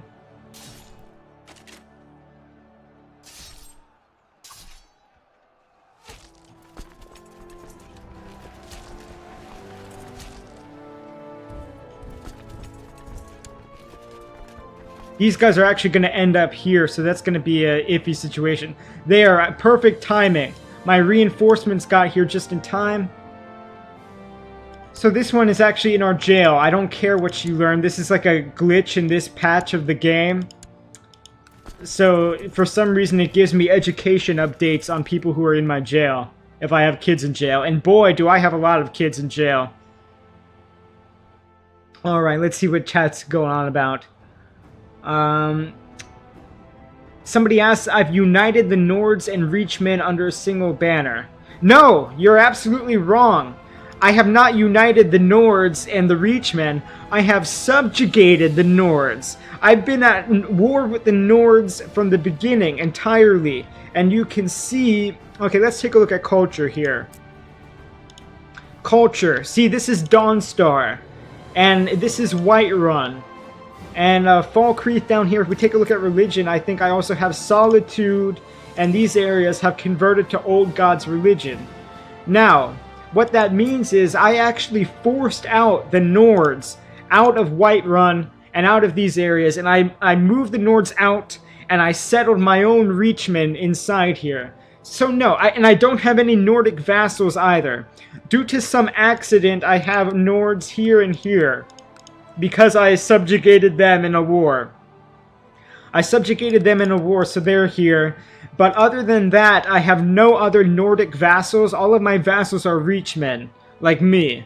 So no, I'm not even trying to... You know, I'm not uniting any Nords. I am conquering Skyrim. I am destroying the Nords. I'm destroying Nord culture and spreading Reachmen culture, spreading the Old Gods religion. So don't worry, I haven't tried any of that unification stuff that you're talking about. That's not a concern. Somebody's complaining about a message that is part of Twitch. I have no control over that whatsoever. So take it up with Twitch. Alright. Drosna reports that Sheriff of Brinewater has been humbled by our generosity. Excellent. Alright, am I gonna... Hold on, what happened here? Okay, there we go. I'm gonna follow these guys into Evermore's where they're going, and I'll be sure to follow along here. Yeah, so we're off to a good start, but it looks like only 12%. That means the orcs have a lot more military on hand. Yeah, so that's not great. They're floating around out here somewhere. And remember...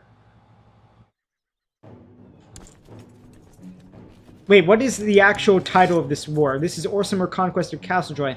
Oh, these idiots! These idiots! Okay, here's what happened here. Look. This is King Rondach of Orsinium. He is the master of all of this stuff here. By the way, they destroyed Dwinnen. So the last Breton kingdom is here in Wayrest. They destroyed Dwinnen. That was the biggest one up here. I guess these guys are floating around. Technically independent Bretons, yes. And they worship the Elysian Order. That's not altogether unsurprising. But, down below the High King of Orsinium, there's this guy in Daggerfall, Chief Murzal the Fist. It was Murzal the Fist who was organizing the special event, the massive scale invasion against me. Now, his liege, King Lornock, actually preempted his plans. They were in the process of organizing. You could see there was a countdown up here in one of my statuses. And this guy jumped the gun. He declared war on me for Castlejoy. And what that did was it actually shut down the invasion plans. They're not doing the invasion anymore. This is just a normal war with Orsinium. So this is actually hugely to my advantage. And you can see again, this is bugged. Serana cannot get off of this island. So this war is going to be stuck like this. I'm going to have to use the console commands to imprison her and then force her to take white peace in the war. That's the only way that I'm going to be able to end this war condition like this. Because she does not have enough ships for her army to actually leave the island.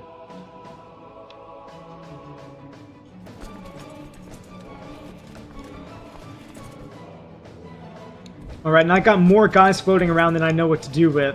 So I'm going to move them down into Duncarn.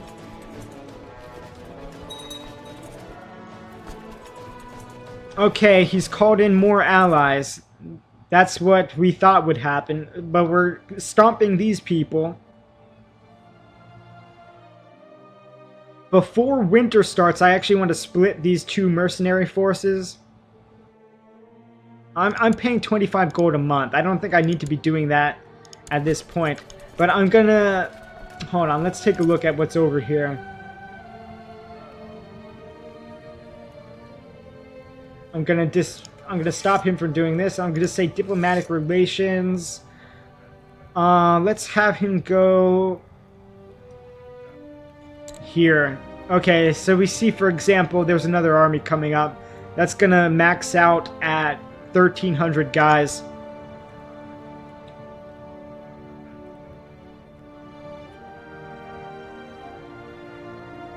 Yeah, well, it might be unbalanced if they were actually all vampires, but they're not, according to this mod. I think they just have a regular army, and like I said before, they can't actually leave their island. That's just, you know, it's not working properly. They're going to be stuck on the island. I mean, it is working properly, according to Crusader King's mechanics. What's not working is that the mod makers either have to add a land bridge here, for example, connect Volokar with Ravenscar or with Coldstone. Or they have to go in and artificially increase the amount of ships that Volokar has. And then that would allow them to leave the island. But currently, they can't do that.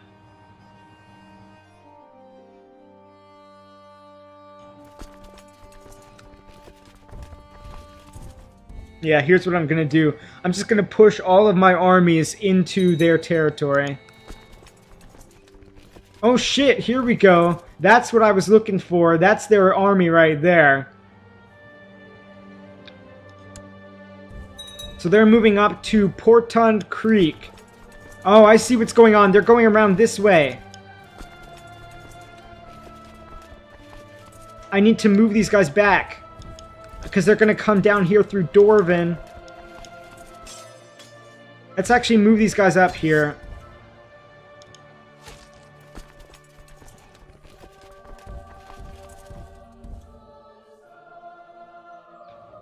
Yeah, they're trying to sneak around and hit me from this side here, and that's not going to happen. I did manage to see them, and I'm going to send these guys up, and these guys, these 2,000 here, and yeah, these guys as well in Raven Spring are going to move into Dorvan now.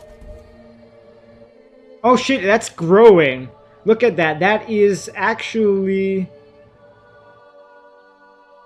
yeah, that's like 6,000 guys altogether. Once this reinforces like that, it's going to come out to about 6,000. So I'm going to need a lot of people over here in... I guess we're going to... no, they're already there. They're already in Portund Creek. Yeah, I need to get these guys out. Fuck. Everybody out of here. We're going to back it up and back it up to Castle Joy.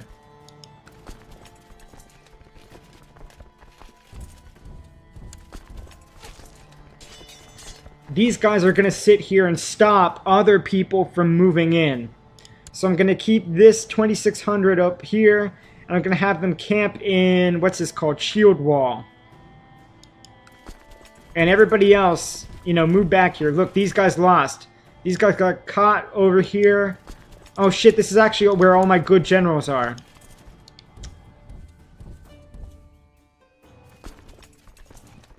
So we're going to move these people out. These guys are a lost cause over here. They might get totally annihilated. Hopefully not. That would suck. But we are going to fight them in Castle Joy.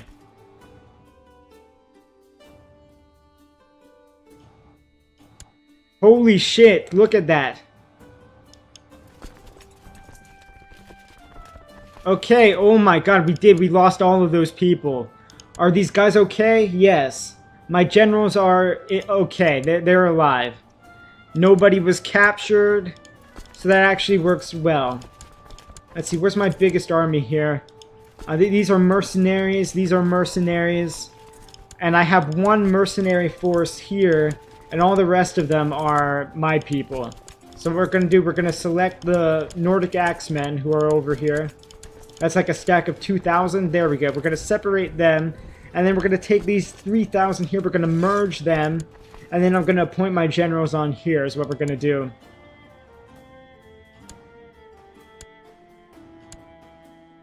Yeah, there we go. Okay. So here we go. We've got our army here. They're actually splitting off. This is a big mistake for them. I think I am going to go... well, I'm going to wait a little bit. I'm going to wait until these guys get up here and these ones leave. And then once that's done... oh shit, they're leaving. I'm going to chase them now. Fuck it. And I'm going to move these guys into Dorvan as well. So we're going to get here. They can't figure out what to do. So these guys are going to get here on the 31st.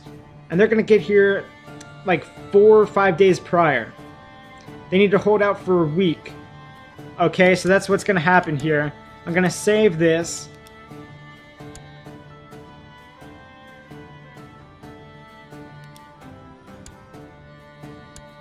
Yes, I have children. That's fine. I got these children here. More importantly, my heir right now is this girl. This is my granddaughter, actually, is going to be my heir. And she's not married right now. She's got to get married. She's depressed. That's not good.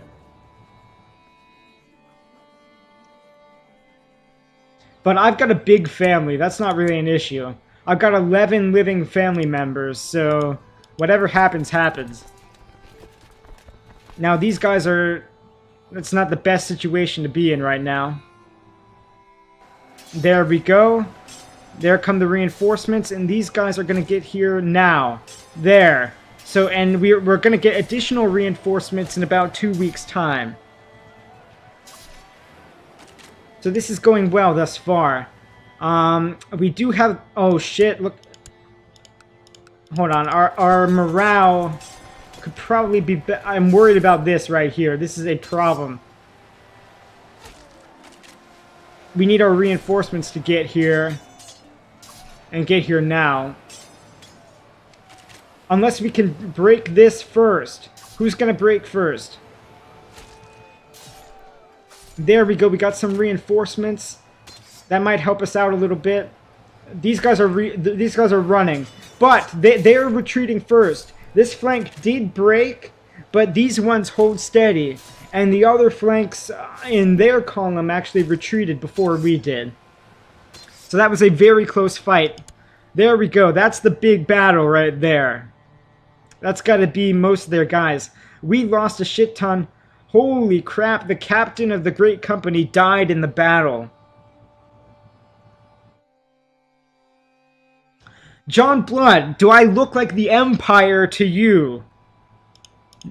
Is this the Empire? No, this is the Reach. We're the Reachmen. The Reachmen don't give a flying flip about Imperial customs.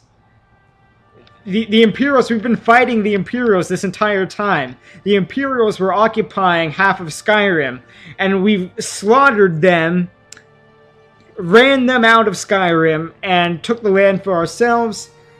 And as I said before, we are expanding our culture, expanding our religion, and spreading that all through here. And we don't give a shit what Imperials do. We don't give a shit what Bretons do. We're gonna do it our way. In the Reach. Alright. Now we actually... Look at our morale there. We just barely managed to pull it together there. I guess we're just gonna follow these guys. Go ahead and chase down this army. I'm gonna save this right here.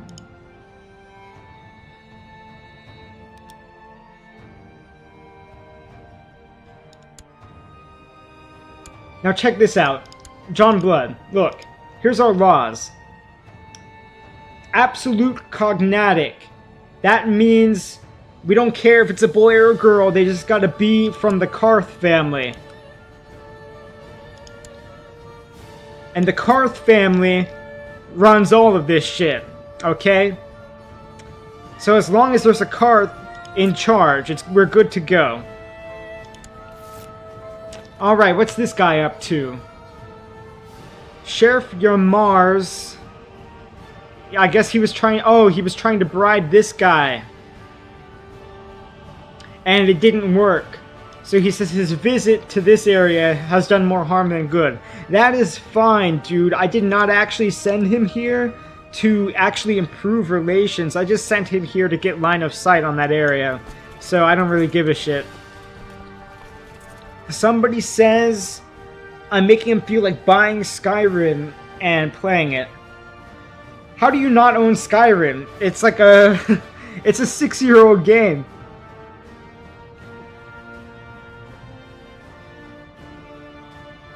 I mean, here's the thing about Skyrim. The lore in Skyrim is not exactly what it is in previous Elder Scrolls games. They kind of simplified it. They simplified it a lot, actually. And so, in the game Skyrim, there's very little difference between the Imperials, for example, and the Nords, who actually live in Skyrim.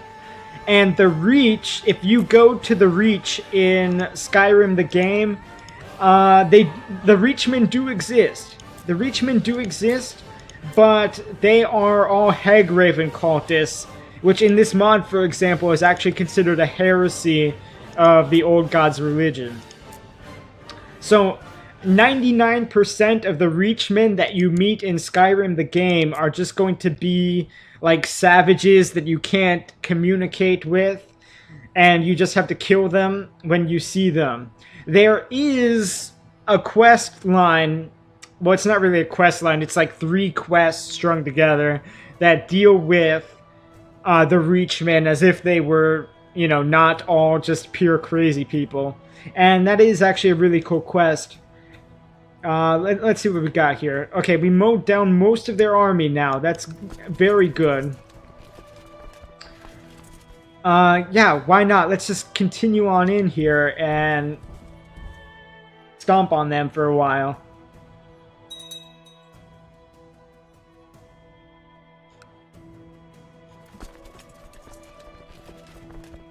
Are we gonna get there in time? No, we're gonna get there late. What I'm gonna do is I'm gonna move these guys in here and cut them off there.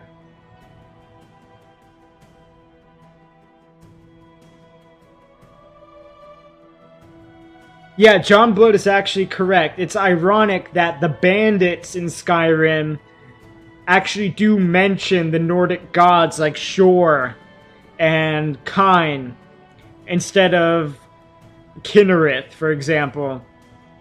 Alright, we need to do this again. Our guy here keeps getting depressed. We keep needing to go meditate. That's just a thing that he does. Our wife is the regent right now. That's fine. And that's led... What John Blood is talking about, that has led to some fan theories that... Well, let's just say... Okay, we're already back here. That's fine. Yeah, he's gained the temperate trait. Good. Now, Skyrim the game is actually the 5th game in the mainline series. All the previous games took place about 200 years before Skyrim. When Skyrim came out, they did a time skip of 200 years. And the fan theories postulate that in that 200 years, the Empire... or the Imperial culture spread more into Skyrim, and it's more homogenized like that. And so the fans, some of them, believe that the bandits that you encounter are people who are like more traditionalist or like die-hard worshippers of the Nordic pantheon. You know, that's really all just headcanon to explain away lazy writing and lazy fact-checking. I mean, Bethesda isn't even really trying to keep the lore consistent between the games. I mean, that's just the way it is. Blizzard does the same thing. You know, they don't care about their lore, really. It's just kind of a thing for nerds. But things for nerds, the lore actually is very robust, and that creates very interesting stuff like this. You know, this mod is great if you are a lore nerd for the Elder Scrolls.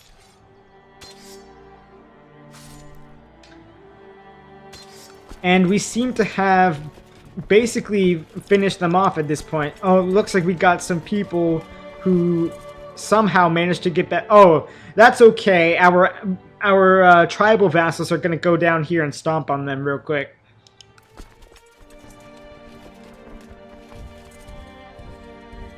Yeah, let's go get these guys. Oh, hello. We've got... Yeah, I'm going to have these guys chase back here. Alright, and what we're going to do... I'm going to actually end up splitting these forces here.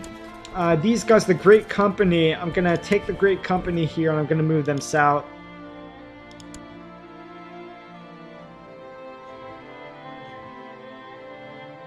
Can I get white peace? Yes! Okay. This is acceptable to me. I'm going to take the white piece on this, because to get to 100% war score in a defensive war is really stupid, because you spend a lot of time and energy and money, more importantly, occupying territories that you're not going to hold on to. So I'm just going to take this. I'm going to get the white piece because it's a defensive war. He loses 100 prestige, I gain prestige. The Cult of Malakath loses moral authority. So there we go. We managed to get that done very quickly, actually. Way faster than I was anticipating. So I'm going to save that there. And we're going to wait for his response. Somehow, I don't know what's going on here. I got 10% war score with Serana, and they haven't landed any soldiers or anything. So, what I'm going to do now, though, I'm going to disband my mercenaries. I'm going to send them home. So you go home, you go home. I know I had one more around here somewhere. Ah, there we go. Yeah, so all the mercenaries go home. Ah, there we go. I was wondering about this earlier. After our previous war, where we became King of Skyrim, our max total was severely depleted. But it seems like it has come back up for the most part. At least to where it was before. So, you know, that's decent.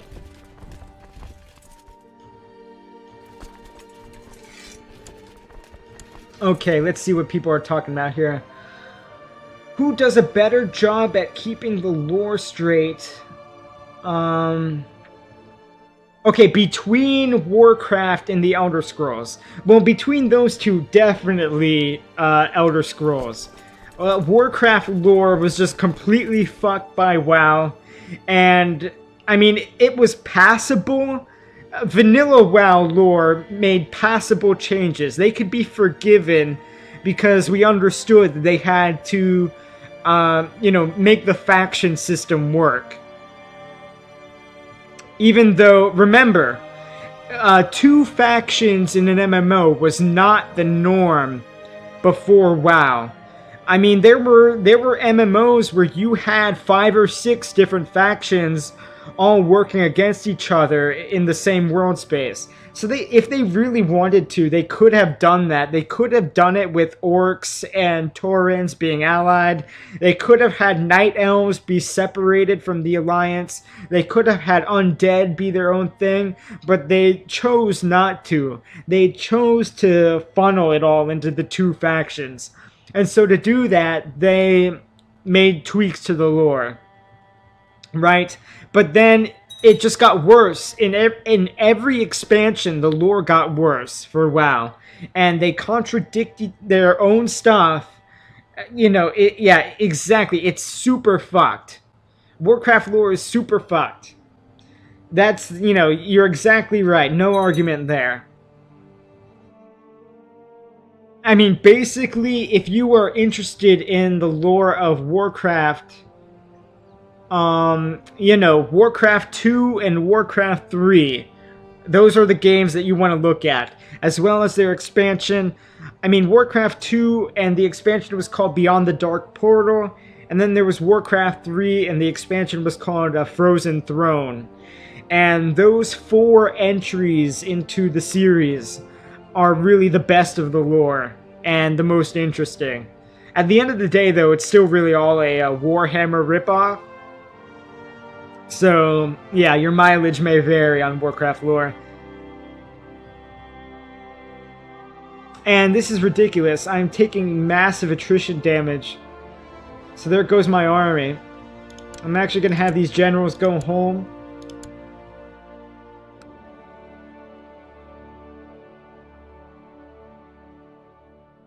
Yeah, let's speed this up a little bit. Oh, I forgot about this.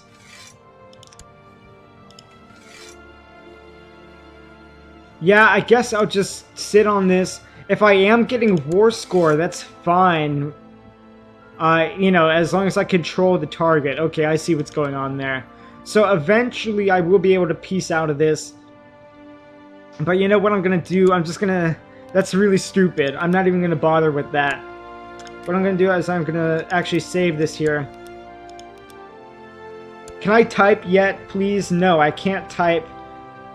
For some reason, I can't enter into that box. So I'm just going to save this like with the normal name there. And actually, just give me a minute. I'm going to reload the game because this is stupid. I mean, when I say that, I'm going to reboot Crusader Kings. Because, yeah, That's really, really obnoxious. For some reason, I can't enter anything into that text box. So just give me like 1 minute, and we're just going to reboot the game there. I have no idea what happened, but here we go.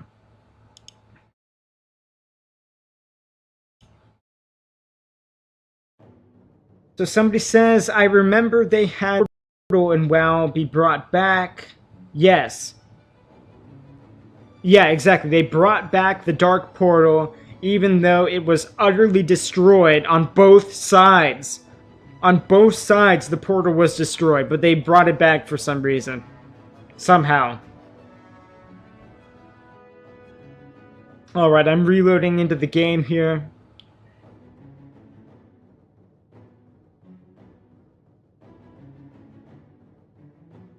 So yes, I mean, between the two, far and away, Elder Scrolls lore is massively better.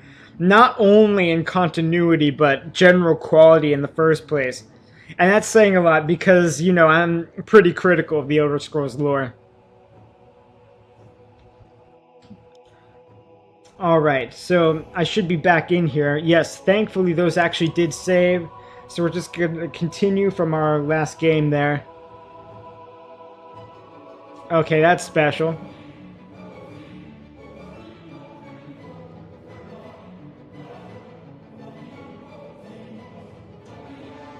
And it's taken a while. See, what happened was after I changed my title, it looks like something bugged out there.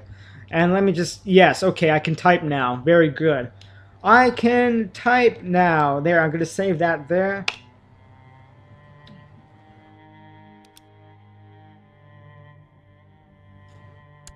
Yeah, that makes no sense. You say there was a titan beneath the dark portal? Okay. You know, this is stupid. She can't get off the island. You know, this is just dumb. Nothing's happening with that. So I'm just going to say... Well, let's see. Is this going to work? I think I can just say imprison 3,089.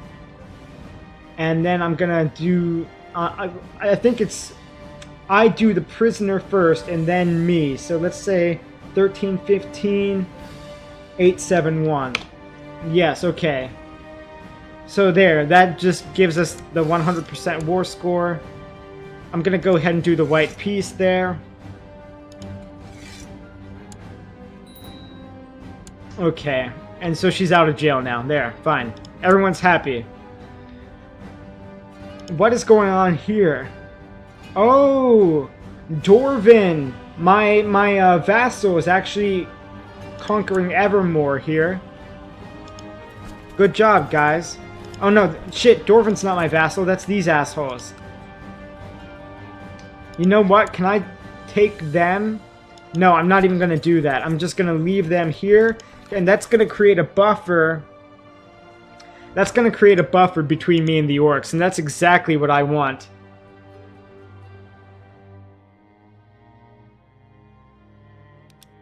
So I'm going to save this here. I'm going to call it Go Dorvin. We'll wish them good luck on that one. Alright. Now let's take a look at what's going on. Our income is back up. That's good. Well, it's actually a little bit lower than it was. For some reason, after we conquered all of this shit, our income and our max military size went down slightly. And I'm trying to figure out what's going on with that. It's not... It's a little bit odd to me. It strikes me as odd. So a troubadour and his wife have arrived from High Rock. Their performances range from vulgar Dunmer satires to political Breton Cervantes and everything in between, including Nordic songs and Cyrillic poems of quote-unquote courtly love. We're gonna say, yeah, I remember these two. They came here last year. That's exactly what happened. But what is this? This option is available because you have the temperate trait, and we can gain 1 learning from this. So I'm going to go ahead and take the free skill points.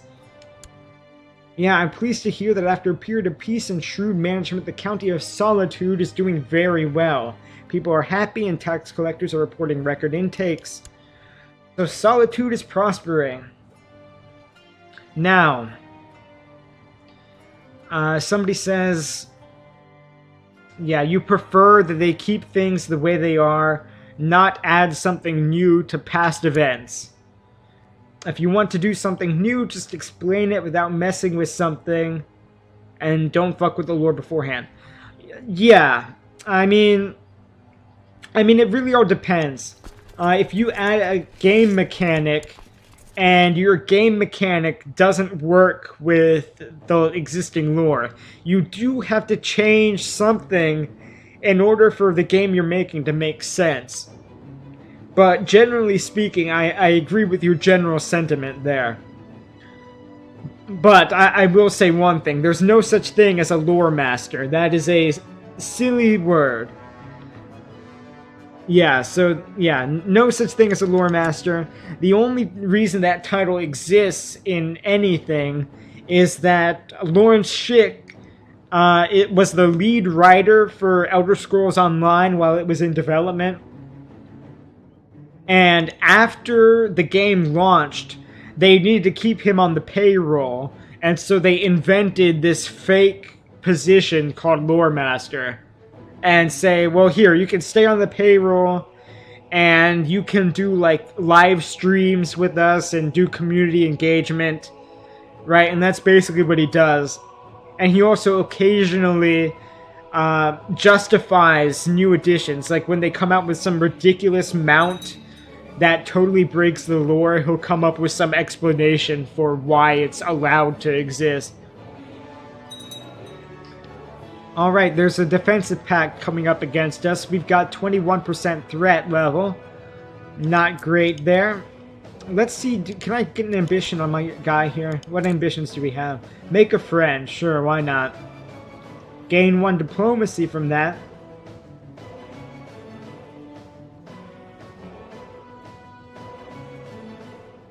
Yeah, I'm just gonna do make a friend.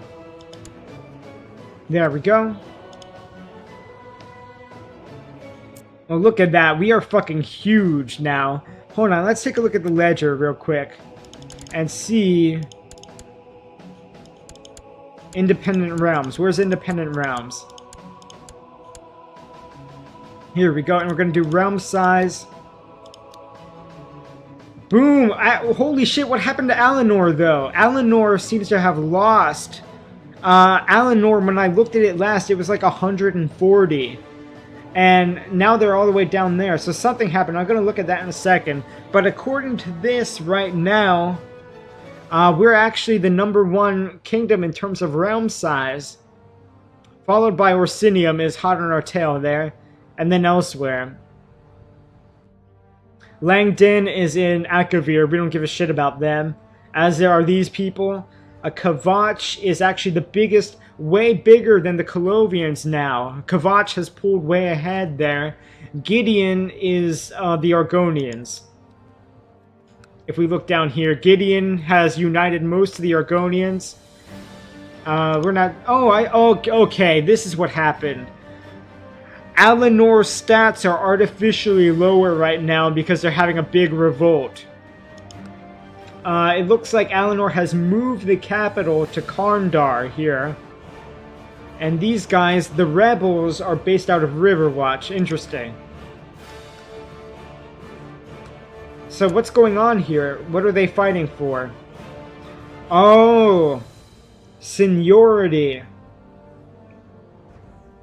But it looks like the king is just about done with them. He has defeated the rebels. He's at 94%, so that's fine. Then there's another... This is a totally separate revolt. So this one is called... Okay, this is just that one guy. A Turmoil of Somerset Revolt. And this is a second revolt here. And this is Independence. Hold on, let's take a look at this. Who are these people? Oh, okay, this is actually a very small one. It's just these 3 counties here. So after they're done with this big civil war, Oh shit! Actually, yeah, all of these here in Valenwood are breaking away. And you can see their capital is down here in Eaglevale.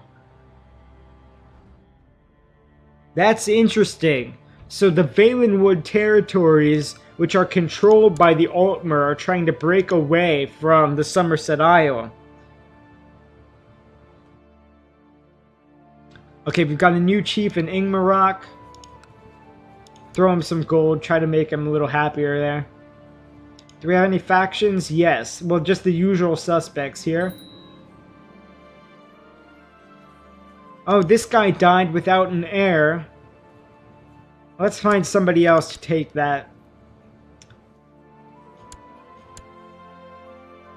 Who's in our court right now? Yeah, this guy looks good. Oh shit, he's a no, Drosna is better. So I'm gonna give this guy that. All these other people are in jail, so I'm gonna give this guy that, a tribe. Gehenna tribe here. Yeah, there you go. Okay, now if we... So there are two civil wars right now in Eleanor. And this one is... Oh, there's an additional warlord happening here as well, trying to conquer South Point. So it looks like that first rebellion to overthrow the leadership has failed, but this Valenwood rebellion for independence might succeed. And that's going to be a game changer on the whole. If that happens, that's going to leave us now as the largest kingdom in Tamriel. Or not just Tamriel, but including Akavir.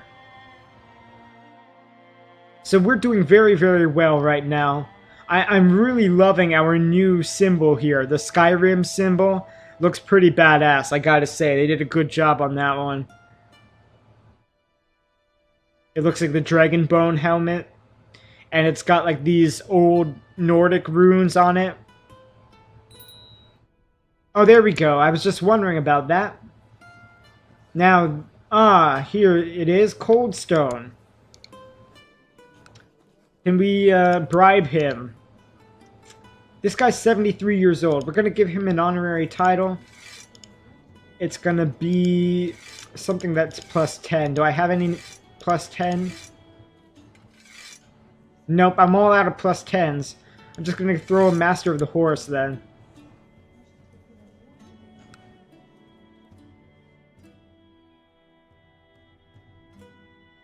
Who's Sharnhelm? Okay, so the orcs are stomping out Dorvan. Dorvan tried to conquer Evermore here, but it looks like they're failing now. Because after I peaced out with the orcs, that means the orcs now are too powerful for Dorvan to take on their own. Okay, now, let's see here. We're going to have to wait for our threat to decay. It's going to take like a year. Let's take a look at... Oh, our army is severely depleted as well. Our next target, though, I think should be... What just happened here? Oh, yeah, we're gonna... Yeah, let's just bring this guy home here. You are going to colonize... Windhelm, I think. Yes, Windhelm. So go on over here, colonize Windhelm. We're going to resettle this area with Reachmen, and we're going to convert them to the old gods. Okay, so I feel the need to talk to someone. Perhaps one of my courtiers will entertain me. So we're going to try to make friends with one of these people. Yeah, let's see what they have to say. Alright, this guy... Yeah, we're going to have some drinks together, and we're going to become friends with the dude from Castlejoy. Excellent. So that's our ambition fulfilled. Let's take a look at what we got here. So, lead troops or see the realm prosper. Neither of those. I think we might want to squeeze in another war here while we still got Rondach the Holy of Skyrim. Not only is he holy as shit, he's like our most holy ruler ever. He also conquered all of this stuff over here. He kicked the Colovians out of Skyrim, who were down here around Helgen and Riverwood. conquered huge swaths of territory with his warlord ability, and finally crowned us king of... Yep, coughing there. Crowned us king of Skyrim. So, he is now tired, apparently, again. Yeah, we're gonna go ahead and meditate yet again.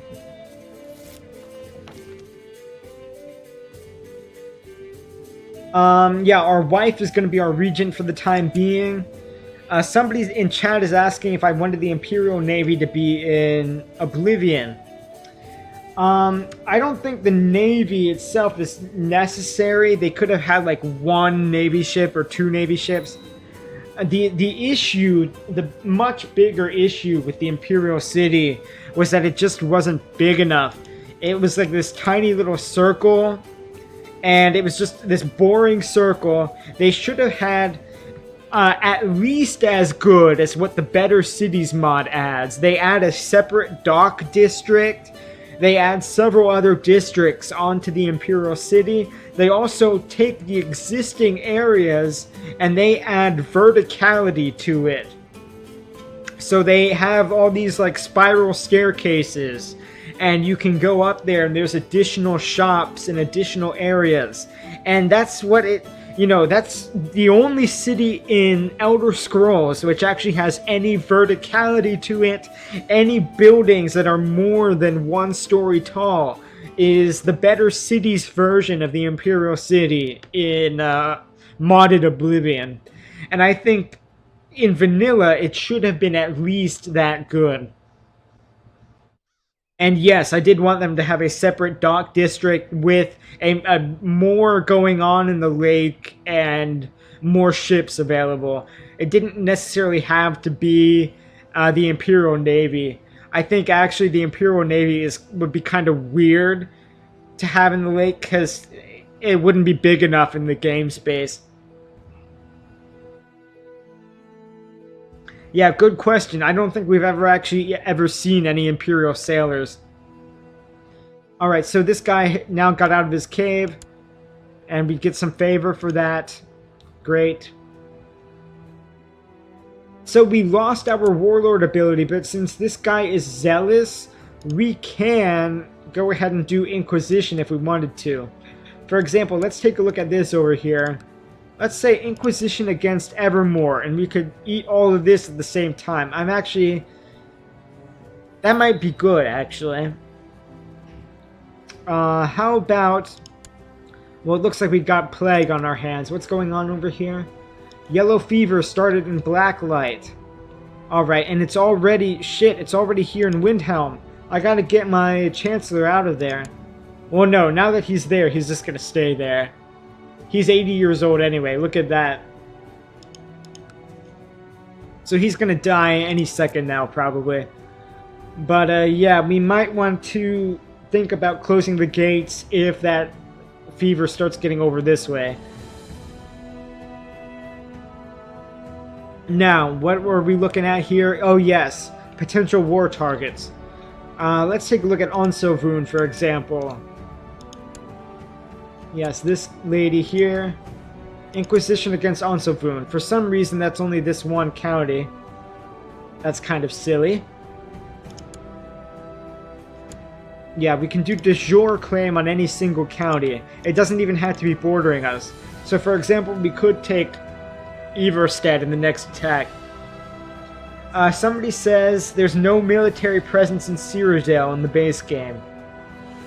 Yes, one of the other essential mods. You have these forts, right? There are 8 forts around the Lake Rumer, around the Imperial City. It's All's Well is one. Let's see what other ones are in this mod here. I think Ash is somewhere around here. Castle Ash, anybody? Elysia. Okay, Elysia, Nickel, All's Well. Yes, these are all of the forts that are... These are castles around Lake Rumer.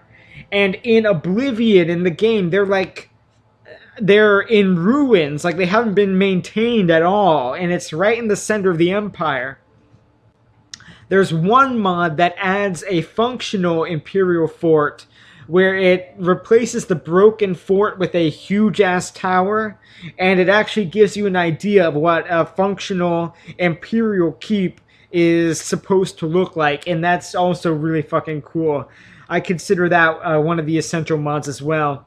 Unfortunately, the only downside to that one is it only adds one of those forts, and it's out here near Kavach, somewhere around there.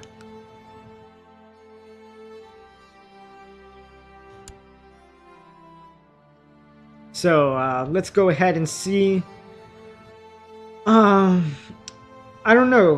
What do you guys think? Maybe we should go for the Colovians. We could do Inquisition against the Orcs, but that's just going to piss the Orcs off even more. Instead of fighting over here, we're going to have a border with them here and here.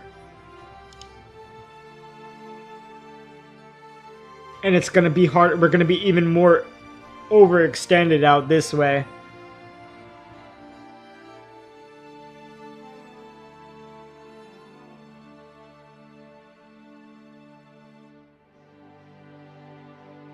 Yeah, you saying nobody ever talks about the 9 in Oblivion? I wish they would have done. I mean, there's so much. There's so much I wish they would have changed in Oblivion. Oblivion, out of the three 3D Elder Scrolls games, Morrowind, Oblivion, and Skyrim, I think Vanilla Oblivion is by far the worst. I mean, it's no contest for me.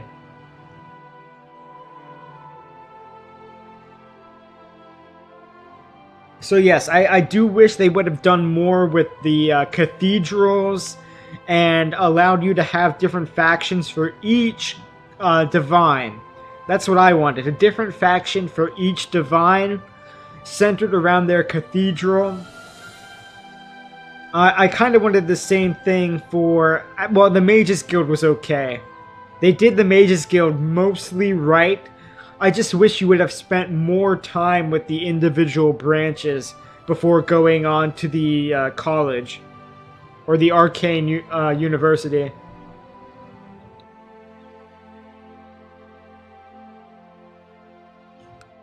Well, look at this. The Colovians are almost kicked out of Hammerfell as well. They just got this over here. Nimble has re-established itself as a actual force over here.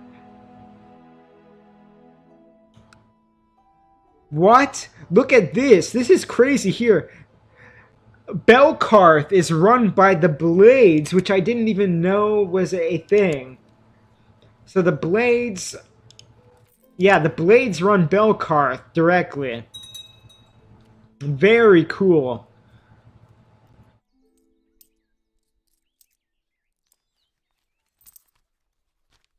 Yes, you're right. The Knights of the Nine expansion, or the Knights of the Nine DLC, is a functional questline that gives you a little bit of insight into the religion, but that's really what...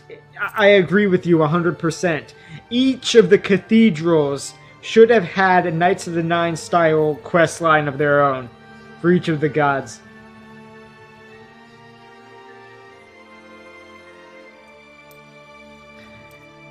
And yeah, there were smaller cults and smaller groups of worshippers.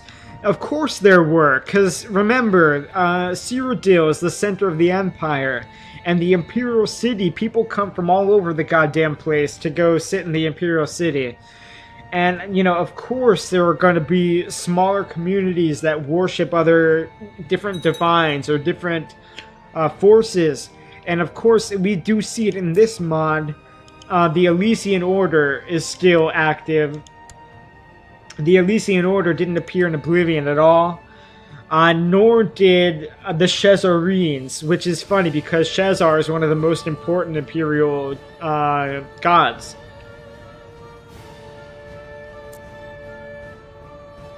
Okay, we got a new guy in White Flow here. Gonna go ahead and toss him a bribe. What's going on over here? Holy shit, look at this. The orcs are getting squashed by everybody, apparently. He's defending against Dorvid, and winning, but he's also fighting Crowhaven. Where's Crowhaven at? And this guy is who? Waverest. Waverest is trying to get the Adamantium Tower over here. So Waverest is occupying the Adamantium Tower. And who were these other guys? Crowfall. Okay, this is kind of crazy here. Apparently these people just here on the coast here in Crowfall are trying to make the orcs Orsinium pay tribute to them. Good luck with that one.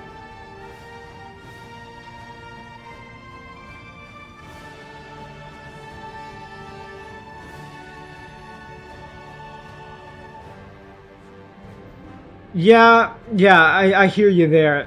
The 9 Divines are made much more passive in the later games than they were led on to be earlier.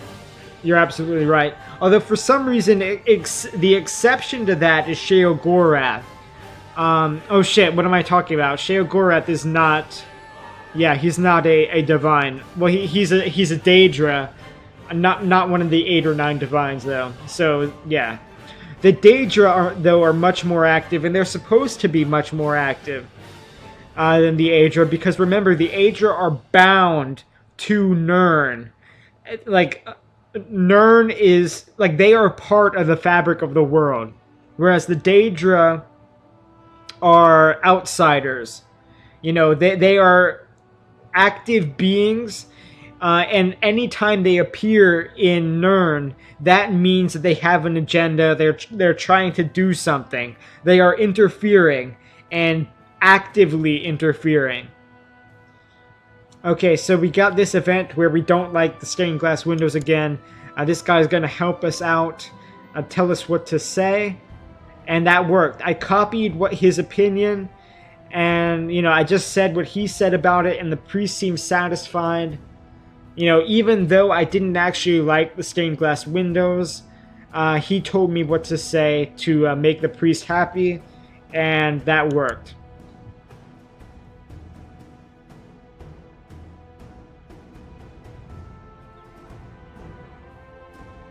Now, honestly, guys, we're in a situation right here where, I don't know. I'm thinking I might want to call it here for today. This seems like a good spot. We did crown ourselves King of Skyrim. Rondach the Holy, the first King of Skyrim, is from the Reach. If we look at history... Oh, interesting. I was going to say that there hasn't been any King of Skyrim since the game started. But we started the game in like 32 something. And apparently we did actually for a while have these two idiots who created the title King of Skyrim. Hold on, let me just check something real quick. If we go to... Here, where's Karspire? This is Karspire here. Let's take a look at history of Karspire. Braelian was who we started the game as. Oh, okay. So yeah, the game actually started in like 3380 probably. Okay, so 3380 was the beginning of the game. Then that does actually mean that, yes, since the game started, there has been no King or Queen of Skyrim. So we are the first ones, and we are Reachmen. Now, just out of curiosity, oh, this was East March that they had there. Strange. Yeah, so East March has gone on, but I guess East March lost a lot of their territory. So, yeah, well, that's true. You're right. We did see Talos and Morrowind.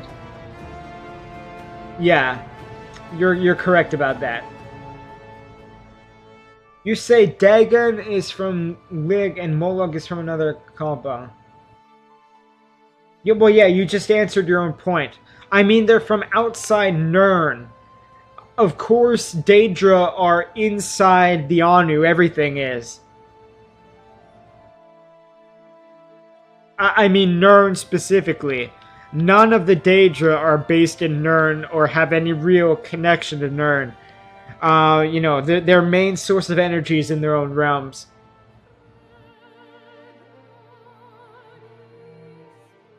Yeah, I did kind of wonder about that. Jigglypuff is a little bit weird. You say he might have a connection with Lorcan. Interesting.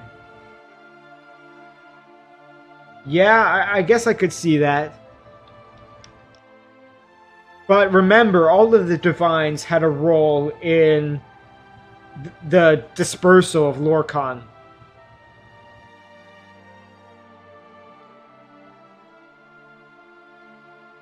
Yeah, yeah, you're exactly right. Oblivion is in the heart of the Empire, in the Imperial City. Most of the lore that we know about is written from Imperial perspective, and yet, you're absolutely right. Oblivion's world building in game is worse than Morrowind. And I guess part of the reason for that, though, is that the Morrowind lore, the bulk of it, was written specifically for Morrowind. We didn't have too much lore about Morrowind until the actual game. And so you had a team of writers working together to create a world of Morrowind.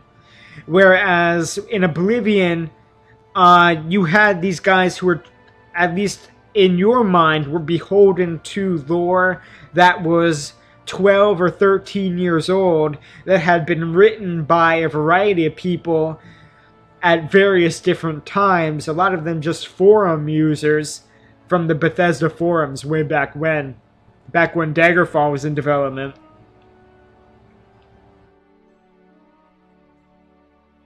So I guess let's take a look at this. Who can we hit with Inquisition over here? Riften. Can we get an Inquisition going over there? Nope, just Brittle Shin and... Well, this Inquisition would only give us 2. How about the Colovians? We haven't picked on the Colovians at all in this playthrough.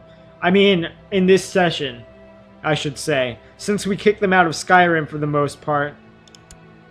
Dragonstar, that's just that one. Elenir, we don't even want that. This is trouble right there. Ironbind, apparently they... Oh, I see what's going on there.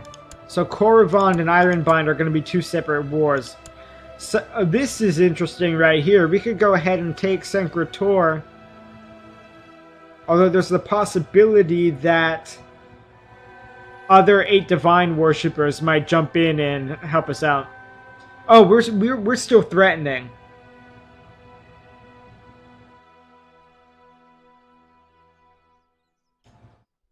Yeah, I'm gonna let this clock run for a while. We're gonna get our threat level down before we make any moves. And I'm guessing there's a strong possibility that we could actually die before our defensive pact disbands. So I'm just gonna save this here. I'm gonna save it as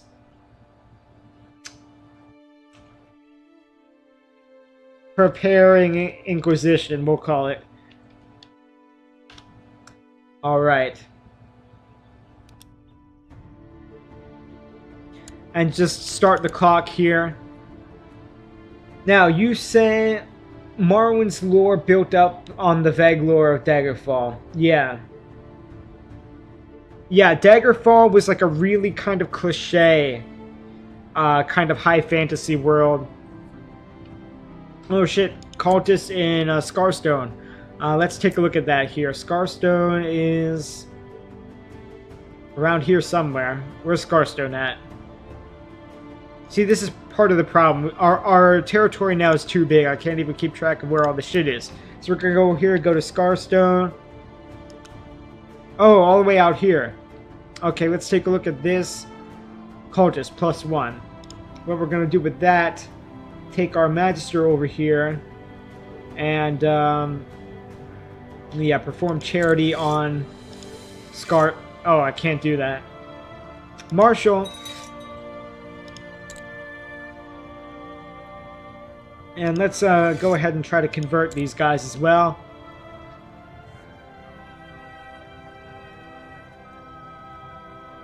But yeah, you know, Daggerfall had an interesting story, but it was interesting because it was ridiculous. And what I mean by that is, you had all these elements, all these twists. Like, you're supposed to go there and find out what's wrong with the King of Daggerfall, and it turns out that Daggerfall is actually haunted by ghosts every night, and all this crazy shit. Then you end up finding out about the Brass God, the Numidium, you know, and then you go into like this weird shard dimension of not even Aetherius. It's like somewhere in between Aetherius and the mortal realm. Okay, this is not really an issue. I don't know why they call that a dangerous faction. Can we just kill this guy or imprison him? How about Ingmarok? Is Ingmarok on here?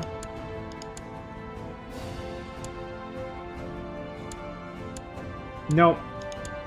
Where's our heir at? Our heir is over here. Still not married.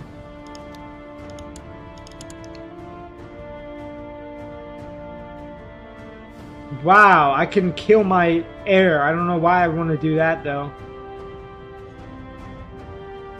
Okay, let's take a look at this here. Yeah, she needs an education from us, not this guy. Who is this guy? A general. So our only other potential heir here is getting an education from a stupid-ass general. Let's sort by this, and yeah, let's do this. Because we got 10 diplomacy, and that's fine.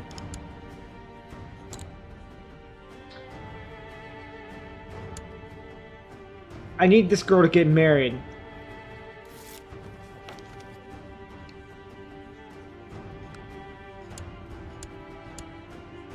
How can I not pick anybody? Hold on, let's take a look at this. Do I have to... I might have to cheese this here. I might have to jump into the game and take control of her and have her find somebody to marry. Because if I wait, unless I die like right now, you know, I don't want to wait for my daughter here to be too old to pump out her own kids.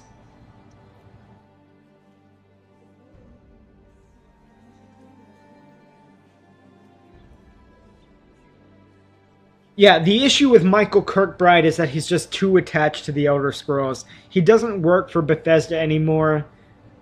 You know, part of the issue is he actually started as one of those fan writers that I mentioned. One of those people contributing to shit on the forums and trying to come up with the lore on his own alongside the other people. You know, he was part of the community. And he just got way too obsessed with Elder Scrolls. Even after he was hired and then let go by Bethesda, he continued to write under Elder Scrolls, you know, in that IP. He was writing fan fiction, but passing it off as true lore, right? When really, you know, the only lore that actually matters is what's included in the games. Right, and that's the baseline for lore. You know, anything else is fanfic, even if it comes from Michael Kirkbride. And Coda was just garbage. You know, because he made a sci-fi story. He, of course, his style is very metaphysical. So he did like a sci-fi metaphysical story, which would be interesting if it was like its own thing, but he tried to shoehorn Elder Scrolls into it, which is just asinine. Okay, this lady, we're gonna tell her to fuck off. She wants us to give her solitude, and no, we're not gonna do that. That's one of our most, this is literally our most valuable county there. Let's take a look at these newly acquired areas. Are they lifted yet from new administration taxes? No, not quite yet. So our marshal says that we should appoint this lady as a commander. High Chiefess of Ingmarok. Yeah.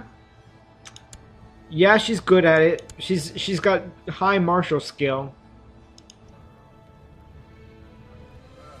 So let's go ahead and do that. And send her a bribe while we're at it. And can I give her clan matron? Yes. I'm gonna make her clan matron. See if that gets her to back down on the faction thing.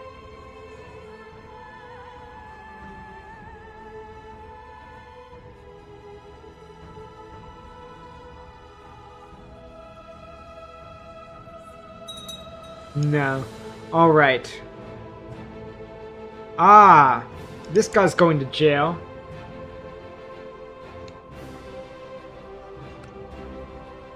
Alright, we have a 74% chance of that working.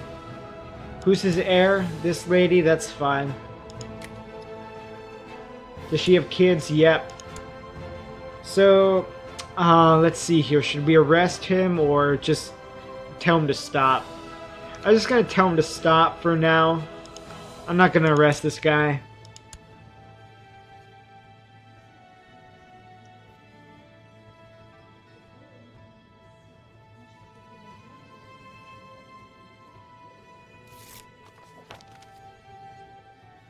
Yes, Michael Kirkbride is now writing for Telltale, and he worked on Minecraft Story Mode.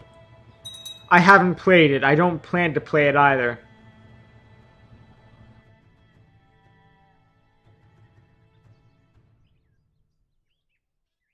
Wait, what? I'm being raided by my own vassal, Thane Horstar of Eastmarch. Okay, that's Eastmarch. Okay, these icons here were confusing to me because normally one of them would be the attacker. Can I call up 1,200 guys here? No, not even close.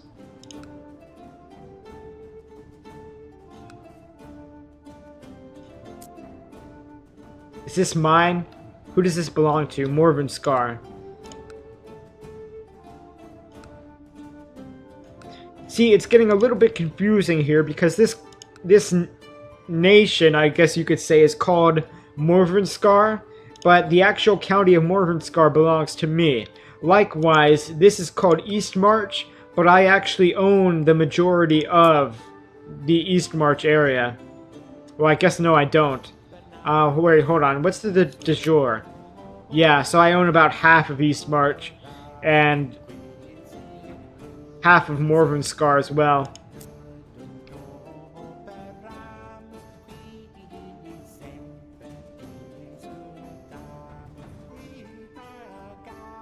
Well, no. You've got it all wrong, Nansaran. Coda is the title of Michael Kirkbride's sci-fi psychedelic adventure. Okay, set in the 9th era or whatever. With Kin Moon, the spaceship, and all that good stuff. What the lore community calls Coda, they use Coda as like a catch-all term for... By the way, the term Coda is supposed to mean like almost like an epilogue. So when Michael Kirkbride titled that shit Coda, he was saying like, this is how the universe of the Elder Scrolls basically ends. Or that, you know, it's like the last story. It's the last story in the Elder Scrolls. So that's a lot of presumption on Kirkbride's part.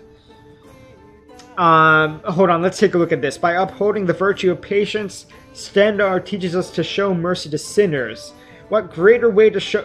Am I a follower of Stendar? No, I'm not. But yeah, fucking Stendar is awesome. So what greater way to show mercy than to forgive the greatest sinner and pray with him for their salvation. So we're going to pray with the sinner in the chapel tonight. That is our spy master.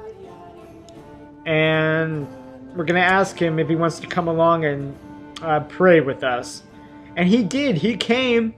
And we cried and cried and prayed until the sun went up, praying desperately for the mercy of the old gods.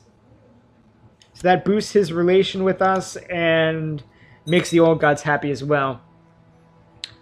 Alright, more raiders. Where are these guys coming from? Oh, Dorvan. See, we're just going to let these guys go. You know, this is part of our problem right now. We've got all of these newly acquired lands out here. And it takes it forever if we were going to raise troops and go out there to fight raiders. It's going to take us like a year to get over there. Alright, there's a noble warrior at the gate. He says he's a veteran warrior of many battles. Wants to become a champion of our house. Sure, let's take Morvar in. Okay, my food tastes strange lately, and I have begun to eat less for fear of being poisoned. I don't trust the spy master to find the poison, or I can only rely on my friend. What's our friend's stat over here? He's actually very good at intrigue. So I'm going to actually have this guy help us out here. Yeah, I can take a chance. Yeah, I'm actually going to do that. Fuck it. I'm going to take the chance and see if my food is poisoned or not. Let's just taste it ourselves and find out.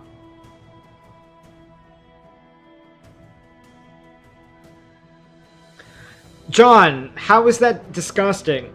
Look, the old gods includes Nymera, okay? You've got all kinds of people in here. The old gods is not like some set pantheon of its own. The old gods is actually kind of like an eclectic mix of different Aedra and Daedra. Look, because what happened is, remember how Reachmen came into being. The origins of the old Reachmen culture is that during the first era, when all the Needs were enslaved down here in Cyrodiil and High Rock, and the Ayleids had their empires stretching all across Tamriel. You know, the men from all across Tamriel who escaped, you know, they fled into this valley over here. And these guys were basically left alone in their shitty little valley. And these guys were allowed to develop their own culture, their independent human culture, without being influenced really by their elven overlords. And you can see there's a mix of different beliefs, different cultures, all of that kind of mushed together to form the Reachmen culture and to form the old gods religion. You know, we've got people who are followers of Nymera, followers of Azura, followers of Dibella, Stendar even, I think. You know, there's the option to be a follower of Stendar, I believe. Her scene being one of the bigger ones, of course. Pyridi, you know, a broad spectrum of different beliefs. All falls within the realm of the old gods here. Oh, I did just notice we have a couple holy sites that are still... we do control them, but the majority of the population are heretics in these areas. So I'm actually going to go ahead and... Did we stomp out the cultists here? No, we still have cultists there. Oh, we have a potential rebellion on our hands in Frostflow from Peasant Unrest. So I'm actually going to relocate our marshal and put them here on Frostflow. And there, we cancel that out. And the realm is at peace here.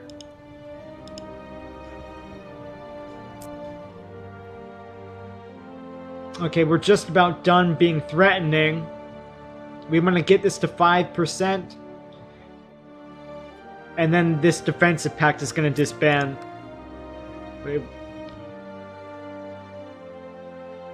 Okay, you can see everybody's against us right now.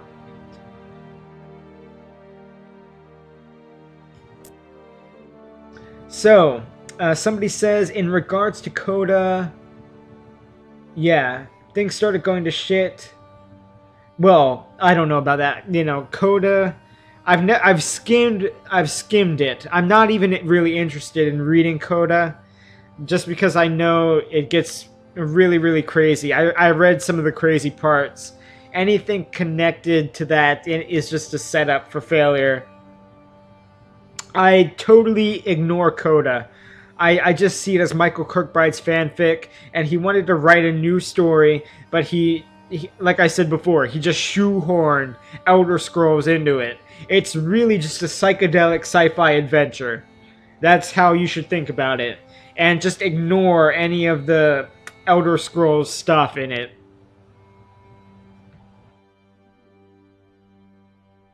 Yeah. Outer space idea in ESO.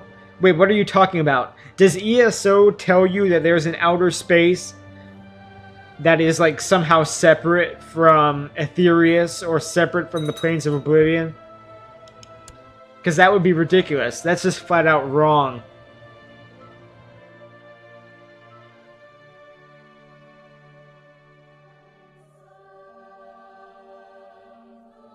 Red Guards did not really come from another timeline. That's a bit of a simplification. Red Guards came from a different dream. Right? The entire universe is a dream of the Anu, a dream of the Godhead. And Red Guards actually came from a different dream. So they crossed over into our dream.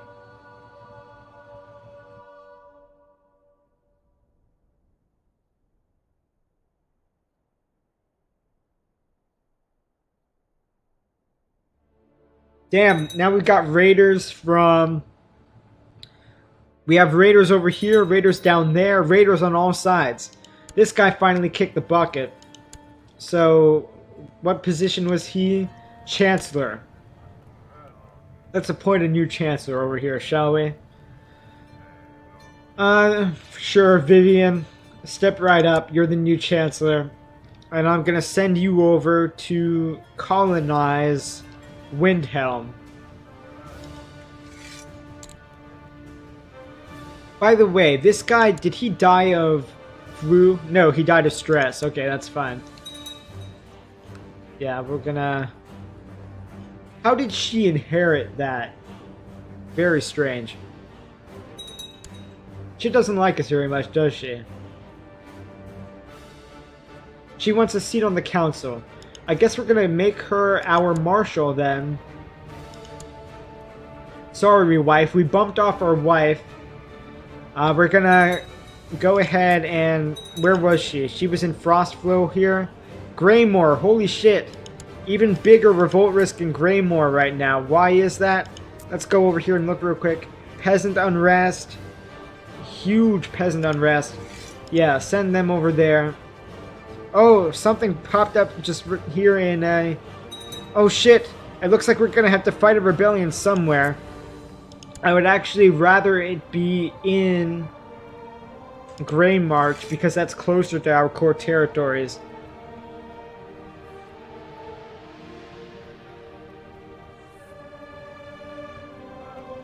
But what I'm gonna do now, I'm actually gonna save this here. We're gonna say threat level low. And I'm gonna take a look, you know, I'm just gonna decide who we're gonna hit. I don't think I'm actually gonna declare war on anybody right now. I might go for Sencretor, but I think this right here is where we're gonna call it for today in this episode. We did swallow up, basically, like, where did we start at? Frostflow was the border. Okay, so everything east of Frostflow, we got all of this. Like everything within... Oh, that was perfect. How do I get that view again? I'm going to click on this guy. All of this stuff. All of this here, except for this one, was gained in this playthrough. We also gained... this and this, just some of these outlying areas here that we picked up. So this was a massive success, a huge expansion of our territory, and that did seal the deal. We were able to acquire the title King of Skyrim. So King Rondach the Holy, everybody, was the first King of Skyrim in just shy of 300 years. And it wasn't a Nord who attained that title, it was a Reachmen. And Rondach the Holy, because he is such a zealot, he has such zealous faith in the old gods. And that allowed him to also become a warlord and run rampant over all these areas. Under his rule, we conquered all of this area down here. We drove the Colovians out of Skyrim, except for Korevond over here. That's their last little holdout. We drove them out of Dawnstar. We drove them out of Riverwood, Helgen, Falkreath. All of these areas here, they control like a third of Skyrim. Gone. Then these guys over here in Winterhold and Windhelm, Sarthaw, gone. And I believe, yes. Okay. Look, check this out, guys. The Nords have almost totally lost control of Skyrim. The only Nord who is actually ruling in Skyrim right now is here in Eastmarch. Okay? This guy here is the last Nord ruler in Skyrim. Isolated and alone. Everyone else here, the Rift is controlled by Colovians. Nihilm, let's take a look at this here. Nihilm is Colovians. Onsilvund. Yeah, all Imperials apparently. Except for... Nope. They were Reachmen, but they converted their culture. Those bastards. Yeah, if we take a look at dynasties here, these Vosenkars. The Vosenkars are people who have abandoned... They actually came... Their origins are in Sunderstone here. But they turned away from the old gods. They turned away from Reachmen culture. These infidels, these traitors, have adopted imperial way of life. You know, they are mimicking these idiots down here. Right? They have now no connection whatsoever to the Reach. Except for the name, Vosenkarth, which used to mean something. That used to be Reachmen who ruled down here in Sunderstone, but now they make a mockery of us.